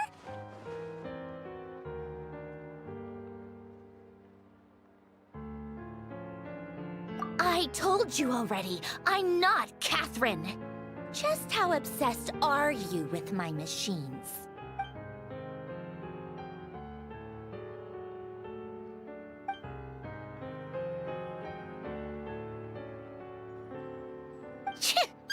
Today's encounter is merely a courtesy call. A friendly warning, if you will. You interfered with my work once before, with that little robot. I let it slide. After all, it was nothing more than a distraction, a side project at best. But we are in Nod KRAI now. And as such, I strongly advise you not to stand in the Fatui's way. Otherwise, the next time we meet, I might just have to drop all this meaningless etiquette. Oh, please. You've got some nerve coming out with barely veiled threats like that. You're the one stirring things up here. Oh, perhaps you have misunderstood. Just because Nod KRAI lacks a ruler at present, that does not mean it should not be ruled. We Fatui are simply establishing a new order. Yeah, right. More like shady experiments, judging by your massive creepy research facility. I've said what I came to say. What you do next, only you can decide. So why don't you start by using your already limited processing capacity to calculate your even more limited options? And, being the refined young lady that I am, I shall indulge you just this once. Ad Astra Abyssosque. Welcome to Nod KRAI, Dominion of the Fatui.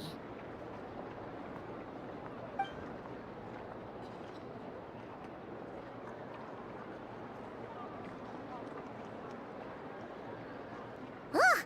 Paimon's so mad right now! How can anyone so obviously evil be so annoyingly self-righteous? But if a Fatui Harbinger is here to greet us in person, that can only mean one thing. We'll have to be extra careful from here on out. Paimon hates feeling like she's being watched. Hey! The real Catherine's back! Ad Astra Abyssosque. Welcome to the Adventurers Guild. How may I help? I will do everything I can to assist you. You're so much nicer to talk to, Catherine. Please don't leave us again, okay?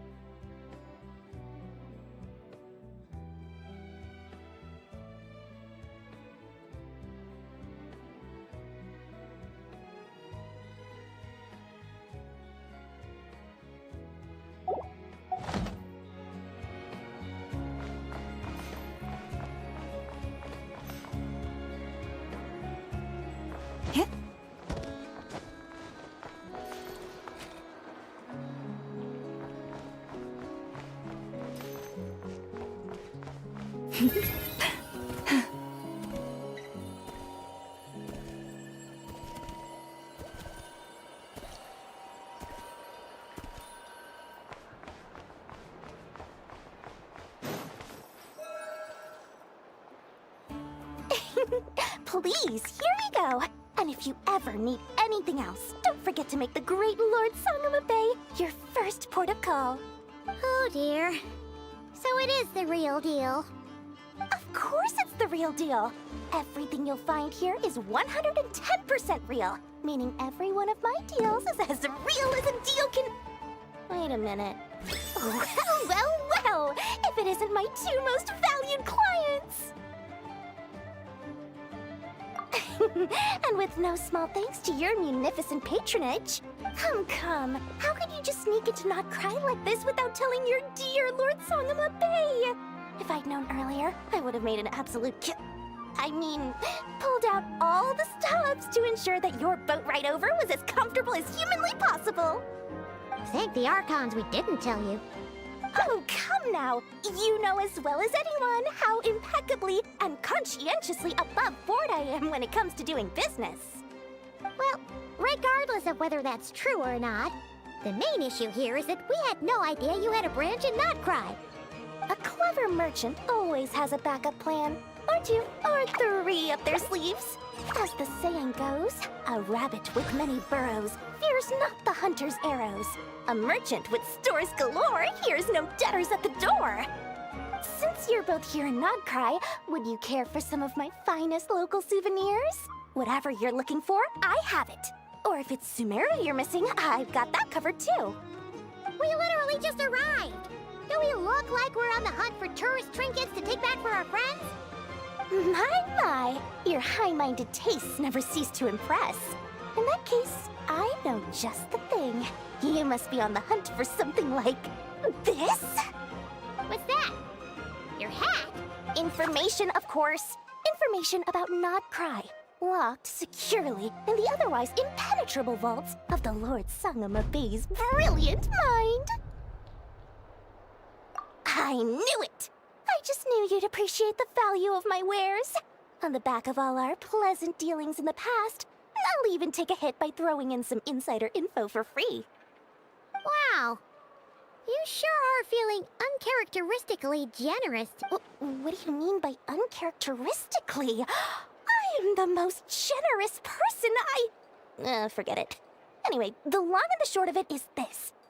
The moment I set up shop in Not Cry, it struck me how many different factions there were, all competing against each other for power and influence. Well, as they say, there's no time for business, like a crisis. Things got even more turbulent after the Fatui pulled down 2 ancient moon's remnants. People began to catch a whiff of the coming chaos. And the more troubled the waters, the greater the potential profit. Not at all sorry to interrupt, but we're not here for Mora. Oh, really? But surely it was the tales of an adventurer's paradise that in that case, what would you like to know about? The Frost Moon Scions? You mean the people who believe in the moon goddess? They're not a bad bunch. It's just, well, they have such simple tastes. No luxuries, no indulgences, no nothing. Trying to earn a little more from that lot is like trying to squeeze blood from a stone. Still, things between them and the Fatui have gotten pretty tense. It's only a matter of time before the powder keg goes boom. And when that happens, that's when they're an organization set up to keep the locals safe. Apparently, they have a long and glorious history, and they're made up entirely of volunteers. But seriously, a volunteer organization in Not Cry? This place is hardly a magnet for noble hearts. Everyone knows they're here for the Ancient Moon's remnants, but no one's sure why they pulled them down in Not Cry of all places. Anyway, they've been acting mysterious enough, but if you ask me, that Kuvaki Experimental Design Bureau of theirs up north hides secrets wilder still. That bunch of booze-loving monstatters? Ugh, don't even get me started.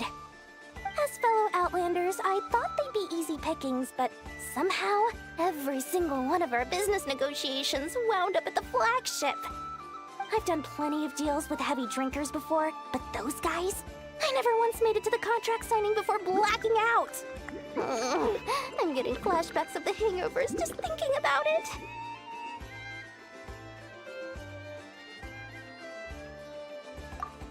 What now? A spaceship? Nope, never heard of anything like... Don't you two get involved in any big business here without so much as a heads up, you hear me? Oh, I almost forgot to mention. Sooner or later, you'll no doubt end up doing business with some other merchants in Not Cry. And someone's bound to mention a place called the Curatorium of Secrets. Listen to my advice. Do not, under any circumstances, go there. No matter how much trouble you're in. The Curatorium of Secrets? What do they get up to there? Just a place that handles all kinds of disputes. But the owner will charge you an absolute fortune, and she has a temper to match. Nothing like your friendly neighborhood, Lord Sangama Bay. You're not just saying that to stop your competition from undercutting you, right? When did that little pipsqueak get so sharp? And after I gave them all that info for free just to win them over. What do you mean? Of course not. I'm only thinking about your wallets. I mean, on behalf of your wallets. You're really not convincing anyone, you know. All right. Business is a cutthroat business. I won't argue, but I'm not lying about that boss lady. Not only did she make it into my top 3 people not to mess with in KRAI, she's also in my top 3 people most eager to trade in favors. Seriously? It feels like you're just bad-mouthing your rival. Fine. If you don't believe me, go see for yourselves. We might both be from Sumeru, but compared to hers, my conscience is so large, why, it could fill 3 whole palaces of Alcazar's array. But when you realize what I'm saying is true, don't say that good old Lord Sangama Bay didn't warn you.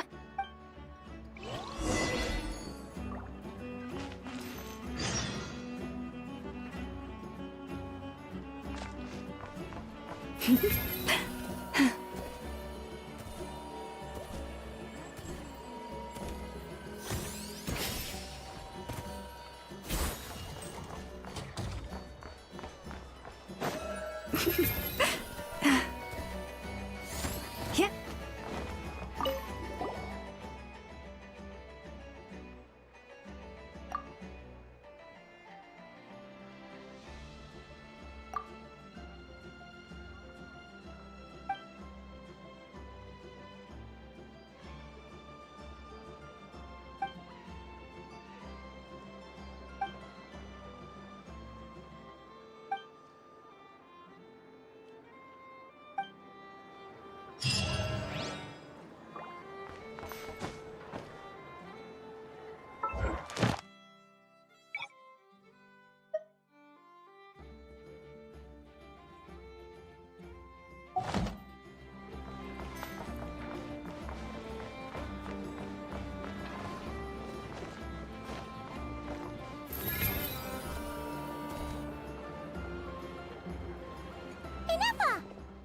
Hello.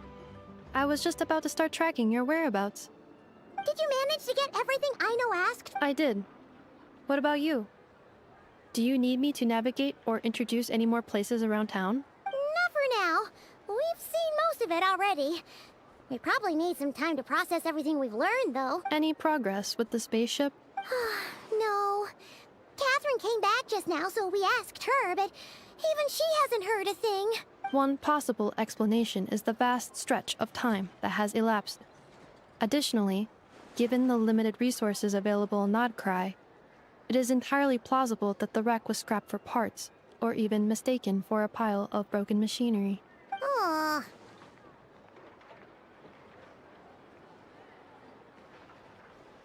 Understood. In that case, why don't we go ask Aino together? After all, she was the one who salvaged me. Ancient dragon technology and all. If there really are any unusual parts floating around KRAI, there's a high chance they've passed through her hands at some point or another. Good point. And since you keep mentioning her, we're curious to meet this whiz-kid mechanic too. Understood. Then I'll handle navigation as before. ETA at the Clink Clink Krumkake craft shop. 34 minutes ahead of schedule.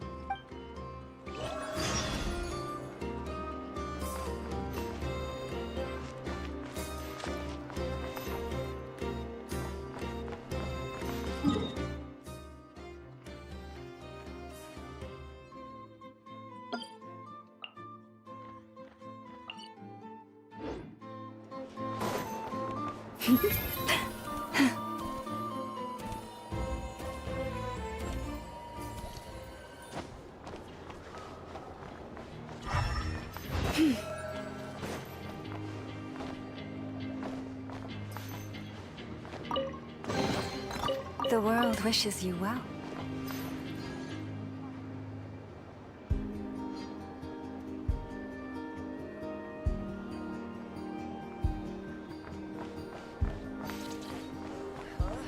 Welcome. If anything is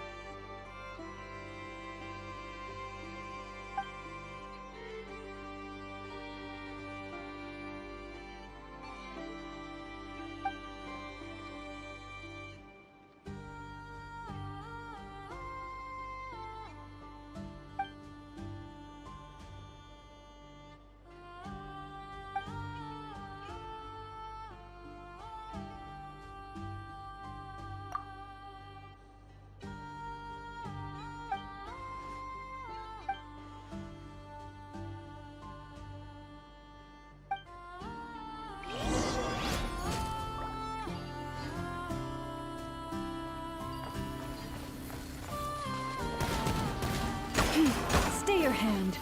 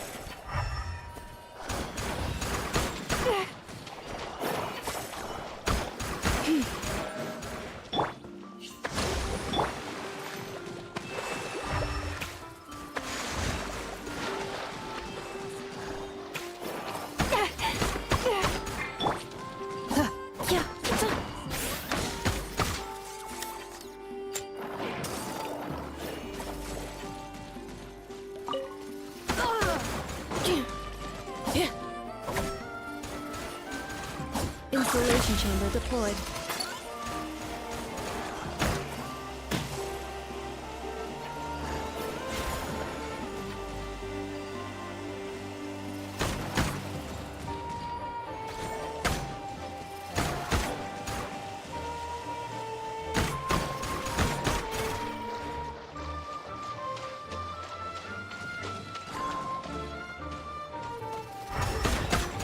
Accelerating.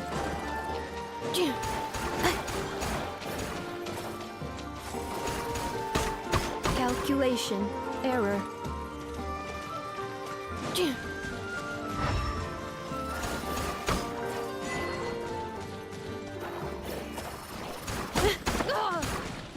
Defensive mode engaged.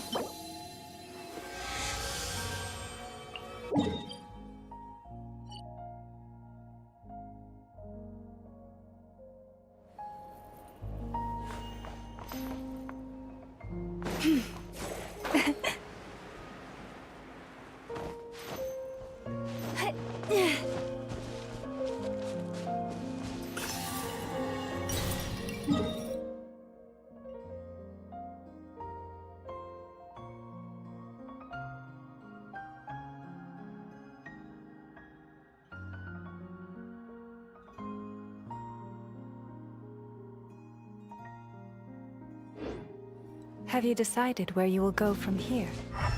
If not, why not find a patch of soft grass and rest a while?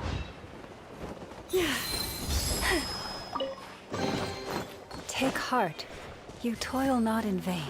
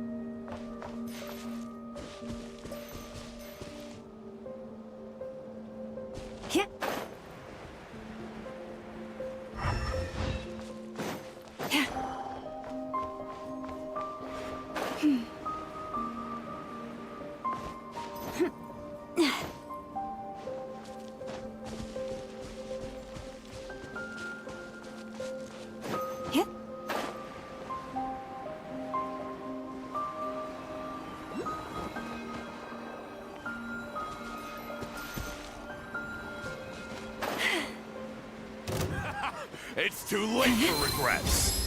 You poor lost laugh. Rest and rebuild! Accelerated. I regret. I regret.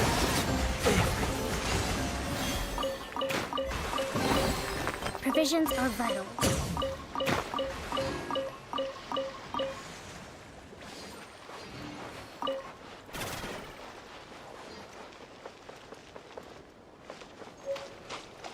Let's move out.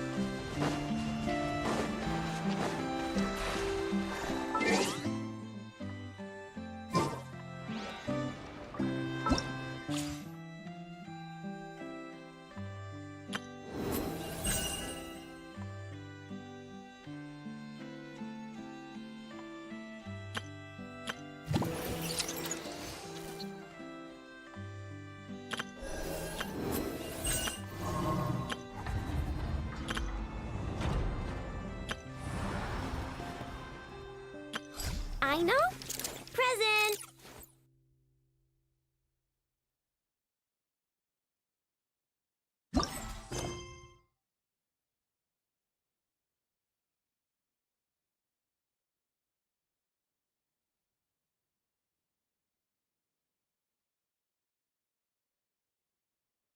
Respect must be given to the will of every creature.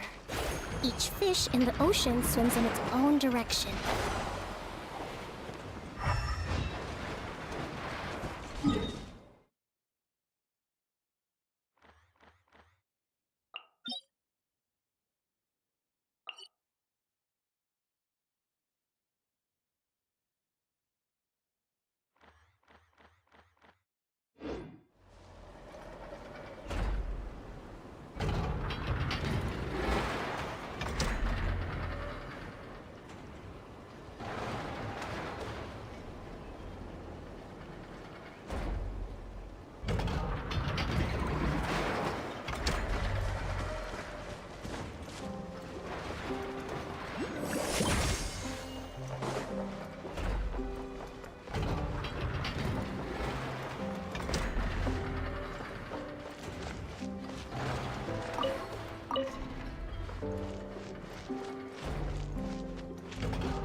let's move out.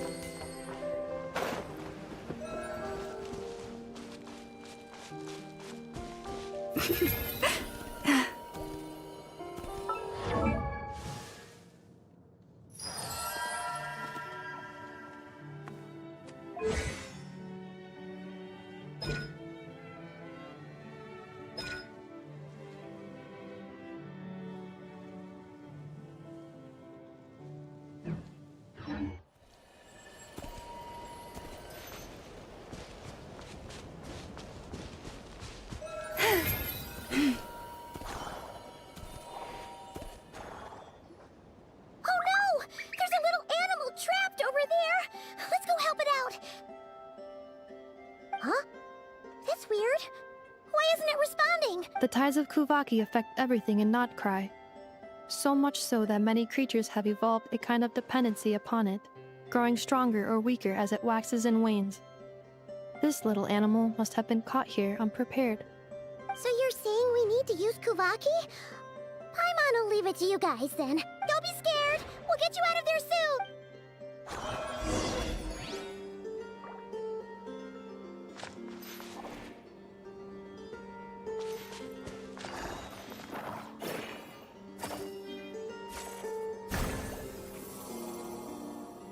Oh! It worked! Off you go now, little one. Don't go getting yourself caught again.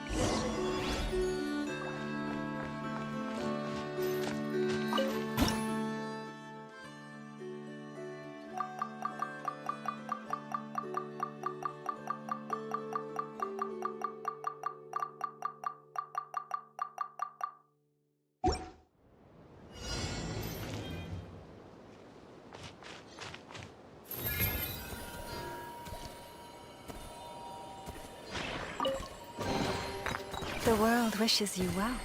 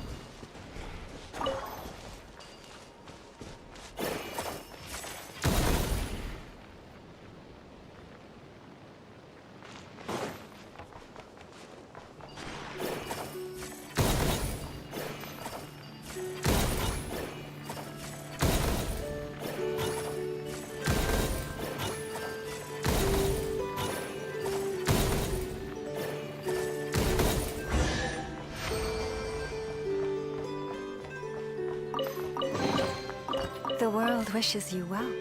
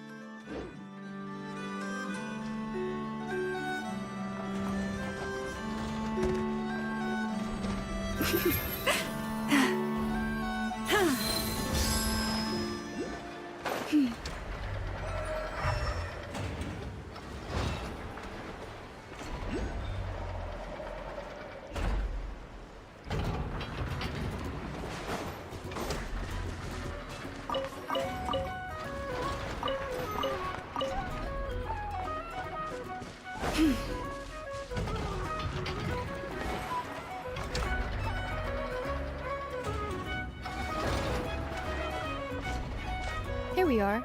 The place Aino and I call home. Whoa! So many machines that Paimon's never even seen before. And then there's all these little robots. That is correct. It looks like Aino has created 3 more little bots since I've been gone. Aww. Well, you were gone for quite a bit. She must have missed you. I missed her too. I want her to see what I've become. Let's not keep her waiting any longer then.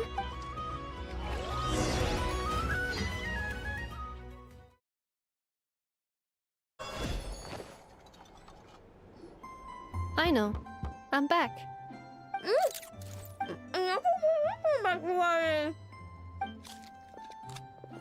Hmm? Ineffa? You're back significantly earlier than I expected. Like a whole 30 minutes at least. Everything went very smoothly, which saved me quite a bit of time, so I...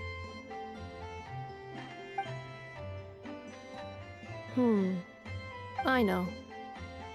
Could you turn around for a moment? I know. I've been on my best behavior the whole time you've been gone. She's got chocolate all over her mouth. I know. While I was away, did you strictly abide by my tailor-made snack intake schedule?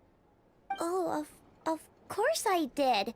1 whole cake, 1 crumb cake, and 1 pack of chocolates a day, right?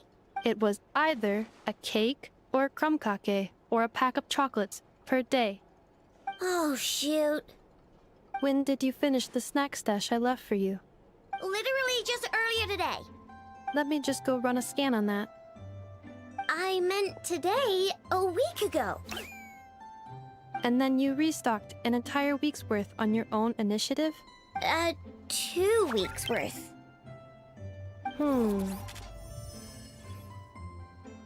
Why does Paimon feel like the roles in this household are pretty much the opposite of what she imagined? Calculation complete. Aino's recommended snack calorie intake for the next 4 weeks. 0. Ah, no fair! You're a meanie, Ineffa. This is what happens when you break an agreement. Oh, come on! Don't do this to me! I only ate a teeny bit extra every day. Just a teensy, eensy, weensy bit extra. That is objectively not a teensy bit extra. Oh, seriously? If you'd only arrived half an hour later, I would have had everything cleaned up and you wouldn't have noticed a thing. But now that I think about it, you even said you'd come back a bit earlier than you did, so I wouldn't have to worry. But then, you were away so long, and I was so worried about you. And that's the only reason I even... Oh. I know. I am very sorry to have kept you waiting. I'm back now. Welcome home. Oh. So, will I be able to keep eating snacks as usual now? Negative. Okay. Well, given that I am later than I initially projected, I'll let it slide. But just this once. Thanks, Ineffa! You're the best! I know. Allow me to introduce. It's the honorary knight and Paimon! I know. Uncle Varka talks about you guys all the time. Nice to meet you, I know. Ineffa's told us all about you, too.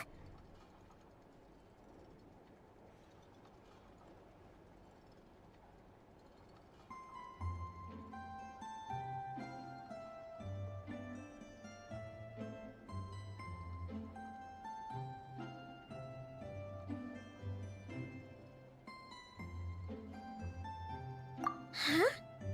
Really? She actually said that about me? Well, she's not wrong. Oh yeah, so, you're here to see Uncle Varka, right? A couple of days ago, he suddenly said he had to head out on business, and that he might not be back for a while. He asked me to let you know if I saw you. Yeah, we heard about that at the flagship. Did he say what he was doing? Nope. Just told me to take good care of you guys and make sure you feel right at home. Oh, shoot. Please, take a seat.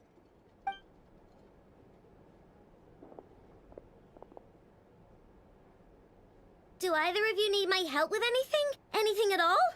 After all, I'm the head of this household. Sure wouldn't know it from that snack tantrum she just threw.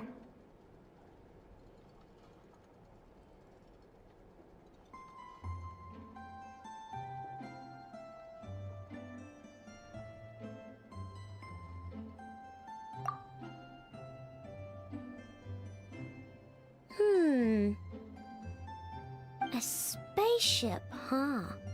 From outside to that? Exactly. So, ring any bells? No. Oh, you sure? Nope means nope. Never seen the slightest trace of it. More specifically, by nope, I mean, I've never seen a single piece of tech in all of KRAI that might have come from out of this world. Not in any new machines or in any old ones either. Huh. What Aino means is that your spaceship almost certainly has not been disassembled nor repurposed as parts for other machines. Oh, so that's what she was getting at. Yep. I've taken apart pretty much all the fun stuff in this city at one point or another, but I don't recall ever seeing any components that were anywhere near that special. So, either your spaceship crashed somewhere it's never been found, or someone did find it and then hid it really, really well. But who would even do something like that? Beats me. Maybe someone who thought they could stash it away for a rainy day. Just like how I sometimes hide snacks in the... Anyway... Long story short, I definitely haven't seen anything like that. Besides, sounds like it would practically be ancient history by now.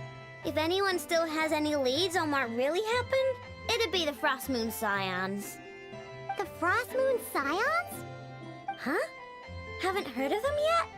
Didn't Inefa tell you about their rituals? There wasn't enough time to delve deeper into their history and traditions. What kind of rituals are we talking about? I've never actually seen them myself. Just heard bits and pieces here and there. They say that each of their moonchanters has had access to an ancient relic that lets them see the true past. Not sure exactly how it's meant to work. I can't get my head around anything that can't be explained by either machines or science. And to tell you the truth, I don't like it much either. Looks like we'll have to try our luck with the Frost Moon Scions. Aw, leaving so soon? Sure you don't want to hang out a little longer? It's getting late, I know, and these two still need to head over to Hisi Island. It would not be convenient for them to linger much longer. Aww. All right then. Don't worry. We'll be sure to drop in on you as often as we can. Really? You promise? Sounds like my type of visitors. You're welcome anytime. I'll be staying to look after Aino today, so I won't be going with you. Hey, don't sweat it. We'll find our way just fine. I'm glad to hear that. Also, I must admit, I have very much missed the charging bed that Aino made for me. Oh, are you here to play with me? My...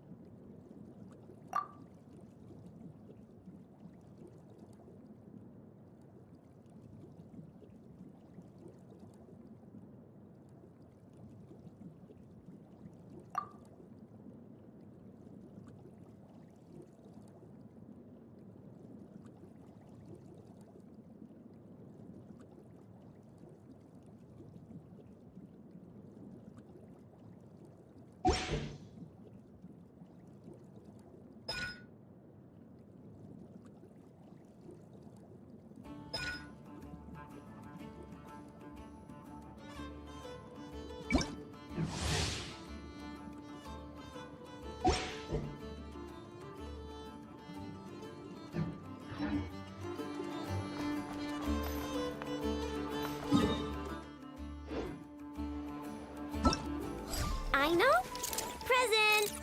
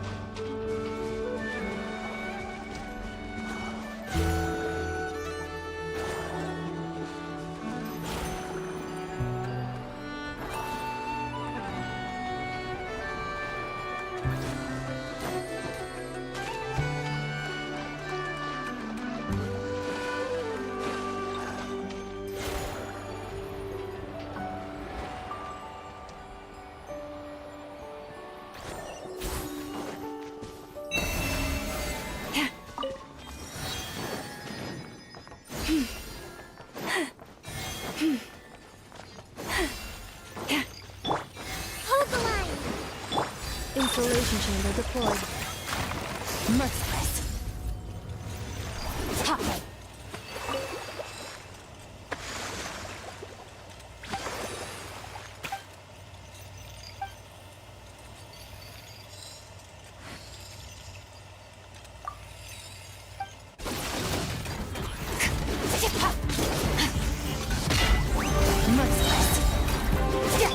Allow me.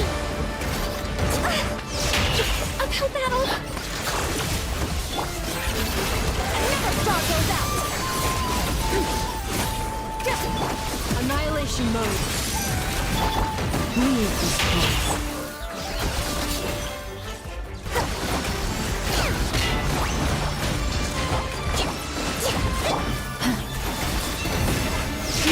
Stay your hand.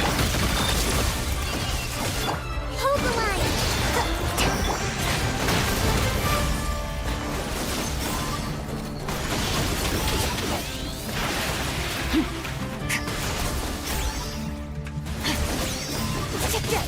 Merciless. Into the void.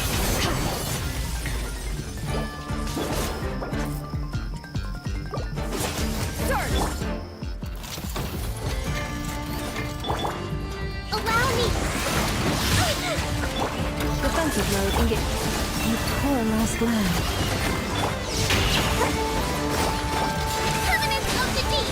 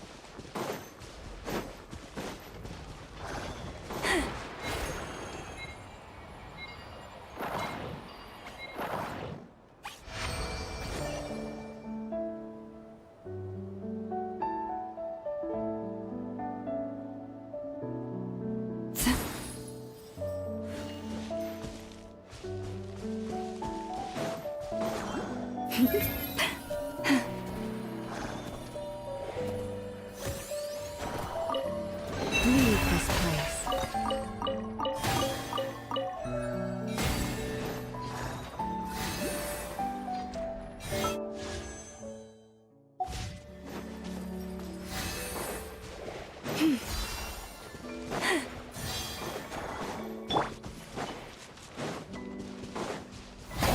sequence initiated. Rest and rebuild! A poor lost lamb. Receive my blessing. Ultimatum protocol. Annihilate.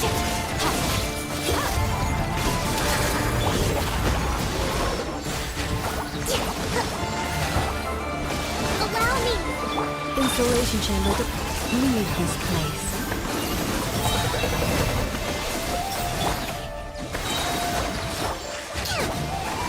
Torrent, bring refuge!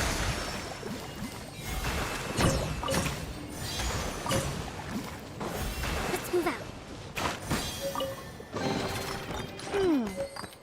So this is the thrill of adventure.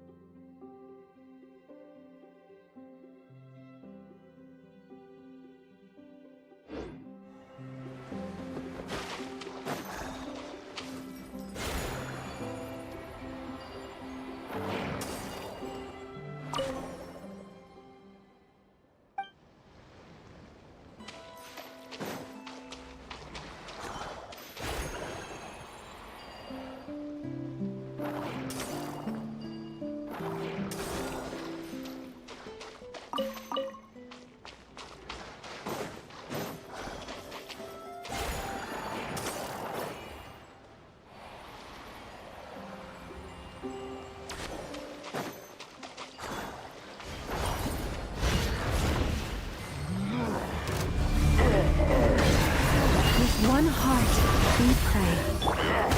I stand against the long night and purge the darkness! Cleanup sequence initiated. Forest, protect us. Lush is the moonlight.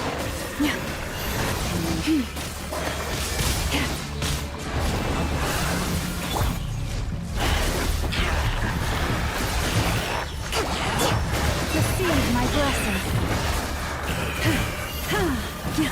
Leave this place. Allow me! I stand against the long night and purge the darkness! Lush is the moonlight. Fly the frost in the hold.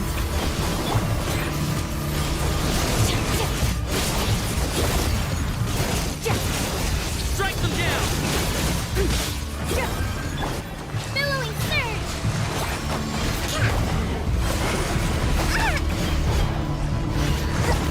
Rest and rebuild!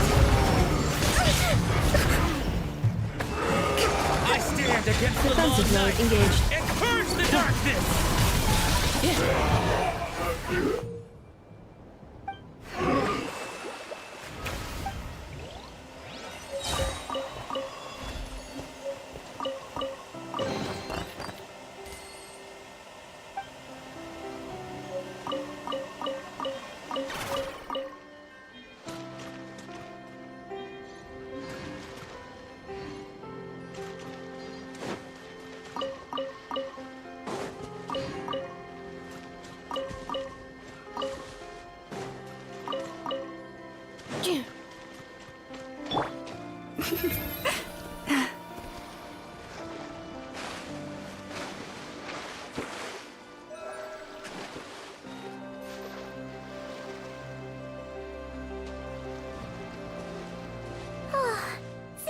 Tifa and Aino reunited like that sure was heartwarming.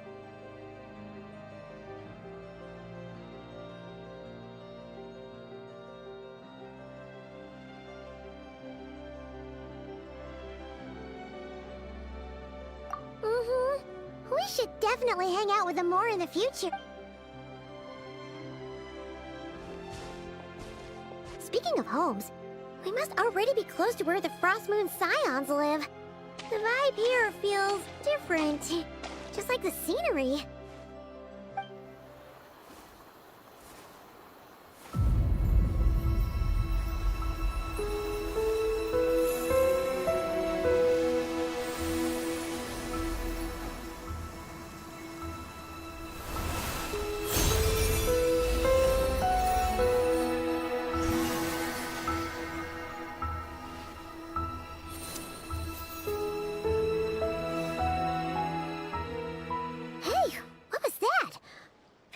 Some sort of breeze blew by, and then the petals suddenly turned into... Huh? Is that... a Kuhenki? She looks different from the ones we saw before. Hey there! What's your name? Huh. Doesn't seem able to speak. No idea what she wants. Unless you want to stop, maybe we should just keep moving.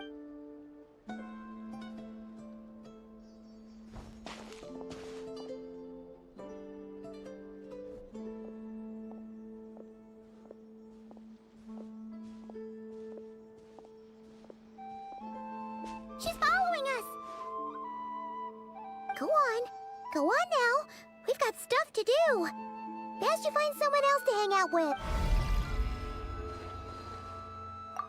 Hey! Don't make it sound like Paimon's some kind of meat. Paimon had no idea what she wanted, okay? Ugh. Anyway, next time Paimon sees her, Paimon promises she'll be nicer. Seeing as we're on our way over to meet Lauma anyway, we can ask her about it while we're there.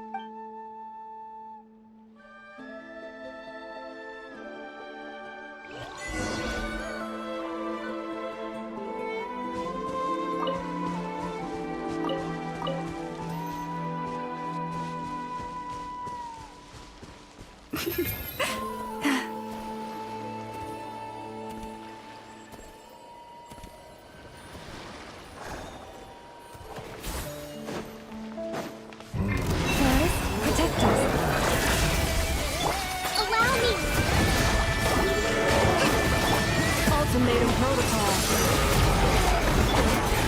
Extinguished. My turn.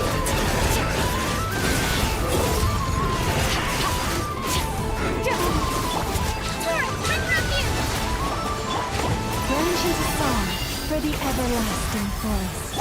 Rest and rebuild.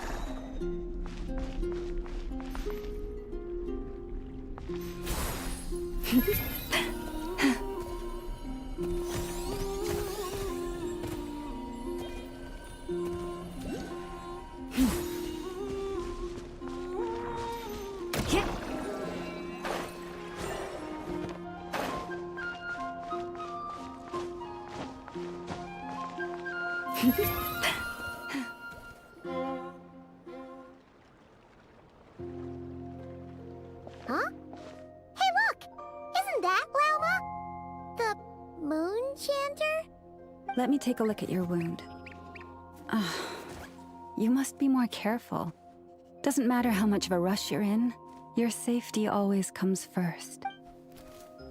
Oh, you're back too. How was your day? You what? Those two Fatui? The ones who were causing trouble in Nasha Town? You went to teach them a lesson? And you put that in their food? You naughty little thing! How could you do that? They didn't notice. That's not the point. You mustn't do that again, okay? Next time, at the very least, bring a few of your friends along too. You'll be an easy target if it's just you on your own. Hey, Llama! Still remember us? Oh, it's the Traveler and Paimon, isn't it? Welcome to Hisi Island. Not at all. Those who come with kindness in their hearts are always welcome with the Frost Moon Scions. Were you just talking to those animals? I was indeed. The Frost Moon Scions bloodline is unique, for throughout our history, there have been many among us who could communicate with all living things. What was that? Oh, she says she was trapped in a plant earlier, and that you were the ones who rescued her. She wants me to thank you on her behalf. Oh, it was nothing. Barely lifted a finger. If you both are free, why don't you join us at the Frost Moon Enclave for dinner? Consider it a small token of thanks for your kindness. We'd love to! And actually, we had something we wanted to ask you anyway.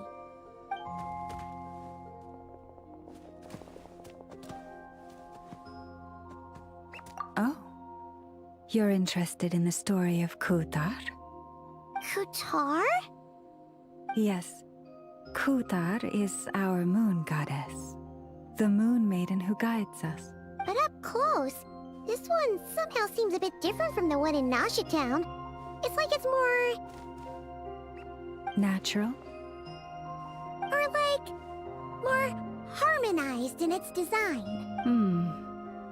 That is because ever since the Fatui arrived in KRAI, they have been modifying and defacing our statues as they please. These statues were made by the Frost Moon Scions who settled here hundreds of years ago, crafted from the very finest Lunasol stone.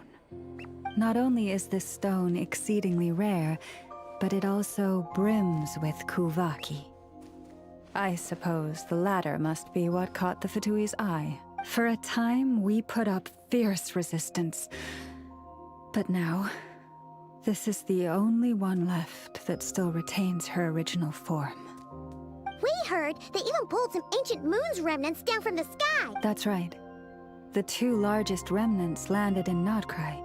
One here on Hisi Island, and the other on Paha Isle. The Fatui built their research facility on top of the remnant over on Paha Isle. But they've had their sights set on the one here, too.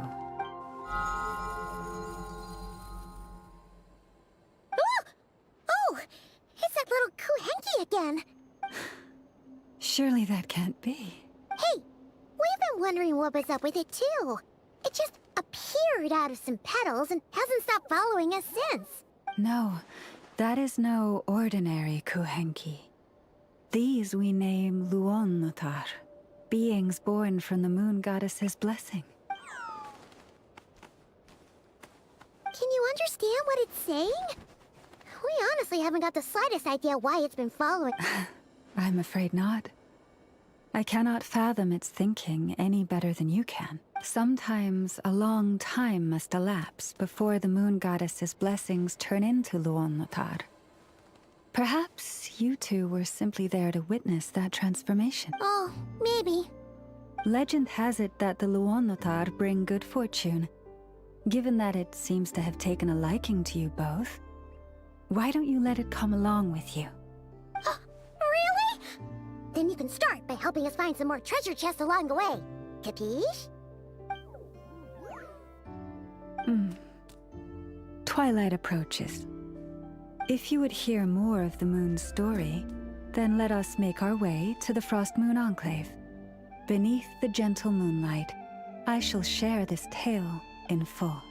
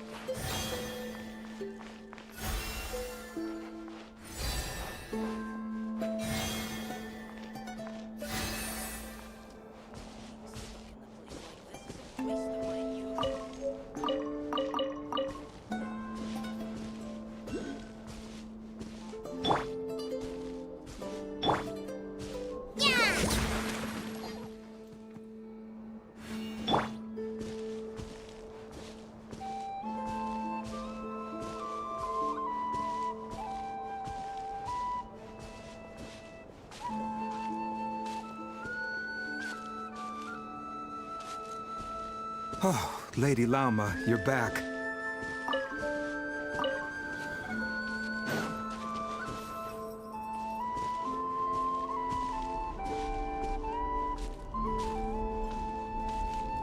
Come day or night, may the blessings of the Moon Goddess shine down upon you.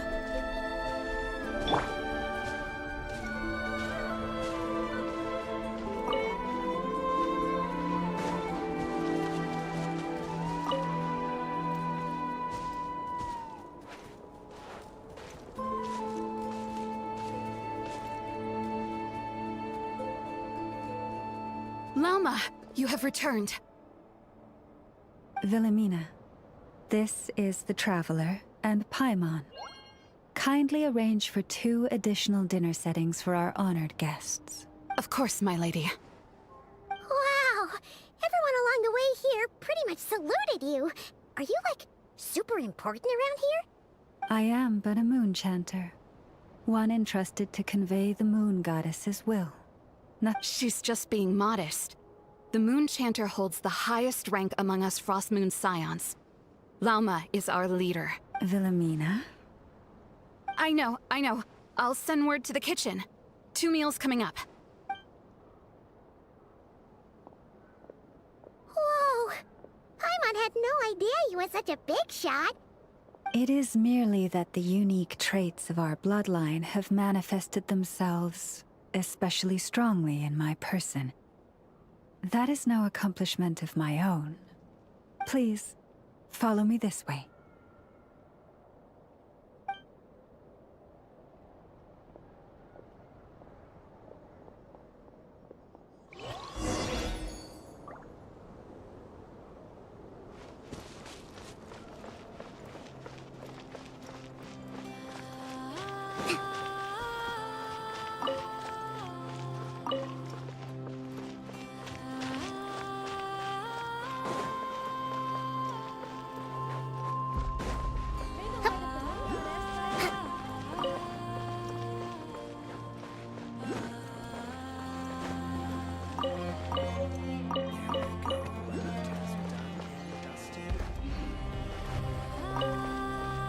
Let's move out.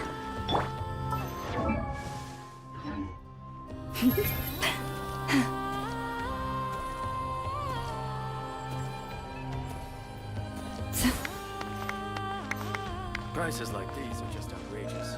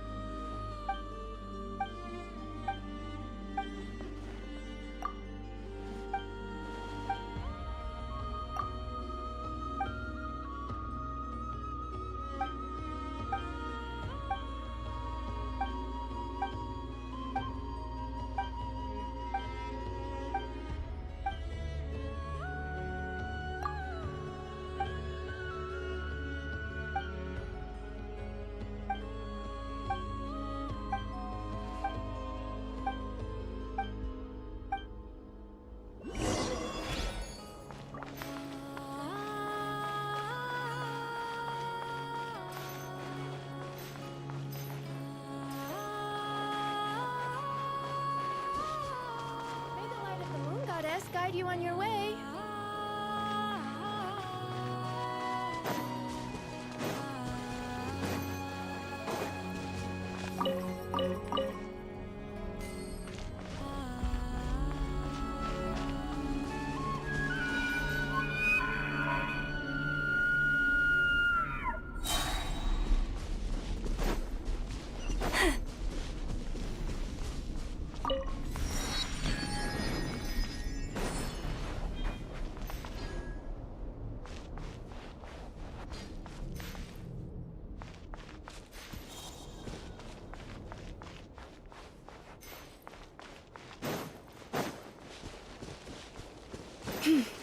Receive my blessing.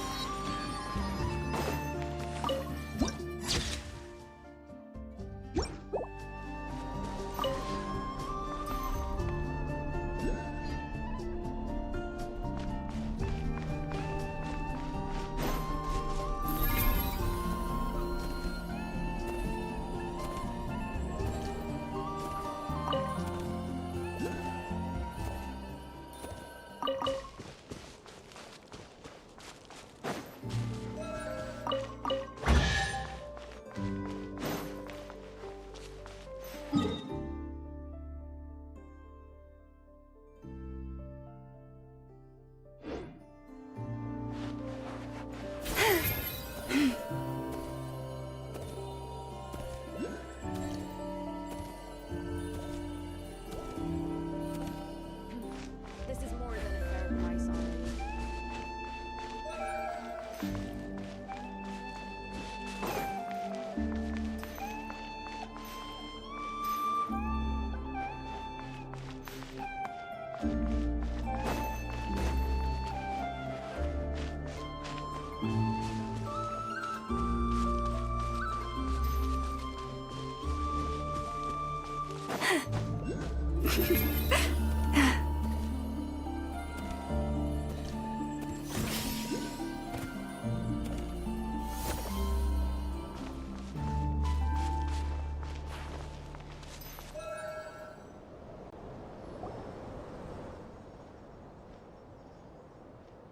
Even to this day, I am still trying to piece together the many fragments of our past.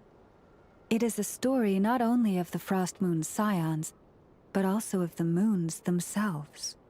A story of the moons? Yes. We Frost Moon Scions are the last descendants of the ancient golden realm of Hyperborea. Its former glory may have faded, but what remains is a memory uniquely ours.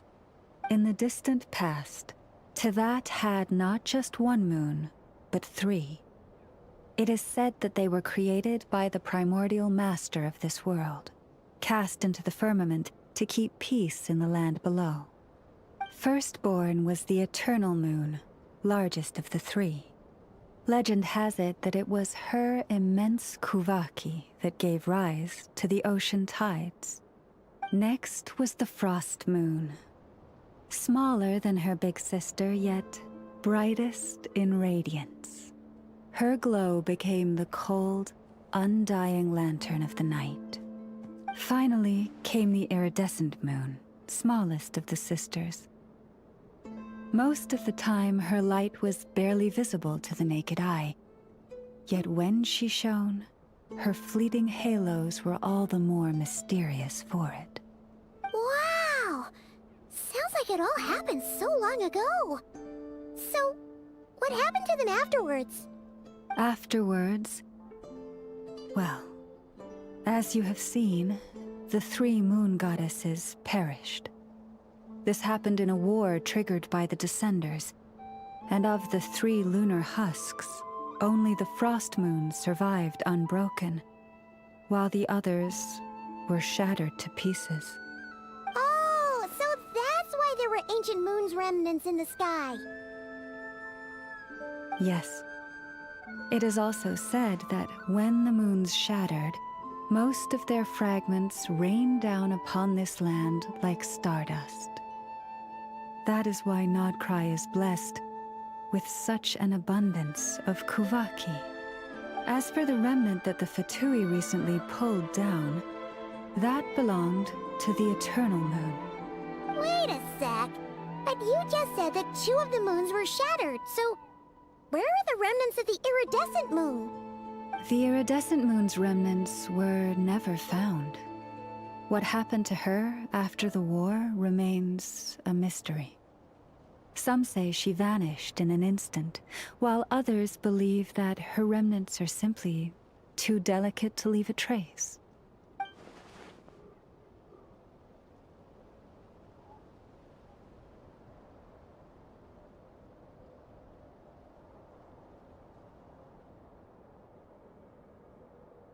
Yet, though the era of the 3 moons has long since faded into legend, successive generations of Frost Moon Scions have always passed down a prophecy that one day the moon goddess would return. And in the end, that prophecy did indeed come to pass, though not quite. Lady Lauma! Lady Lauma, are you there? Cappy, what is the matter? Lady Lauma, it's my daughter, Karina. Her illness. Take me to her, right away.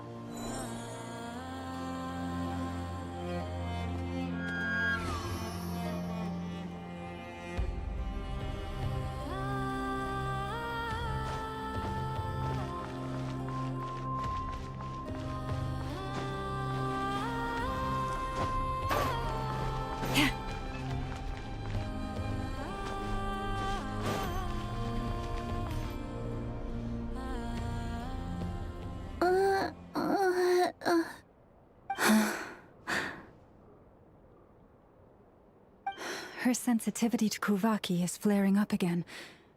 After her last treatment, did you follow my advice and seek medical help in Nasha Town? But those doctors are all Snezhnayan. They're outsiders, compatriots of those brutes who invaded our homeland. How can we possibly trust them? Not all outsiders are enemies, Cappy. They've been treating this condition for generations. They have the experience we lack. But we're Frost Moon Scions. Should we not remember what the outsiders did to our moons? Surely the Lady Kutar will reward our devotion. But Cappy, Kutar is long... This isn't the time for a debate. O lost child, snow-swept and buffeted by the howling winds of the frigid night, let not the silver flame within you fade. By the frost moon's grace, I shall warm you, curled up as a fledgling in frozen soil. Praise be to the moon goddess, my Karina.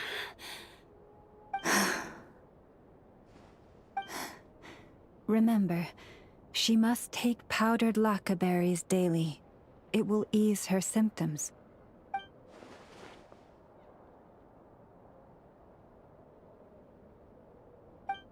Llama? Philomena, what is it? Dinner is ready. I see. Cappy, let her rest here for the night. I'll have... All right. Thank you so much, Lady Lauma.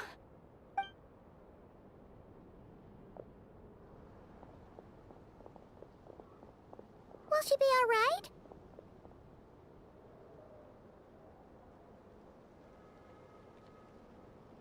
Yeah. If there's anything at all we can do, please don't hesitate to ask. Thank you for your kindness. For now, though, Karina should be fine. She'll be feeling a lot better tomorrow.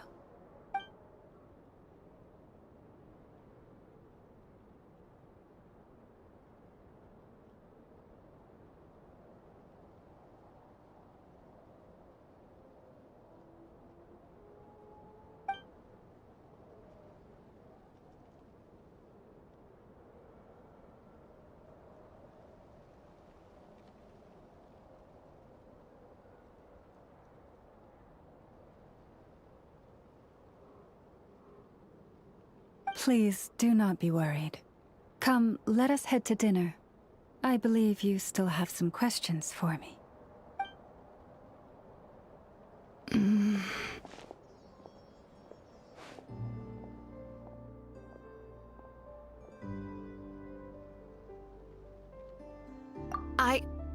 Oh, sorry. Yes, I'll be coming too. I was just thinking about something. Oh? Lauma makes such an unshakable moon chanter. Calm, capable, someone we can count on. Deep down, though, I know she's been quietly carrying the burden for the rest of us. Traveler, Paimon. Believe me when I say that as a fellow Frostmoon Scion, I do worry about Lauma. It's just that sometimes it's hard to say it to her face. Could I ask you to look out for her? I can tell she really trusts you.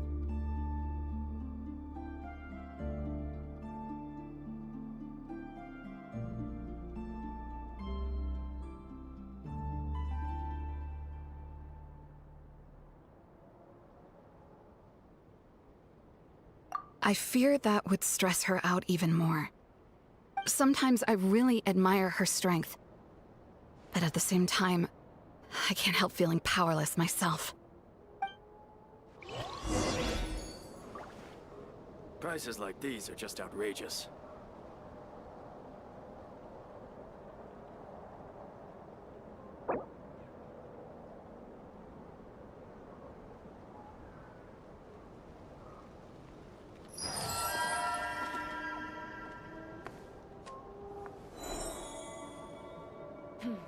This is more than a fair price already.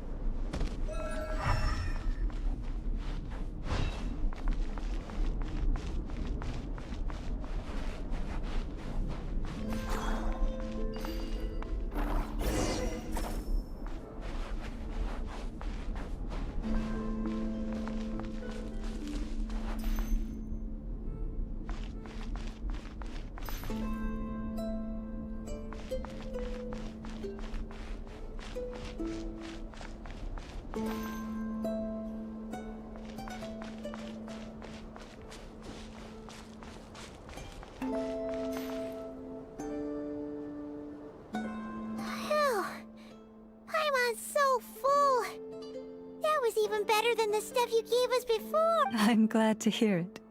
Thank you for accepting such simple hospitality. Hey, we should be the ones thanking you.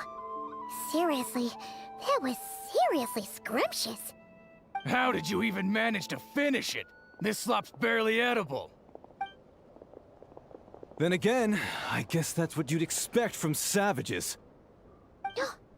It's you! Those rude Alpha Tui we just met back in Nasha Town! My sincerest apologies.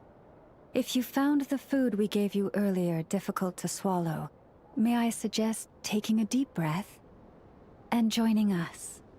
These delicacies might change your mind. After all, I suspect that your previous meal may have been tainted with something most unpalatable. What do you mean? Tainted with what exactly? With the bitter snobbery of those who call themselves civilized. Why, you?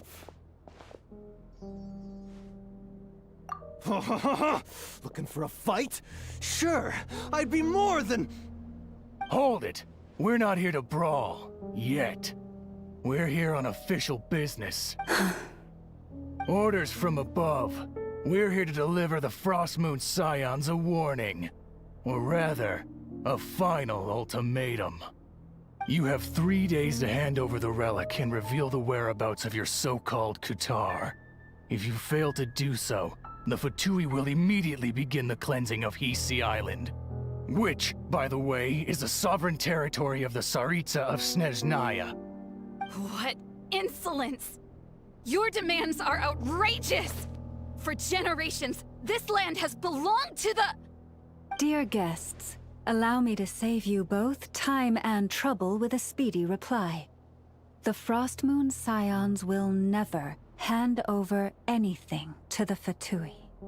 And to those who set foot on our land with ill intent, I say this. With your blood, we shall draw an inviolable line in the snow. That applies to you, too. Stubborn savages, the lot of you! Now hold back this time. Who's that? Leave this place. Cleanup sequence initiated. Covenant of the Deep! Let's move on. Sharp. You'll pay for this. Mark my words. Hey, if you're so tough, get back here and put him up! I'm so sorry. You've had to put up with far too much unpleasantness today. Come on, it's not your fault. We don't like bullies like them either. But still, they mentioned a relic and Kutar. What exactly could they be after? Oh yeah, so this might not be the best time to bring this up, but we kinda have a favor to ask of you, Lama. I see. So your questions concern the sacred relic too. Please, do not hesitate to speak your mind. Unlike those insolent intruders, you walk in the moonlight with open hearts. You stood by us when we needed your help, so it's only right that I return the favor. But let us continue this conversation somewhere more fitting. As it happens, there's something I'd like to show you, too.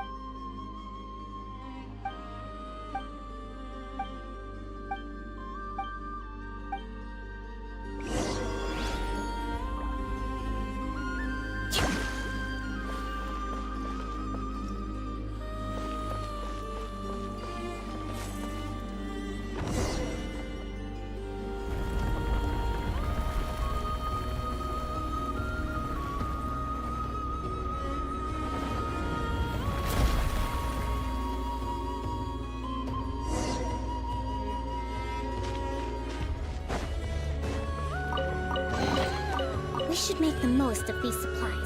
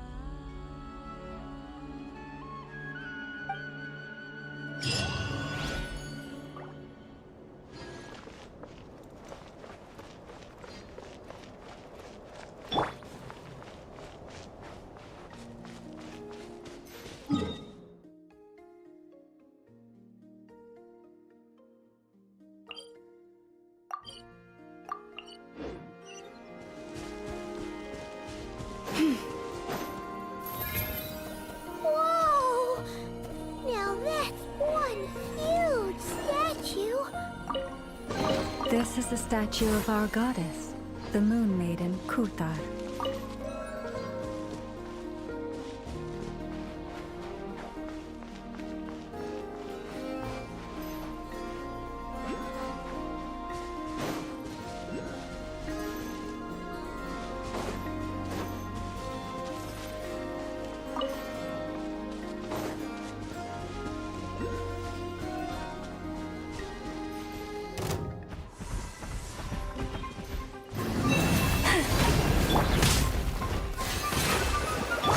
Annihilation mode.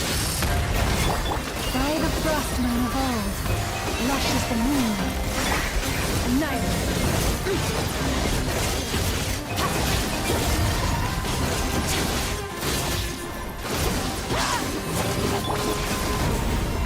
The moon's night approaches. Allow me!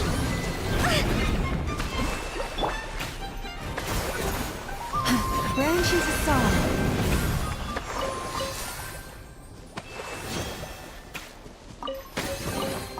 Take heart. You toil not in vain.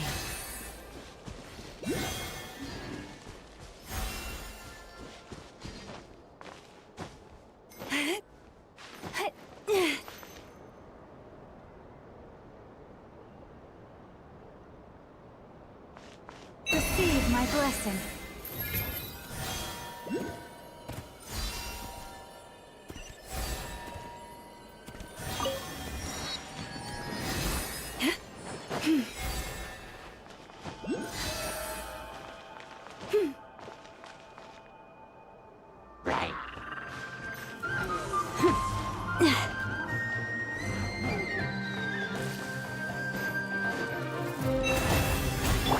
Let's rebuild! Extinguished! Accelerating.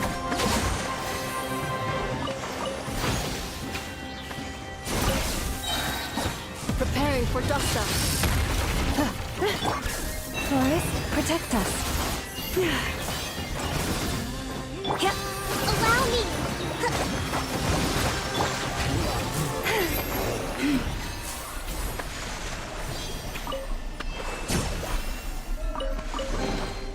Perhaps this treasure has been waiting for you all along.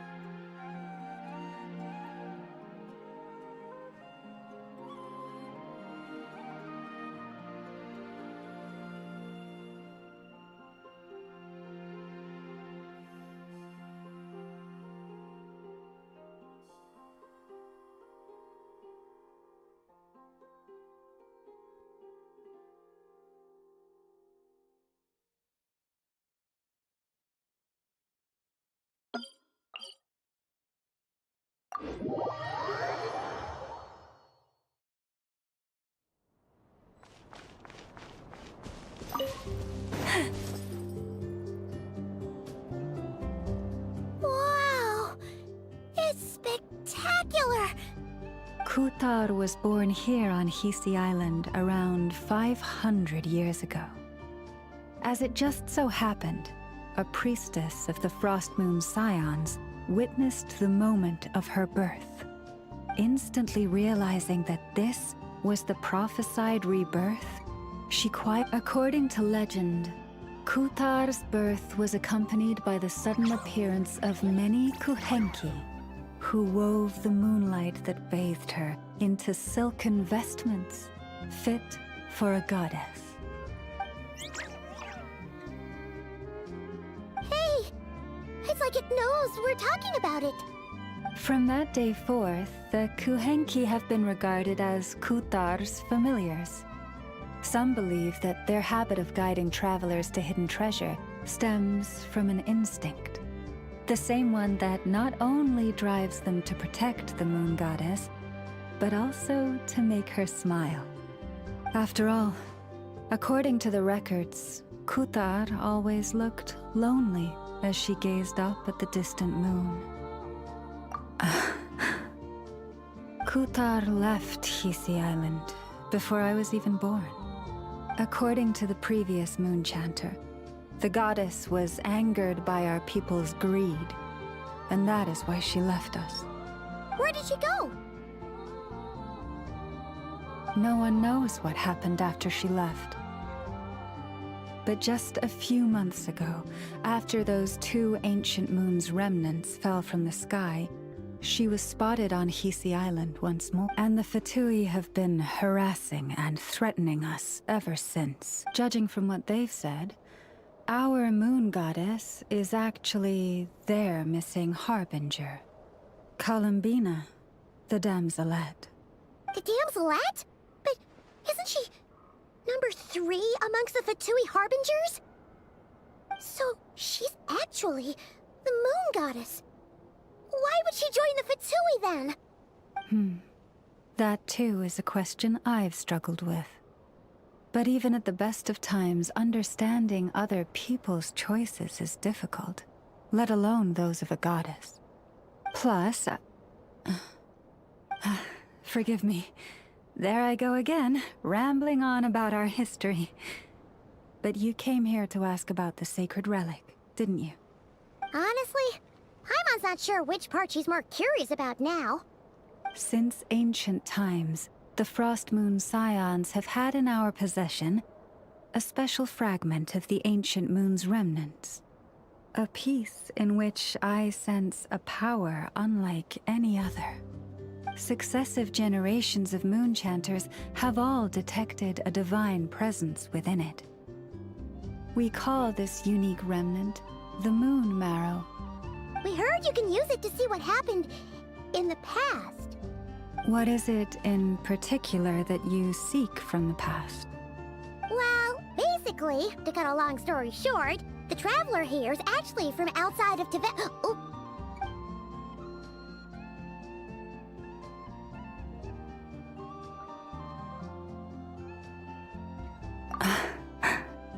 Thank you. Your honesty is a sign of your trust, both in me and the Frost Moon Scions. Unfortunately, though, I won't be able to use the Moon Marrow to shed light on your past just yet. Our people revere the Moon Marrow as a sacred relic. I'm only permitted to retrieve it from the secret chamber in which it is hidden once a year, on Moon Prayer Night. Oh, really?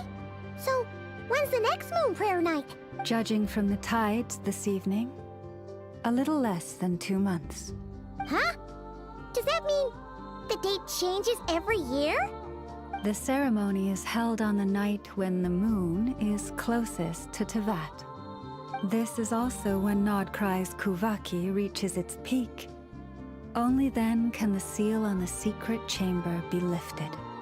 Oh, guess we've got no choice but to wait. I am truly sorry that I cannot help you sooner, but as the Moon Chanter, I swear that I will do everything I can to help you find the answers. Think nothing of it. After all you've done for us, you deserve nothing less. Who'd have thought today was only our first day in KRAI? Feels like so much has happened already. If I may be so bold, what does family mean to you? If you are aware of something, a secret that could hurt your family, would you be honest with them? Or try to hide it?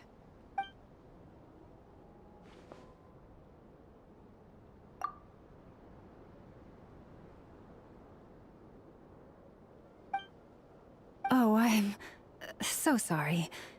That was a strange question.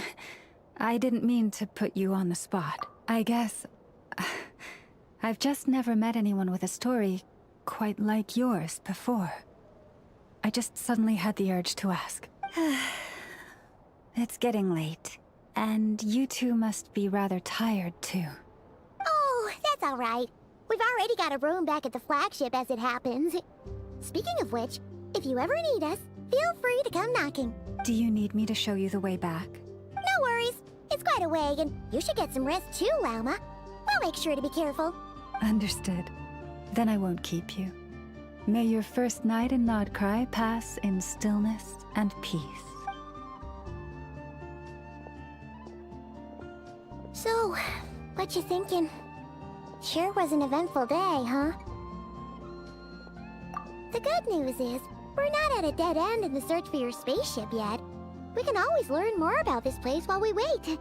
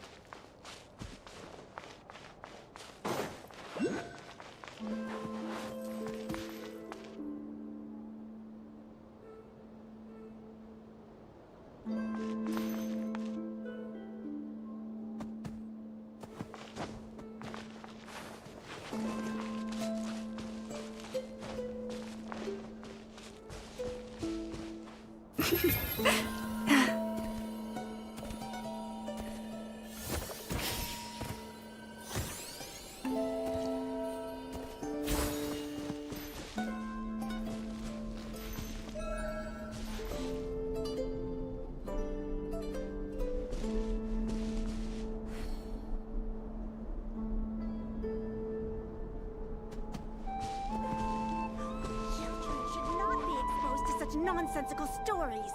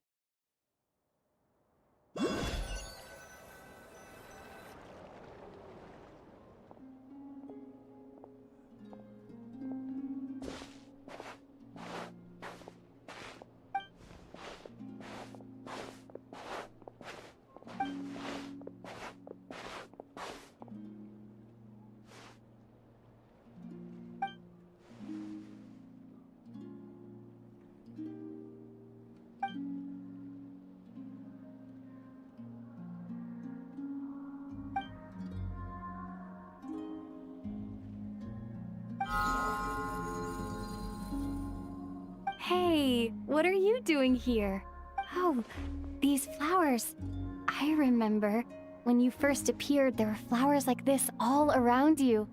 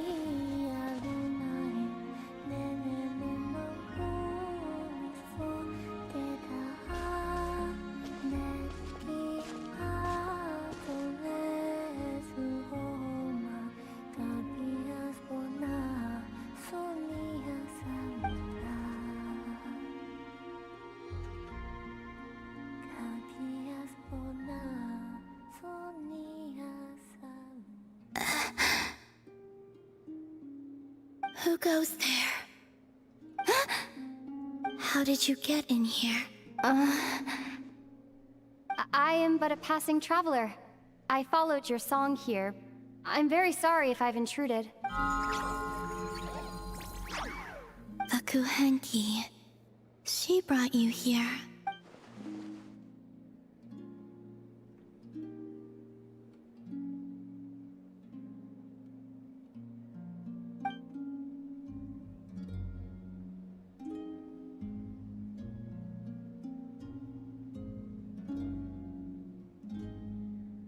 May I ask, are you the one they call Kutar?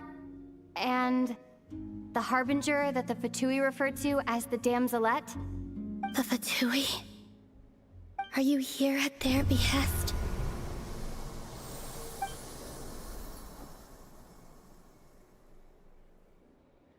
Please don't get me wrong.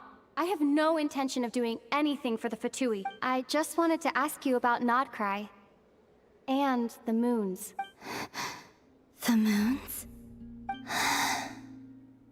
Do not believe in what you can see.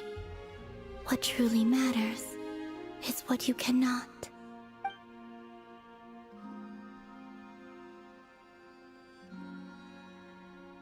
What do you mean?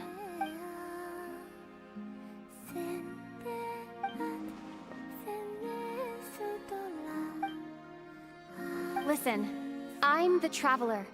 I'm on a journey through the nations of Teyvat. Hello.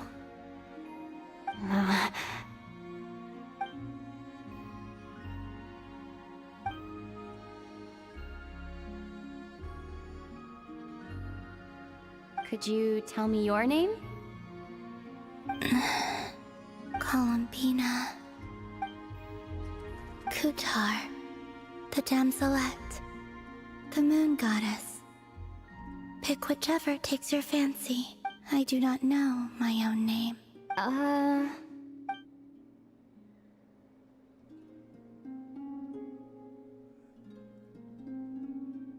Then... Columbina. Hmm?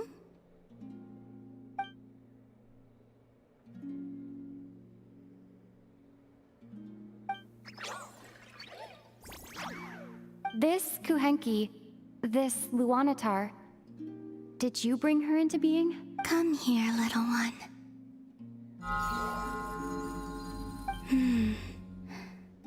The trace of a blessing, but not one of mine. People always assume I can do many things. Assume I have done many things. But I haven't. All I ever wanted was to...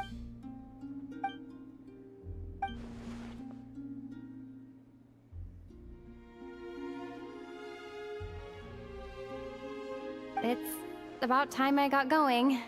I'm very sorry for disturbing you today.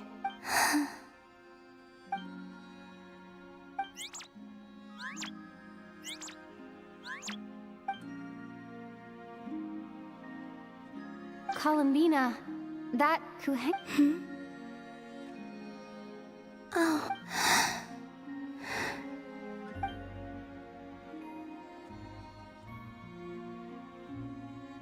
Go then.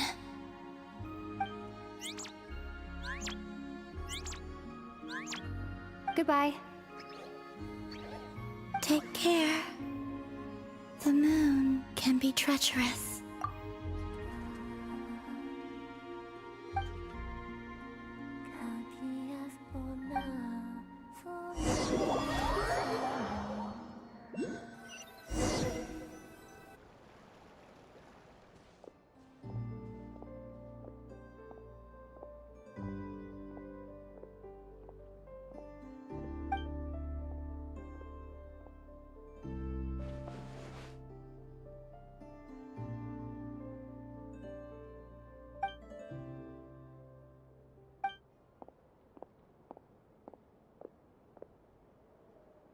Wait, is that...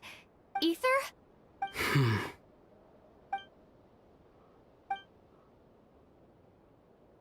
Ether!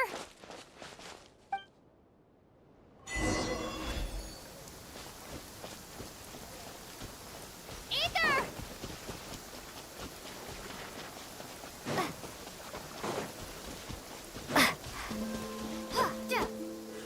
Ether... Lumine, it's you.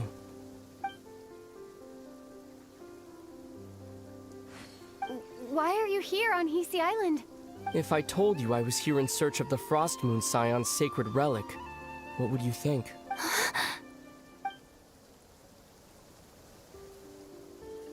Are you also here to uncover the truth about our past? That's right.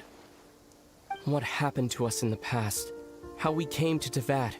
Why our spaceship crashed here? There are things I want to know too. But I'm not about to sit around waiting for another 2 months to find out. Wait! Wait? But I still have unfinished business.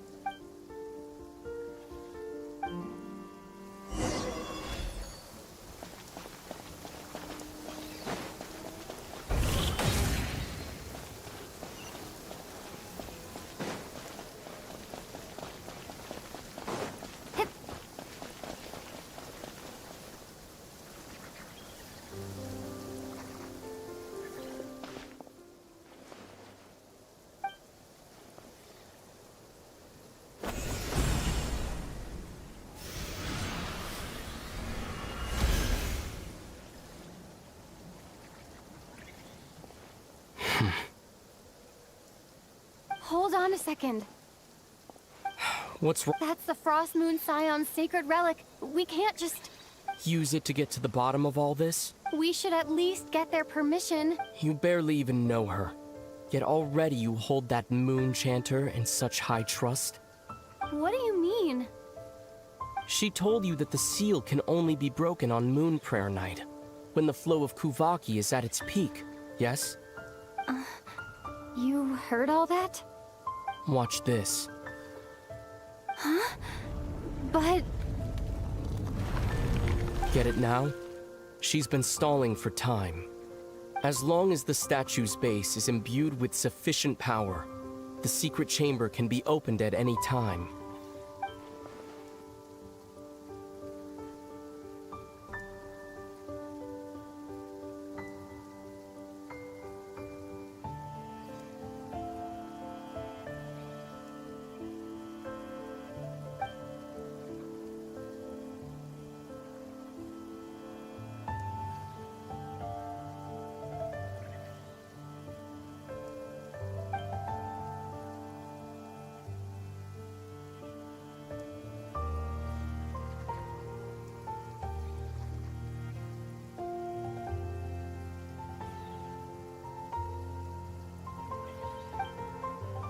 Is it such a sin when I don't put all my cards on the table for you? It's not like that. Is it? Ether, you've got it all wrong. This whole time I've wanted to ask you, what happened to make you like this? I admit, I've been having trouble accepting it. But after all this time apart, I've finally come to terms with who you are. Willful side and all. I trust you. I still do. Through all the worlds we've traveled, you've always been there by my side. If there are things you can't explain yet, I can wait while the journey goes on. I'll wait as long as it takes, until the day you're ready to talk. Lumine.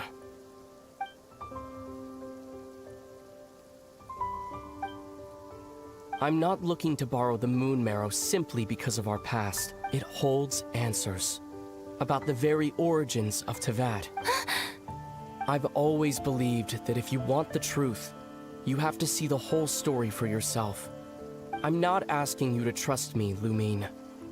Just don't try and stop me. If this choice weighs on your heart, then let me go in alone.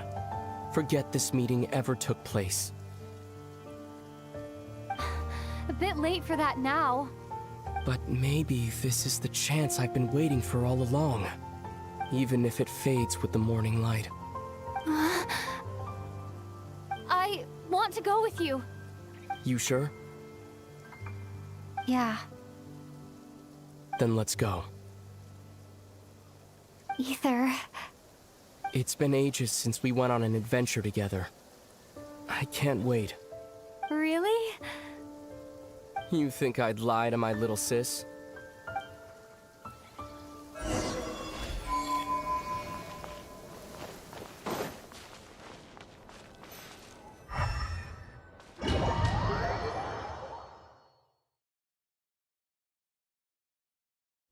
From what I understand, the path ahead is likely to be full of trials and challenges.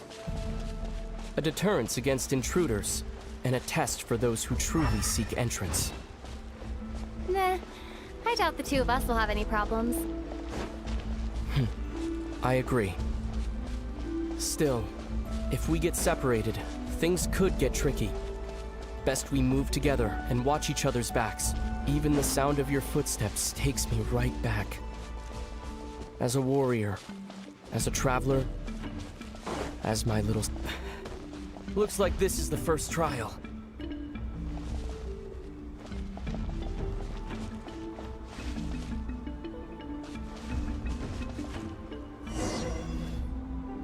Lumine, do you understand how Kuvaki works? How it exacts force through push and pull? Okay, I'll leave it to you then.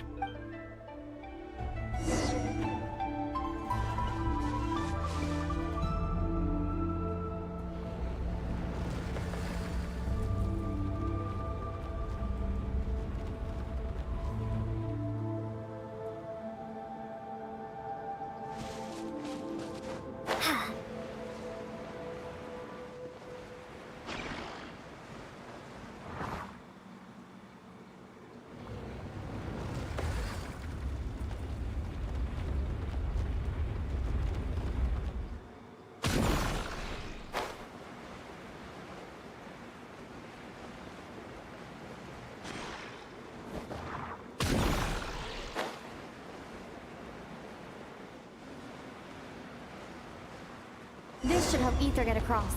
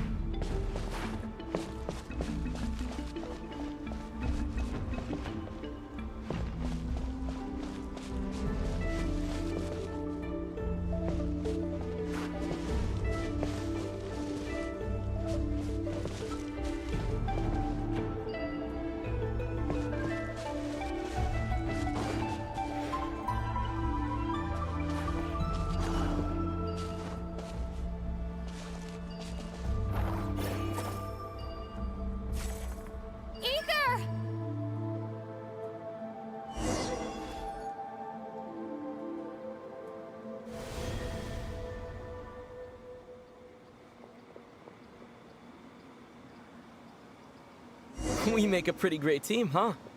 Just like the old days.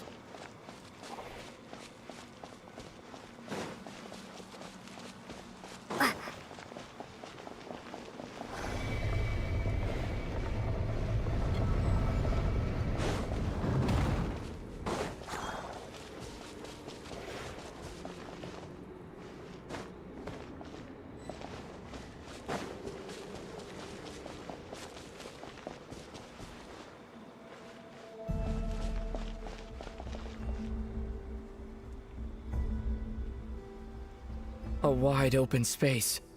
Must be in for a fight.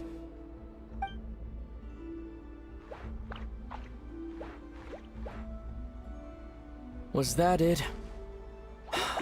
What a letdown.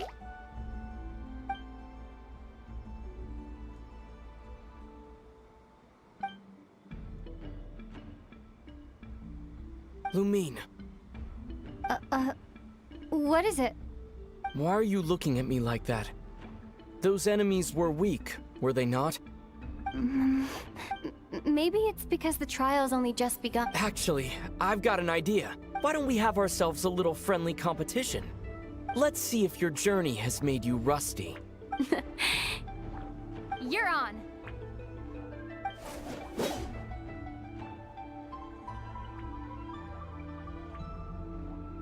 I won't lose to you, Ether.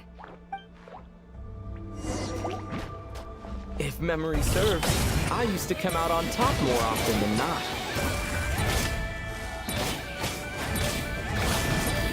You sure you're alright? Seems your memory's slipping, Ether. Save it. We'll know who's stronger soon enough. Let's see what you've got.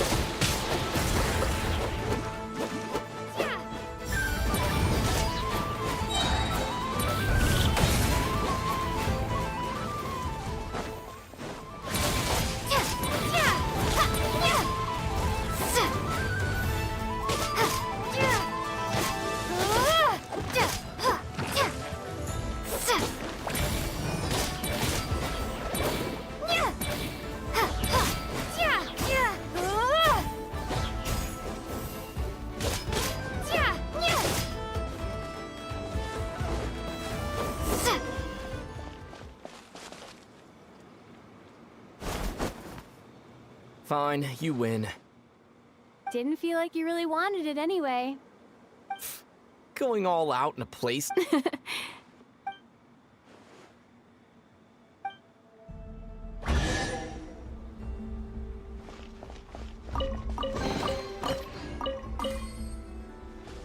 Let's keep moving.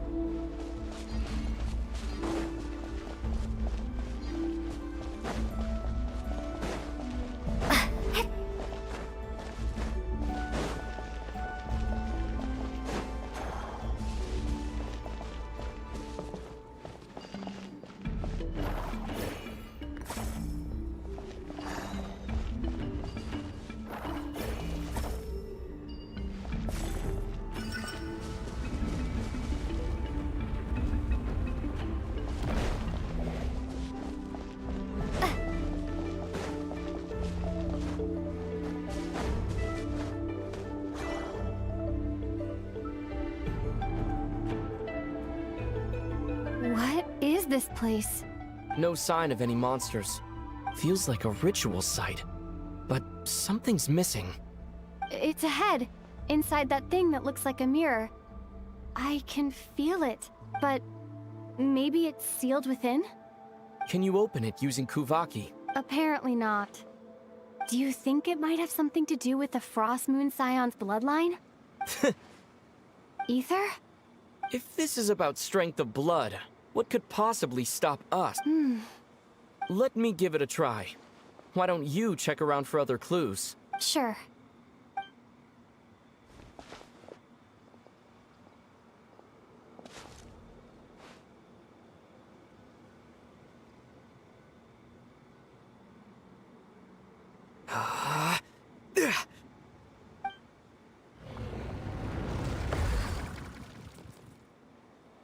Found it.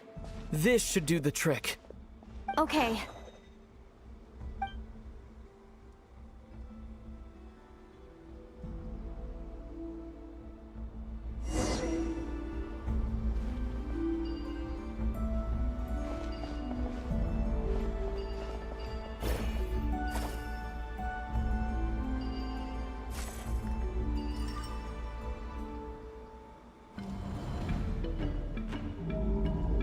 Yep, that got a reaction. That's one down.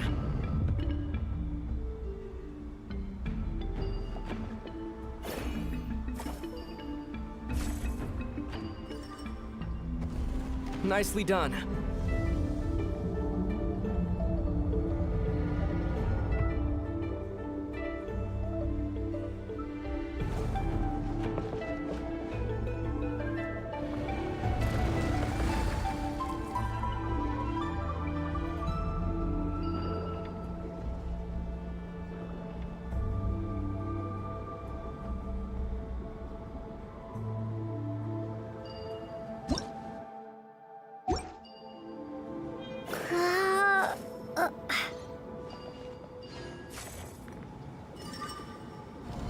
You've got this. One more to go.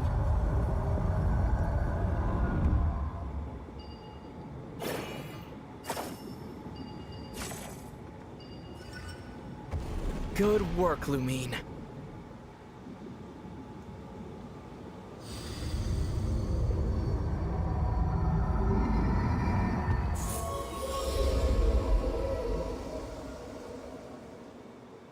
The door's open. Come, we must be close.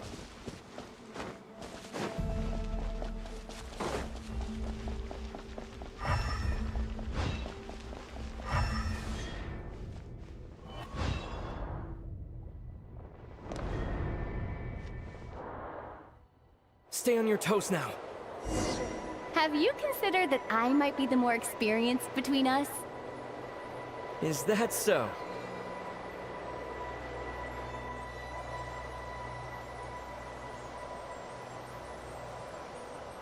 So, will you be heading off again after we're done here? Maybe. Maybe not. Another cryptic response. Don't worry about things that haven't happened yet.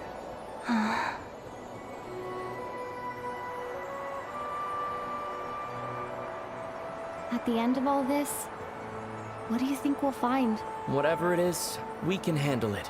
What about the end of our journey? That's not something we need to worry about right now.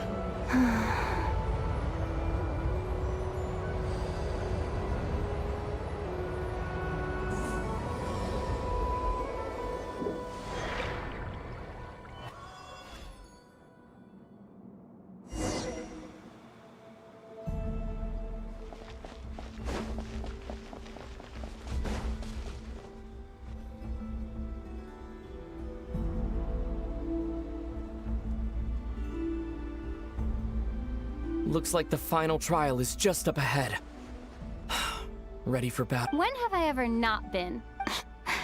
What's wrong? Going on an adventure with you side by side, it's been so exciting. But at the same time, it just feels surreal, I guess. Maybe because it's been so long. You know, this is only the second time we fought together since the day we both woke up. Maybe that's it. Lumine, Let the light of our blades come together once more, just like they did in the past. Ether. This is a night of miracles, an adventure that belongs to us. Let's not weigh it down with worries and regrets. This is our adventure.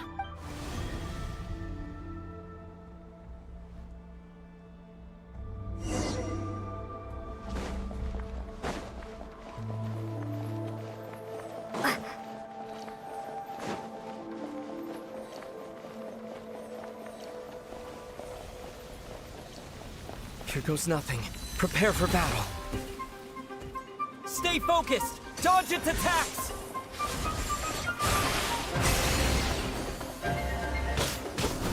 Don't forget to heal yourself! Now's our chance!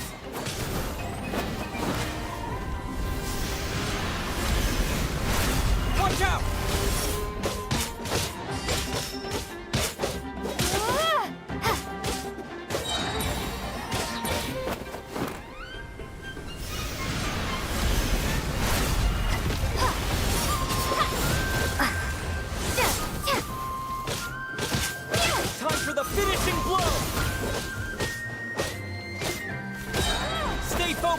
Dodge its attacks!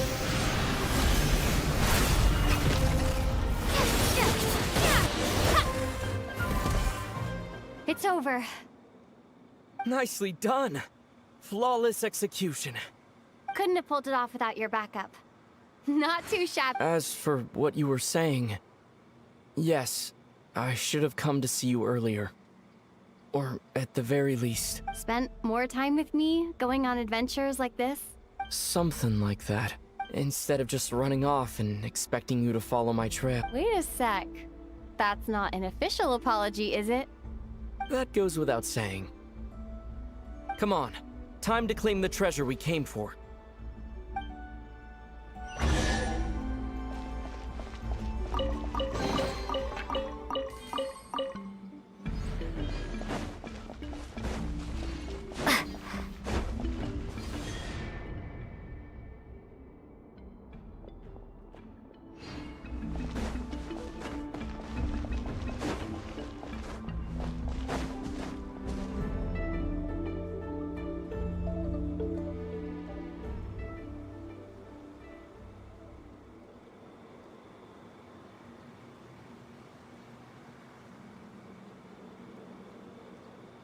So this is the Moon Marrow, the treasure we've been after.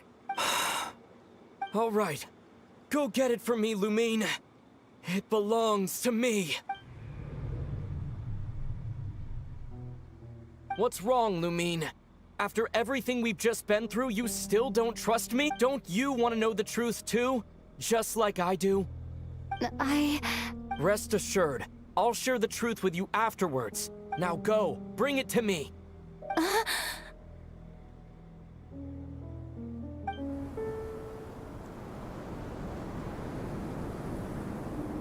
What's going on? Where did this fog come from? Ether!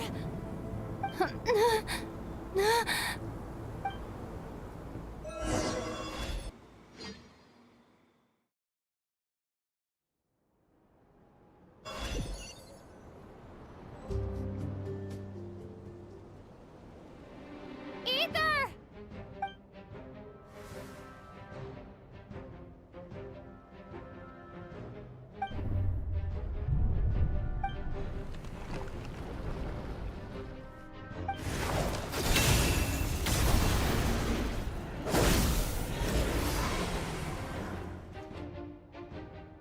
Ether! Huh? Huh? What are you doing here? Yes, we ran into each other at the flagship this afternoon. I'm honored you still remember.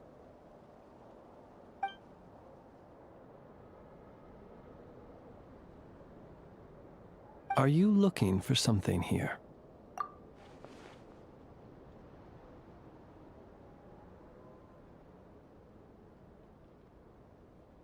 And you just happened to end up surrounded by the Wild Hunt.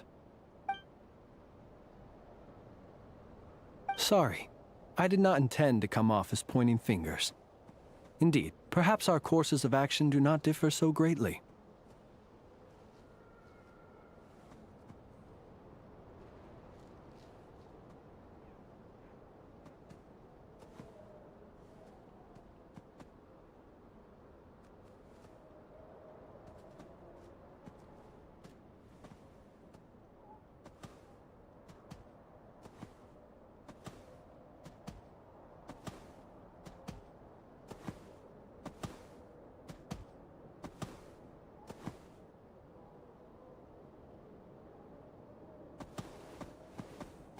Not exactly.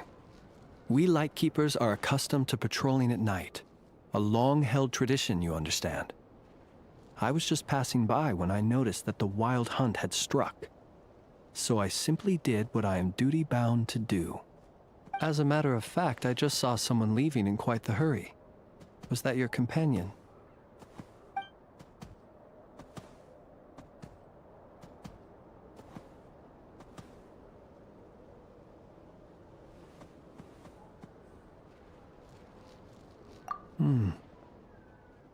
Perhaps I should take my leave now.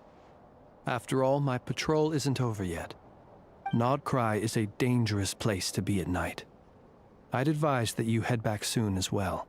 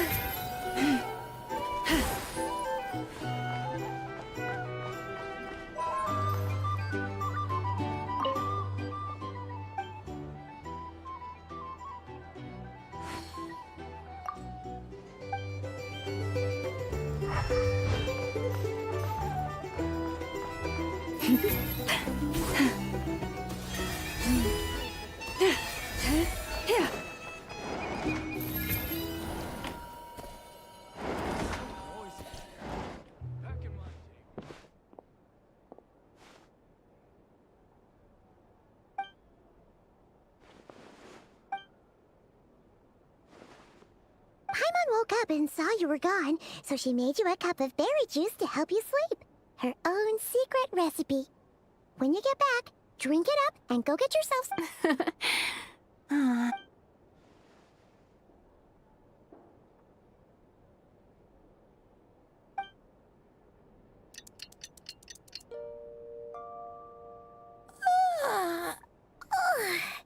Good morning?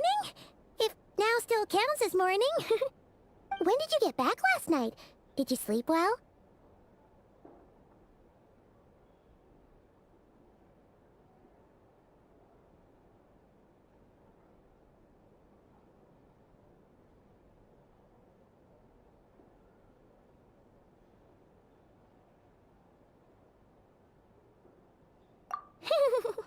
Good to hear. So, where'd you wander off to on your midnight stroll? Anything interesting to see in KRAI at night? Oh, really? Come on, don't leave Paimon hanging. All right. Guess we'll have to feed your stomach before we feed Let's go grab something to eat while...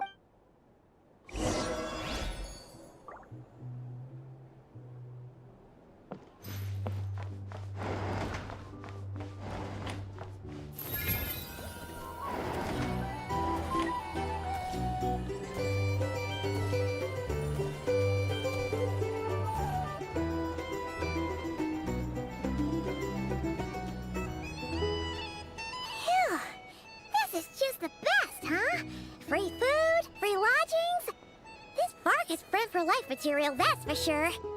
Hey, did you hear what happened? Hear about what? You know, all that commotion over at the Frost Moon Scions. Crazy. Huh? What happened?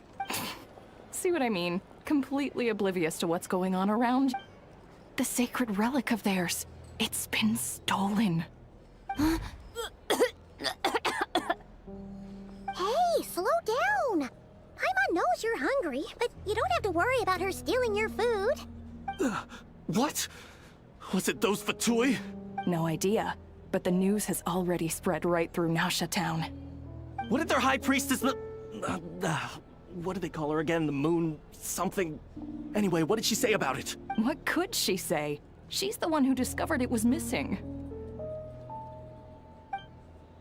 She was in Nasha Town first thing this morning, hoping to launch a joint investigation with the Voynich Guild.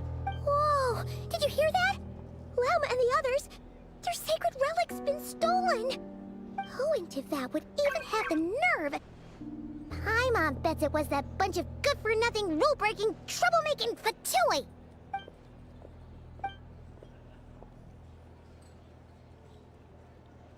Huh? What's wrong? You feeling okay? A joint investigation? Good luck getting any takers. Unless there's some reward or business opportunity to sweeten the deal. Same thoughts here. So just a few minutes back, she switched gears and headed over to the one place that might actually be able to solve this. The Curatorium of Secrets. Ah! You scared, Paimon! What is it?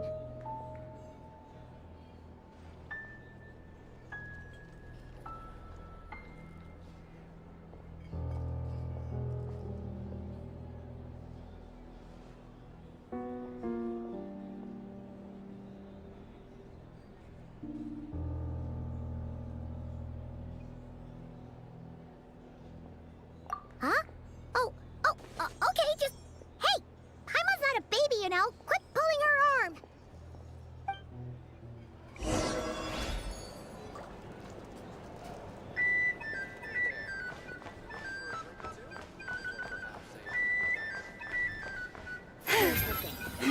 A drink?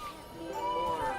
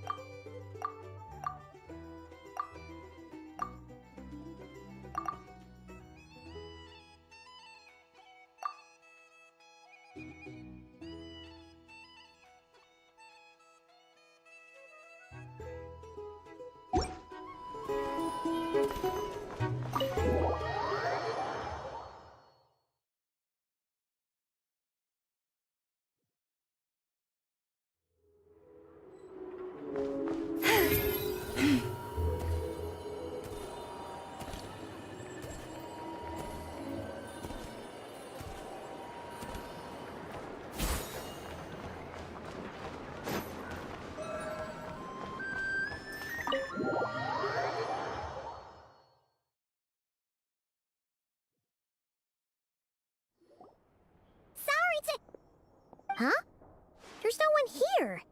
But didn't they just say Lauma came this way a few minutes ago? No one except for a cat watching over the front desk. Excuse... meow? Are we supposed to check in here?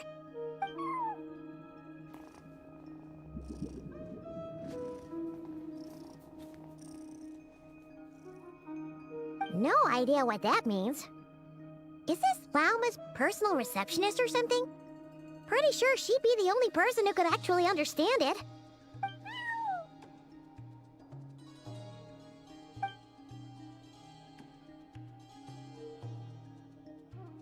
Huh?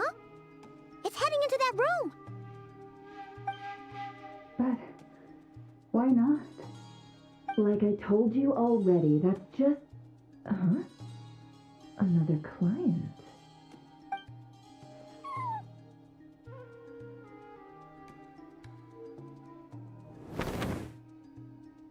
Ah! So, you were in this room the whole time? Something I can do for you? Traveler. Paimon. Oh, you're acquainted then? Yes. They visited Hisi Island yesterday. We had dinner together. Allow me to introduce you. Traveler, Paimon. This is Nefer, boss of the Curatorium of Secrets. Pleasure to meet you. They are travelers who arrived in KRAI just yesterday. Greeted by the birds and beasts of this land, they are kind-hearted souls who walk in the moonlight's glow.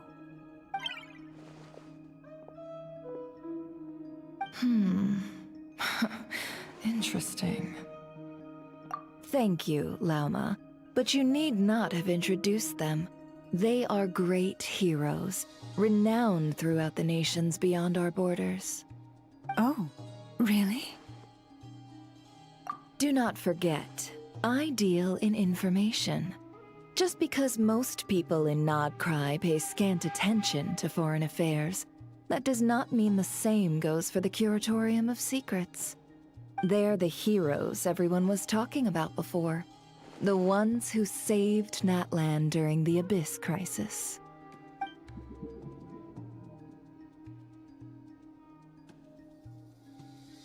I see. We Frostmoon Scions seldom leave our domain, so I had not heard of your heroic deeds. Please, forgive my ignorance. It's no big deal. We were hoping to keep a low profile anyway. If we had to list all of our titles and good deeds, we'd be talking till sundown, and then some.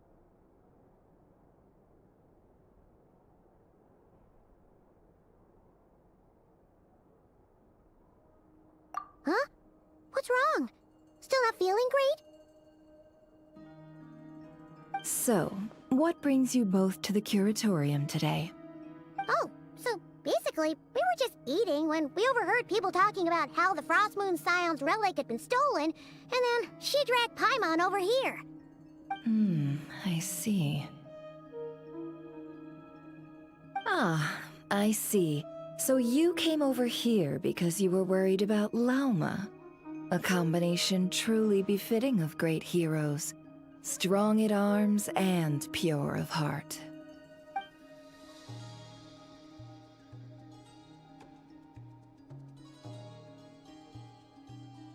In that case, Lauma, I've got a suggestion. Why not ask these battle-hardened heroes to take the commission for you? Honestly, it's a little beyond the means of such a modest establishment as ours. Your modest establishment? Unable to handle a commission? You just don't want to take it, do you? You're right. I do not. What kind of commission is this? Surely it's not to recover your stolen relic? Yes, that is it. Recovering the relic is both my duty as a moon chanter and a step toward fulfilling the promise I made the Traveler, to help uncover the truth of the past. But Nefer has already declined our commission multiple times. And yet, just as it always has, the moon will continue to illuminate the sky above the Curatorium. Come night or day, may the moon goddess keep you. Enough of that.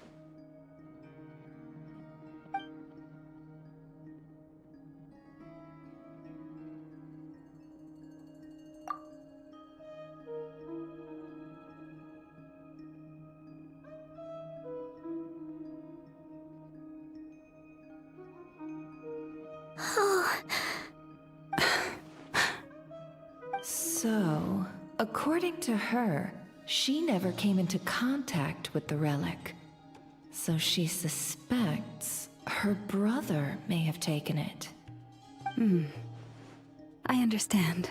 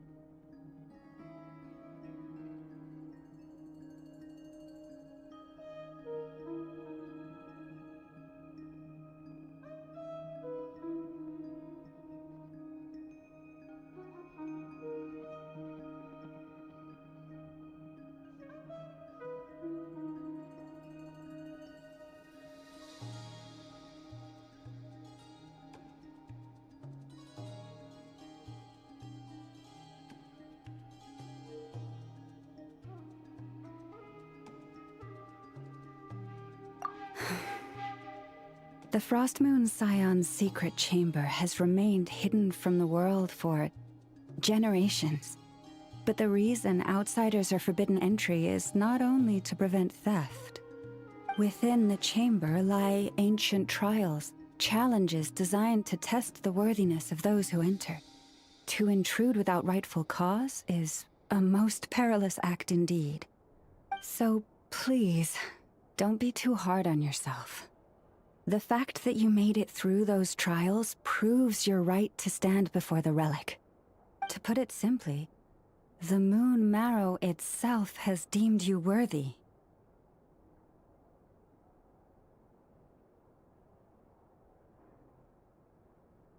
No. Your honesty tells me everything.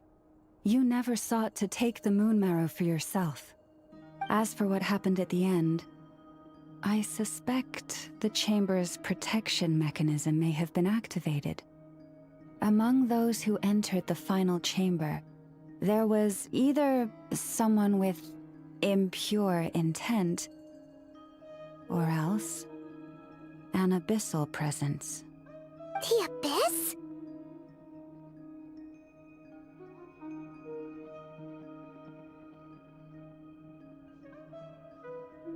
Perhaps that's why, then. Either way, the Moon Marrow was taken.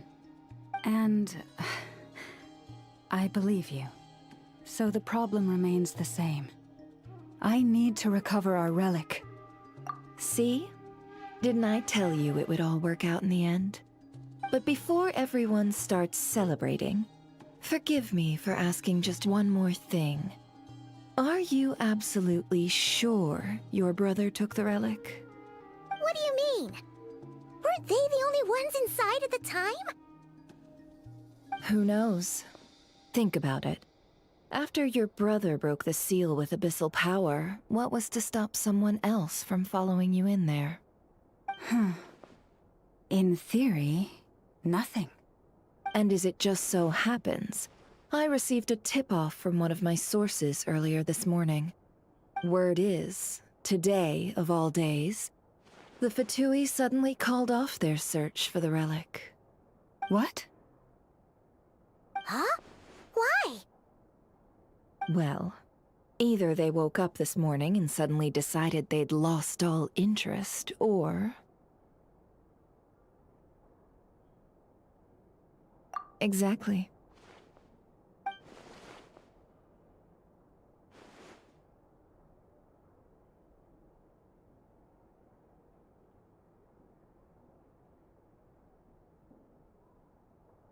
Are you wondering if your brother might be in cahoots with the Fatui?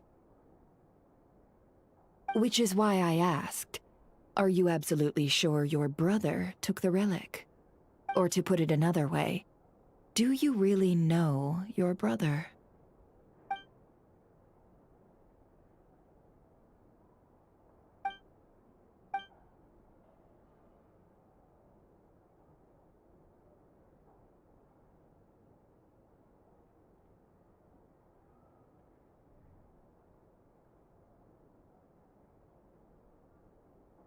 In other words, it's highly likely that the Fatui already have the Moon Marrow. So, basically, all we need to do is find our way into that Fatui research facility, and we should be able to get to the bottom of this, right? Congratulations, you've found your answer. Looks like the curatorium won't need to lift a finger this time. Well, Lauma, there we are. On behalf of our long-standing cooperation and the great hero by your side, I'll waive your consultation fee. But just this once. You're really not planning on helping us? I think I've helped more than enough already. If we're to stand any chance of infiltrating that facility, we'll need the help of a specialist. Just so you don't get the wrong idea, let me make myself crystal clear. The Curatorium of Secrets has always striven to abide by a policy of strict neutrality. We do not take sides with any faction in KRAI. I cannot help the leader of the Frostmoon Scion sneak into a Fatui facility. That would make me their enemy. When one of their harbingers asked me to help them infiltrate your territory, I gave them the same answer. No. All right. I understand. But I do have one final request. I promise it's my last. It had better be. No matter who it is, I want you to help us persuade the next person who walks through that door to join us. What is she up to? You're that desperate for help? What if it's a member of the Fatui? It doesn't matter. You're welcome to tell them everything, even about our plans to infiltrate the Experimental Design Bureau. All I'm asking is for you to say one thing, just one thing to help persuade them. If you do that, I promise I won't ask you for anything else. Made up your mind? Fine. Fine, I'll play along with your little game. Besides, as long as I'm not personally involved, no one can accuse us of taking sides. Boss, I'm back!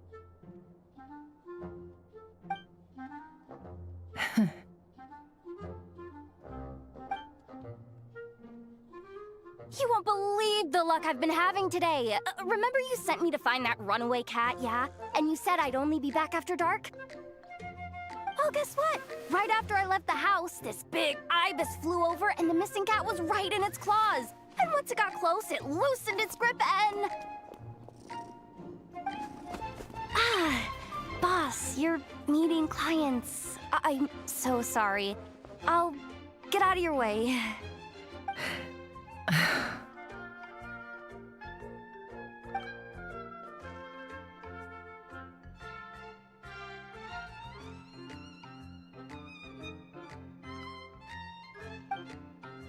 Yehoda, dear.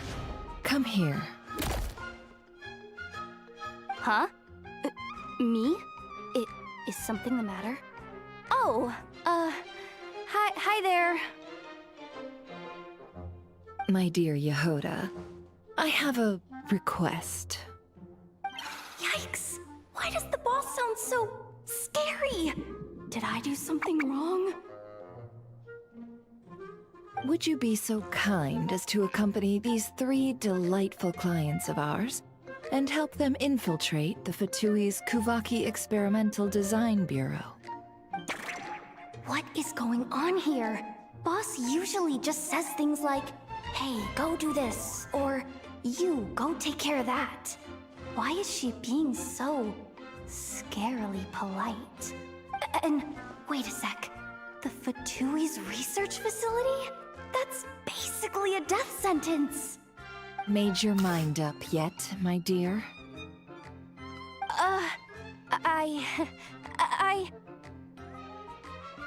What is up with Boss today?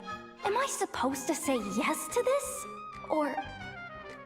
why is everyone looking at me like that? Is this some kind of test? I can't let the boss down. Can I? Have you made up your mind?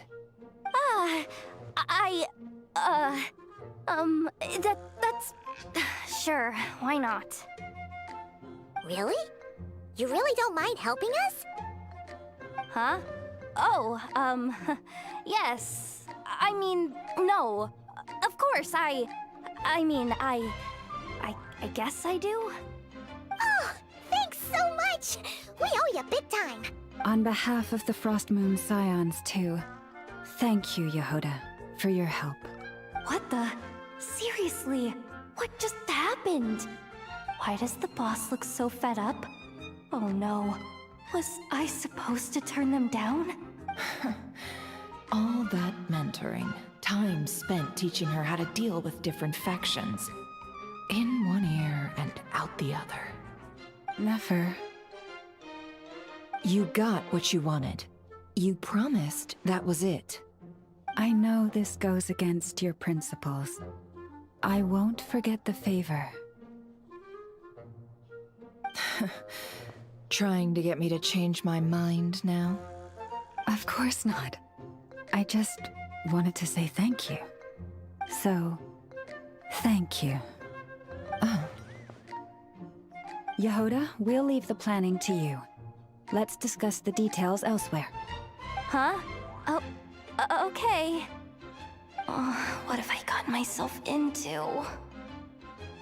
Oh, by the way, Yehoda, before you go, What is it, boss? you're fired. Huh? Effective immediately. As in, this exact moment. The curatorium will take you back, of course, but only once you've completed this commission for our 3 clients. What? Is there some issue? Well, here's the upside. Without me taking a cut from your commission, you'll earn more. Seriously? Can someone explain what's going on here?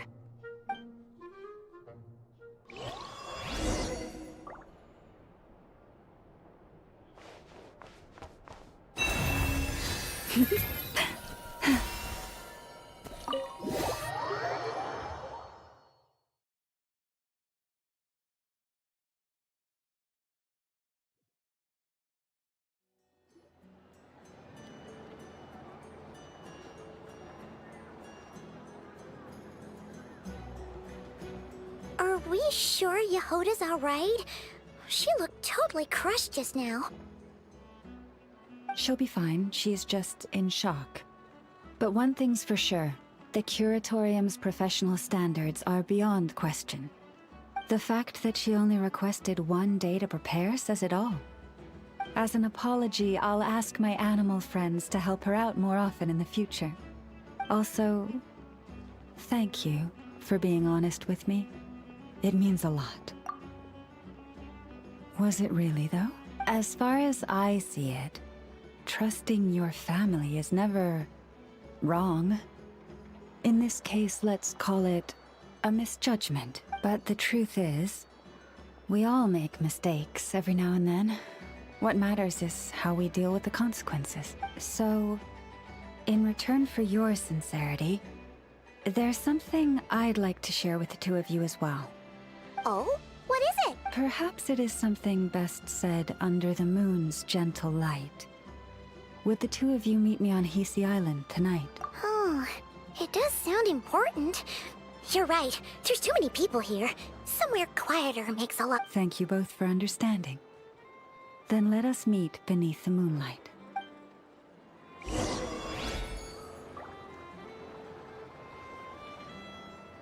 You poor lost lamb.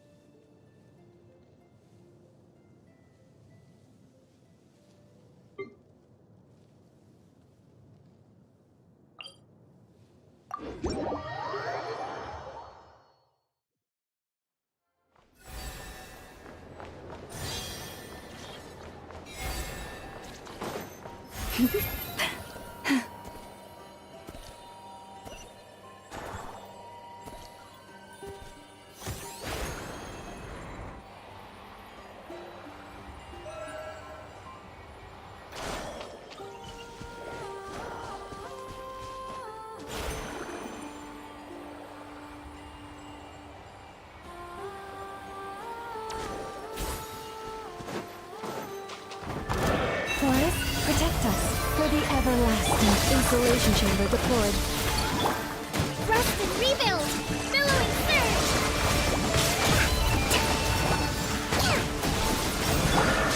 Lush as the moonlight. Ultimatum protocol.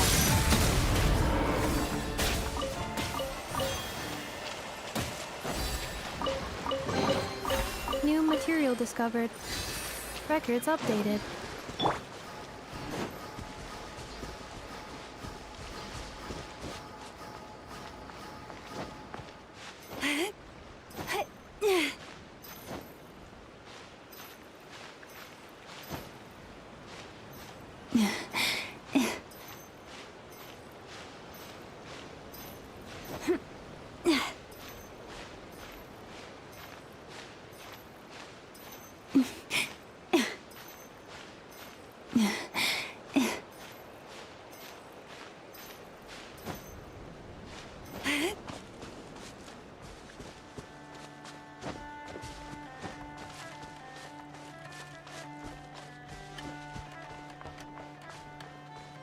I'm gonna fix your skull! Leave this place. Fire rate back to the... Defensive mode engaged. Receive my blessing.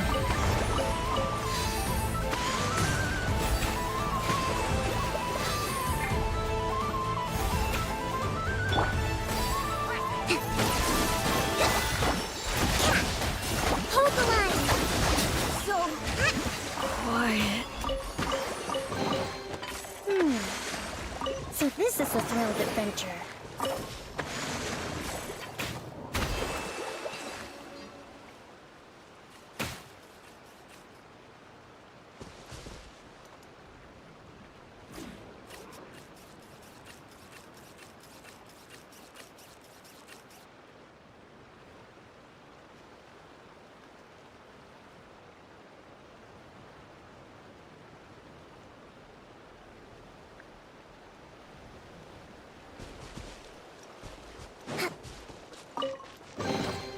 Provisions are vital.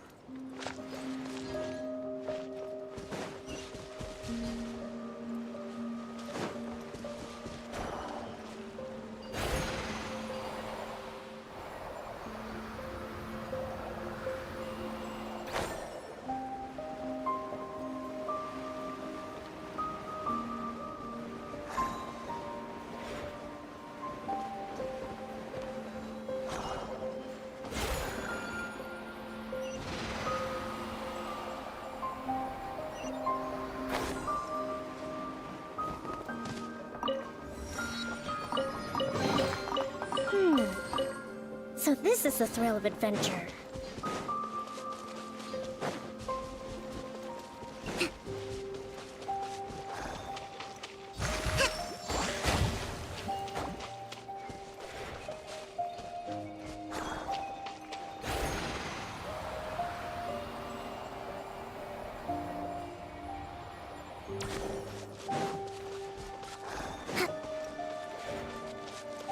Let's move out.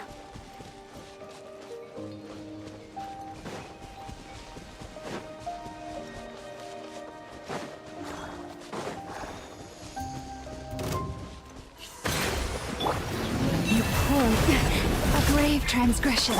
Cleanup sequence initiated. Fearless. Branch into song. Bring refuge! It's about time, and the moon's already up. Let's head over to the place we agreed to meet Lauma. Provisions are vital.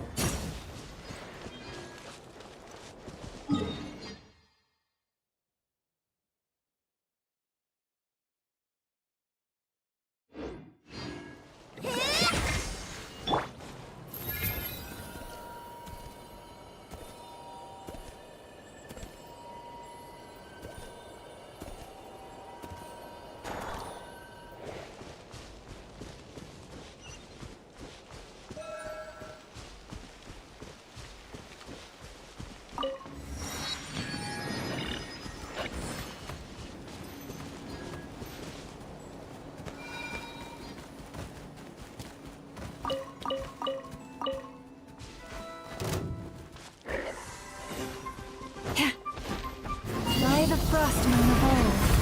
Installation chamber deployed. Leave this place. Preparing for dust up.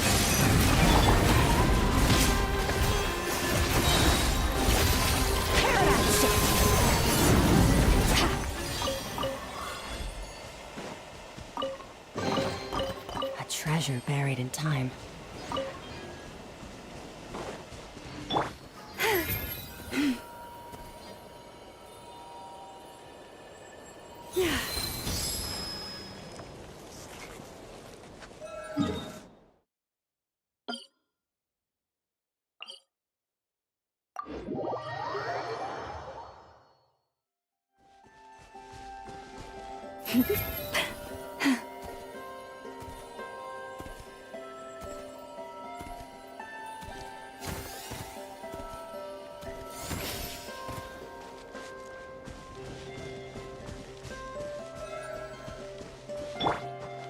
Merciless.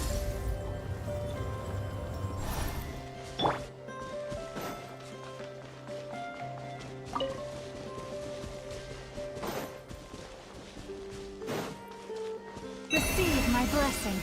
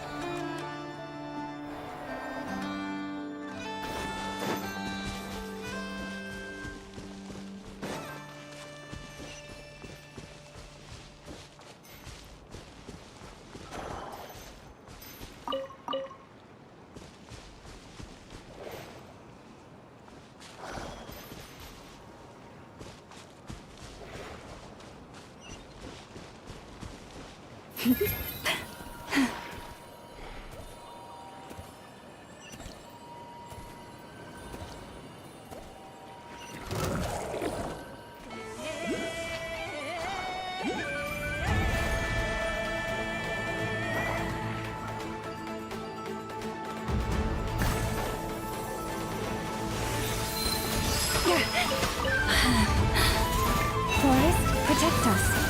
Lush as the moon. Mine to wield.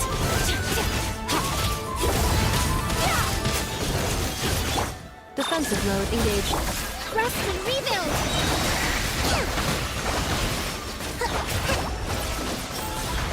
Billowing surge!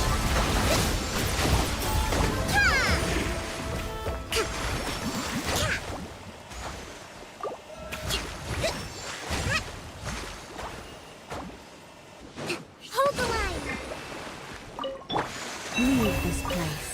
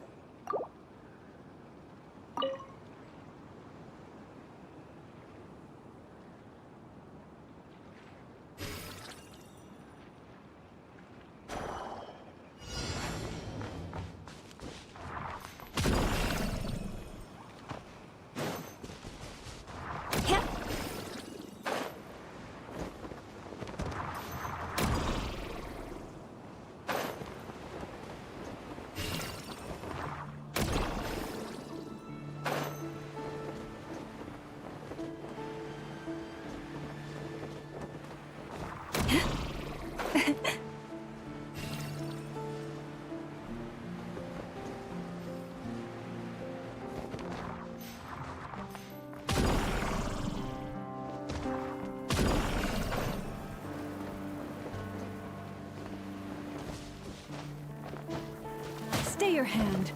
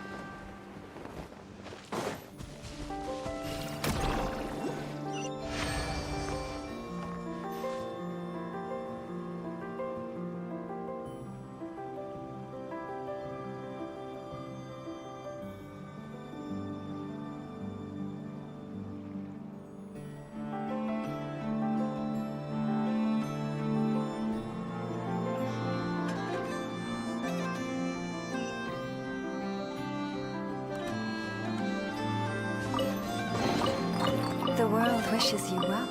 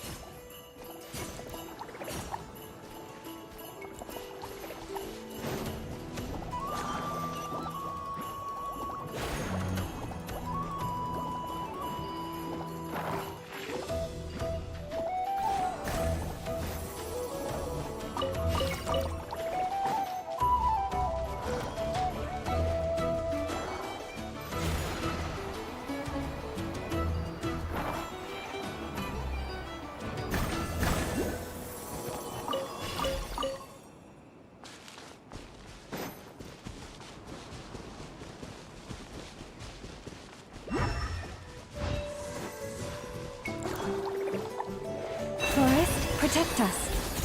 Receive my blessing.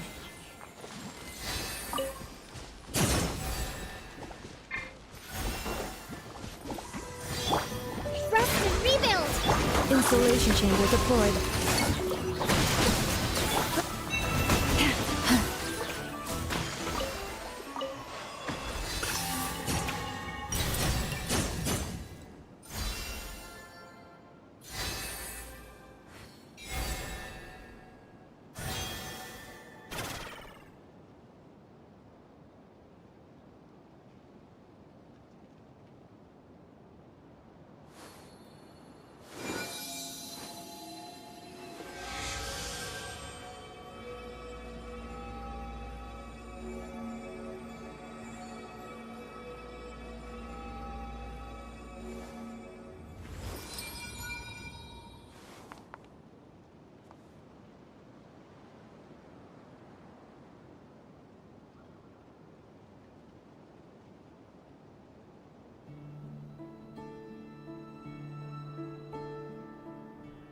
Have you decided where you will go from here?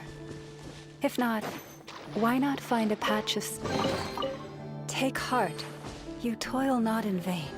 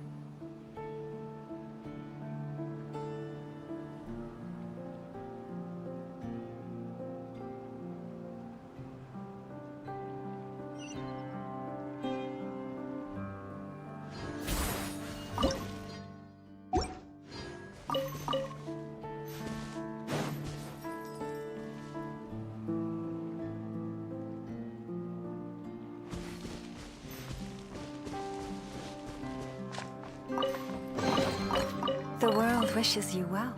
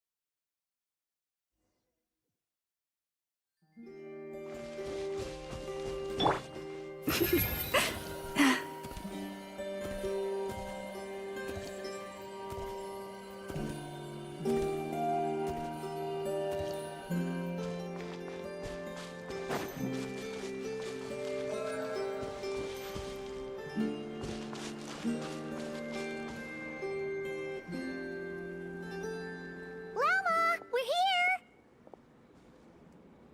Huh? Llama, are you praying? I am indeed. For the moment I was born, my people exclaimed, "Behold, eyes like the moonlit tide, antlers like the crescent moon, and blood that glimmers silver as the moon's reflection."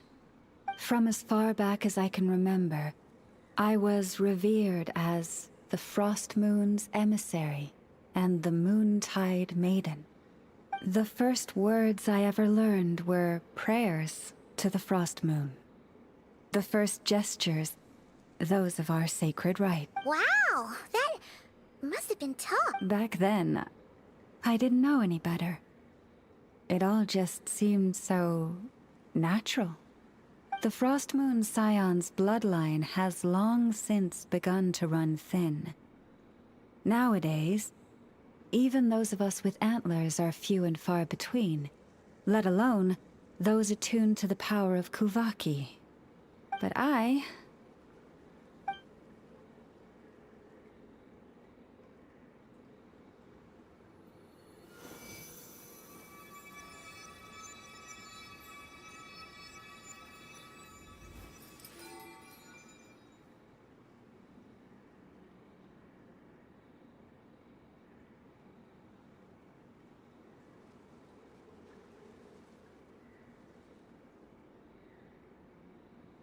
Whoa! Your antlers are so pretty. They say it's an extraordinarily rare condition. Once in a century, if that. I am unusually sensitive to the moonlight, as well as to the Kuvaki's ebb and flow. As a child, I could barely sleep because of it. Oh no! It was that serious? To others, fluctuations in Kuvaki are something you easily get used to, like a gentle tide lapping away at the shore. But to me, that same tide is a towering tsunami, a surging swell crashing against me. Of course, as the years went by, I learned how to suppress my senses and my power, enough to keep it all from overwhelming me. But because of that, I also had to walk the path of concealment. Concealment? From the moment I was first taught to pray, my kin would point up to the night sky telling me, "That, Lauma, is the Frost Moon, the last of the moons, the sole surviving truth." But I would ask them in response, why? Why can't I feel anything from it at all? Later, I came to understand that they simply could not tell where the real tide was coming from. They couldn't sense it. The true moon beyond the sky's veil.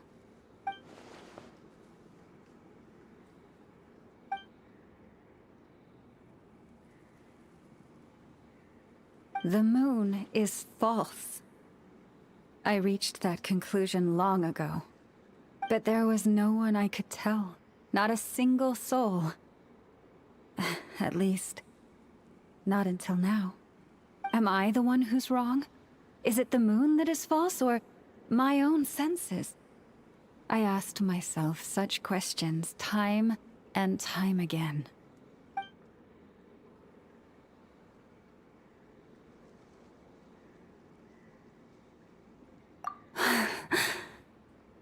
Thank you. When you called yourself a descender, I had a feeling you might be able to confirm what I had always suspected. And now that you have, it's exactly as I imagined. I feel relieved. Oh, Paimon kinda gets why you couldn't tell anyone now. It's not easy to change people's minds on something they've believed for hundreds of years. That's what I meant by concealment. I knew too much, so I had no choice but to keep my people in the dark. Every prayer I offer feels like a lie to keep myself going.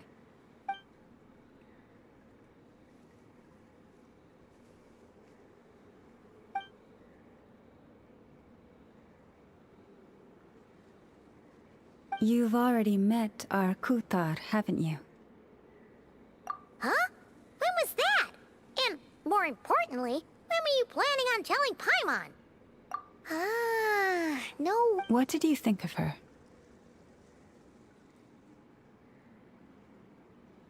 What exactly do you mean by up in the cloud? I understand what you mean. She is quite indifferent to the world outside herself. But I find it hard to hold that against her. Yes, it was shortly after the fall of the ancient moon's remnants. I asked her what the Frost Moon Scions meant to her, and why she left in the first place. Yeah? So, why did she? Perhaps it's better if you ask her yourselves. Things tend to get lost in translation when you speak on someone's behalf. What I can say for certain is this. Even when I had no one to confide in, I still had a family. I still had the Frost Moon Scions. But that girl, born beneath the moonlight, perhaps she's never felt she had either. The truth is, though, she might have had it all. If only the Frost Moon Scions hadn't let her down.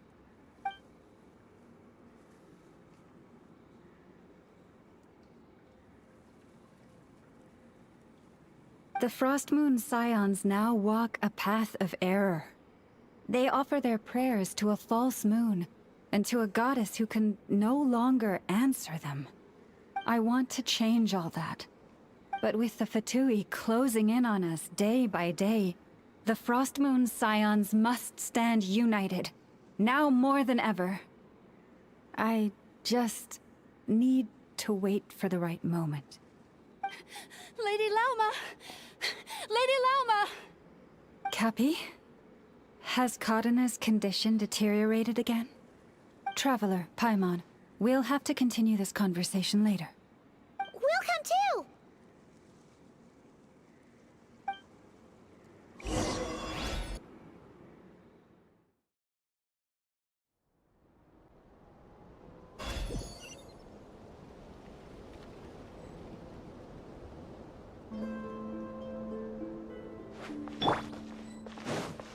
Allow me!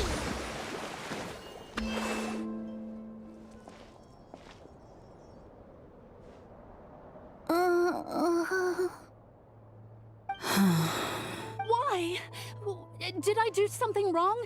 I've been praying to the moon goddess every day. Why isn't she getting any better? Cappy, I need you to wait outside. I'm about to start her treatment.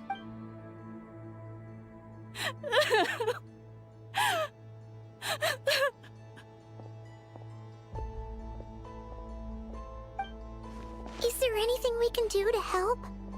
Just don't be alarmed by what you're about to see. And please, don't let her mother see it.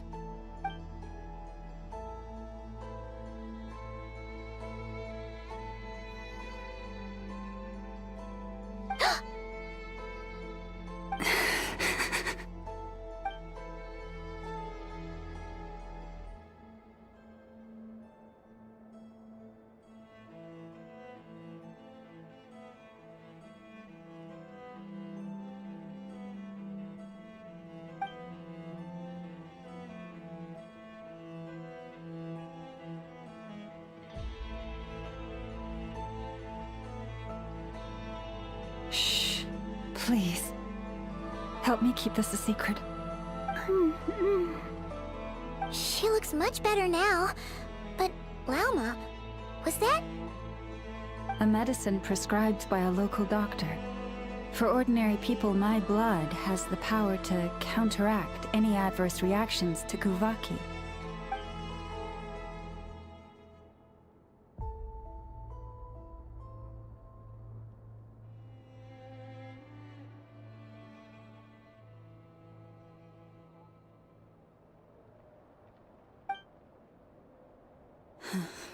So, now you know another of my little secrets. I had hoped to guide the Scions out of error before Karina's illness reached this stage, but clearly, I was too late.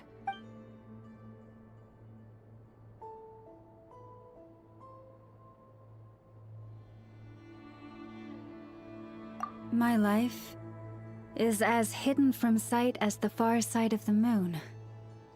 Yet people only look to the bright side for guidance. If the day ever came when the two sides were reversed, could they truly accept it?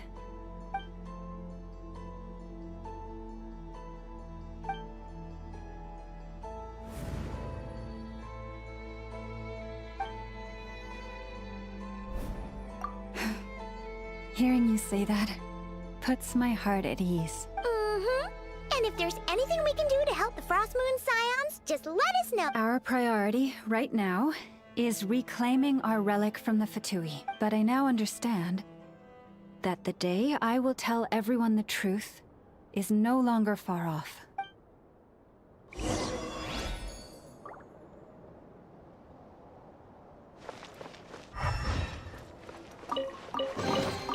Provisions are vital.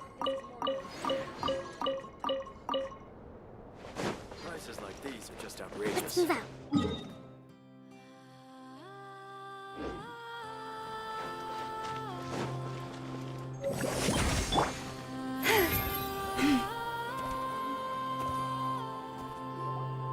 Wow! Paimon would never have guessed Llama had all that bottled up inside. Hey! Watch your step! Ah! What's wrong? Oh, you scared Paimon. You scared me there too. Almost stepped right into one of my traps. A trap? Why would you leave a trap somewhere like this? Well, it's not like this is a main path. And besides, we Frostmoon Scions would recognize it instantly.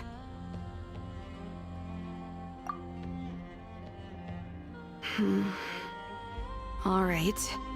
You don't seem like you're with the Fatui, so I guess there's no harm telling you. Lauma asked me to set up these traps to keep the Fatui at bay. Oh! Come to think of it, their 3-day ultimatum is almost up now.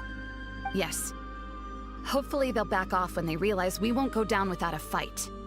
Oh, you've done a lot for the Frostmoon Scions too, just like Lauma. Philomena? It's nothing. I was just wondering if any of this is really worth it. What do you mean? Our people.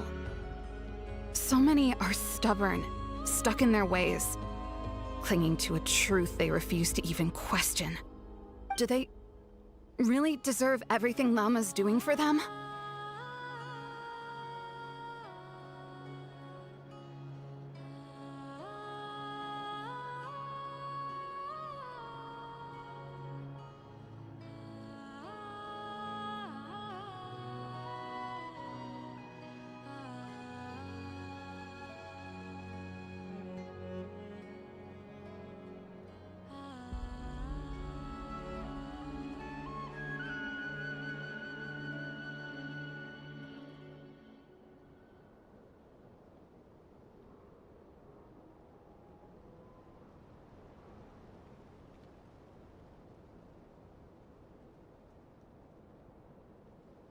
Well, yes, but even so...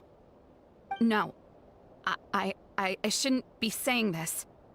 Just... forget it, okay? Bye. Huh? Why did I say all that? Or really... why am I still doing any of this? Either way, This will be my final night with the Frost Moon Scions. Wow, she sure took off fast. So, are we heading back to the flagship for a break, or what? Wait, you're not thinking of visiting that damsel up in Cloud Cuckoo Land, are you? Huh. Given who she is, pushing her won't get us anywhere. Hey! Why don't we... Let's bring her something tasty! If she doesn't want to talk, we'll have to win her over with food. Hey, no harm in trying. At the very least, it shows we're trying to be friendly. Let's see... How about an F is 9.12 out of 10 berries and fried meat, the Frost Moon Scion's boon of the day, and one of your signature dishes. Should be a good mix of meat and...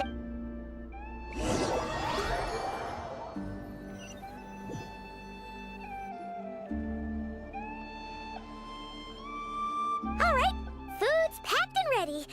This is the place, right? Why does it feel like we're going to visit a patient? Oh, no. Take this seriously, Paimon.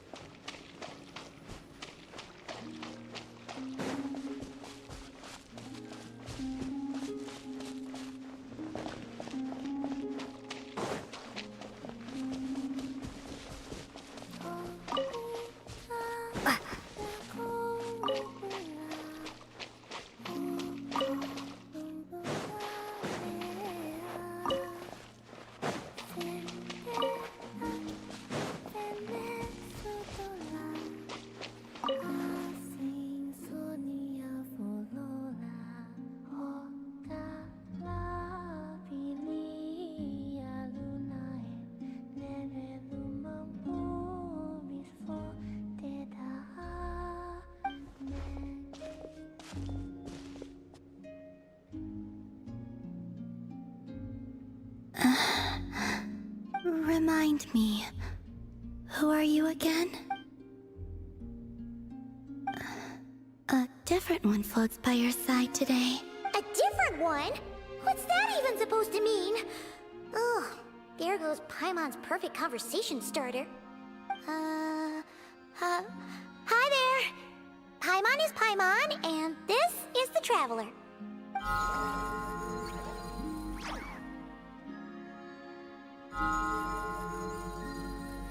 Oh, there you are. Between the two, I suppose you're cuter. Wait, what do you mean Paimon's less cute than that floaty thing? Columbina. What is it? What's your favorite kind of food? Is this a treat? Or an offering? Let's go with treat. Anyway, this is all the Traveler's cooking, so please, help yourself.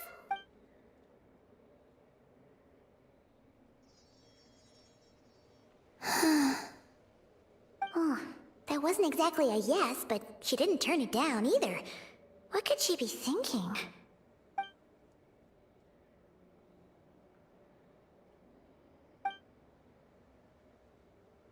So, what do you want to ask? Hey, she's actually playing along! Quick, now's our shot. You know the moon in the sky isn't real, don't you? I know there is only one moon in the sky. It is simply that some can see it, and some cannot. What does it mean to you? The missing prologue. What?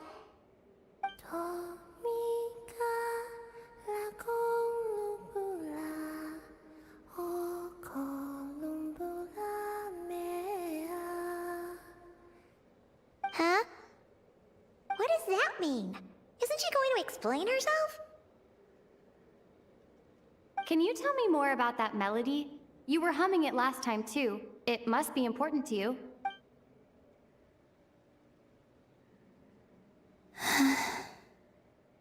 It is all I remember from the moment of my birth. A melody. A few lines of lyrics. Oh, so who was singing it? I do not know. I have nothing else. Just that song. Huh? And the Frost Moon Scions who found me. They had nothing either, but hope. Before I even knew what was happening, they were already calling me their goddess.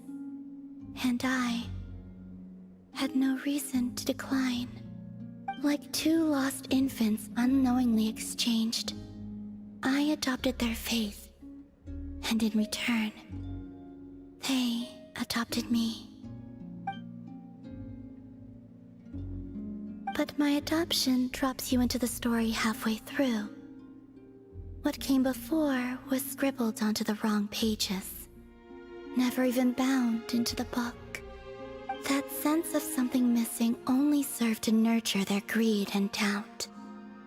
And thus, I came to realize that this place was never truly my home. Greed and doubt? O Moon Goddess, forge weapons for us, drive out our enemies, and expand our lands. O Moon Goddess, heal our wounds, ease our suffering, grant us strength. They asked for everything, and I obliged. Until the day came when no answer could be given.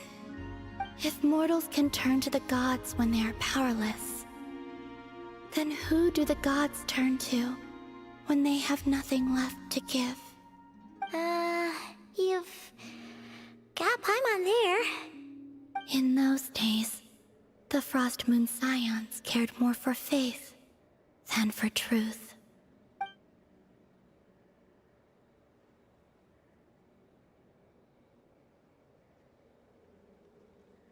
Reality rewrote the sky in words I could not understand. I did not want to read a tampered version, so I simply stopped looking.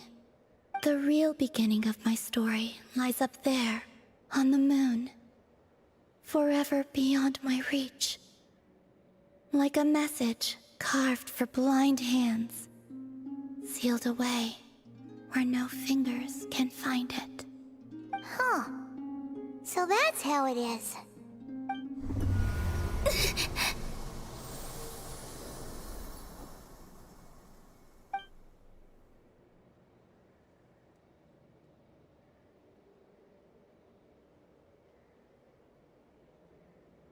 What's wrong?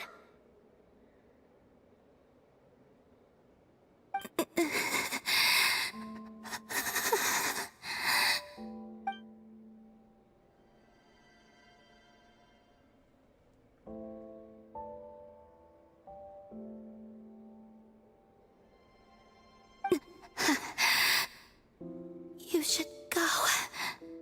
What, now? But you really don't look well. Did something just happen? Is there anything we can do to help? No. Aside from answers, I have nothing else to give you in return. This is the price of running away from home a second time. Running away from home?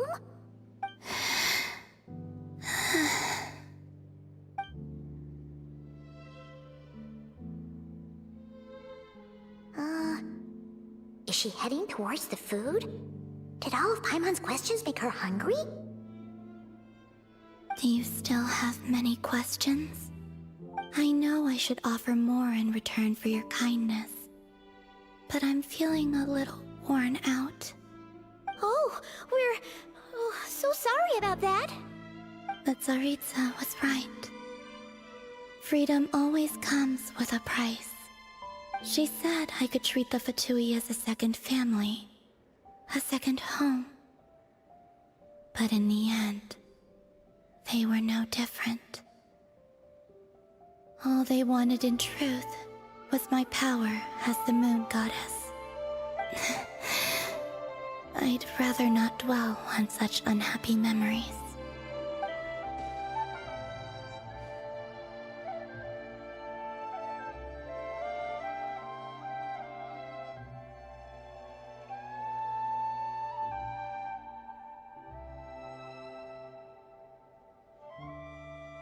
I have fulfilled my promise to the Tsaritsa, though it has used up much of my power. So you see, this has nothing to do with betrayal. So, you're just staying here for now, resting and recovering your strength? Yes. What about these flowers? They have grown in KRAI for many generations. They're highly sensitive to the ebb and flow of Kuvaki.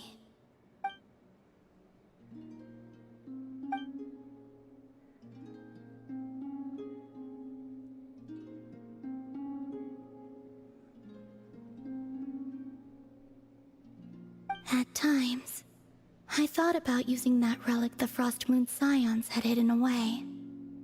I could sense the power within it. But going out is such a hassle. People might see me, and I promised Lauma I wouldn't show myself to anyone. Besides, I know it's gone now anyway. Really? Lauma asked you to stay in hiding? Uh-oh, she's looking back at the food again. Paimon's still got some little crumb cookies here. You could have these for dessert if you wanted. Lauma said she wishes to change the Frost Moon Scions, which is why she asked me to stay out of sight. I don't really understand what she meant, and to be honest, it's not something that concerns me. But I wasn't planning to see anyone anyway. If they found their way here themselves, that's hardly my fault.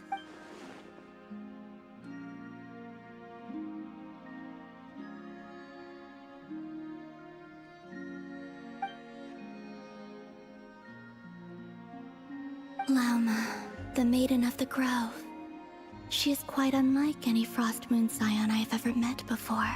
After hearing my story, she actually apologized for how the Frost Moon Scions treated me back then. She told us she feels like she's been living on the far side of the moon. Is that so? I actually got the opposite impression. She's been keeping her true power hidden away, afraid that people might be dazzled by its brilliance, and that they'd no longer be willing to look her way.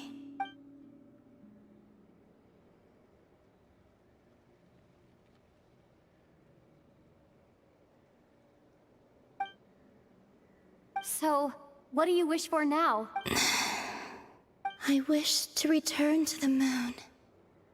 To the home where my story is written, right now. That is all I wish for.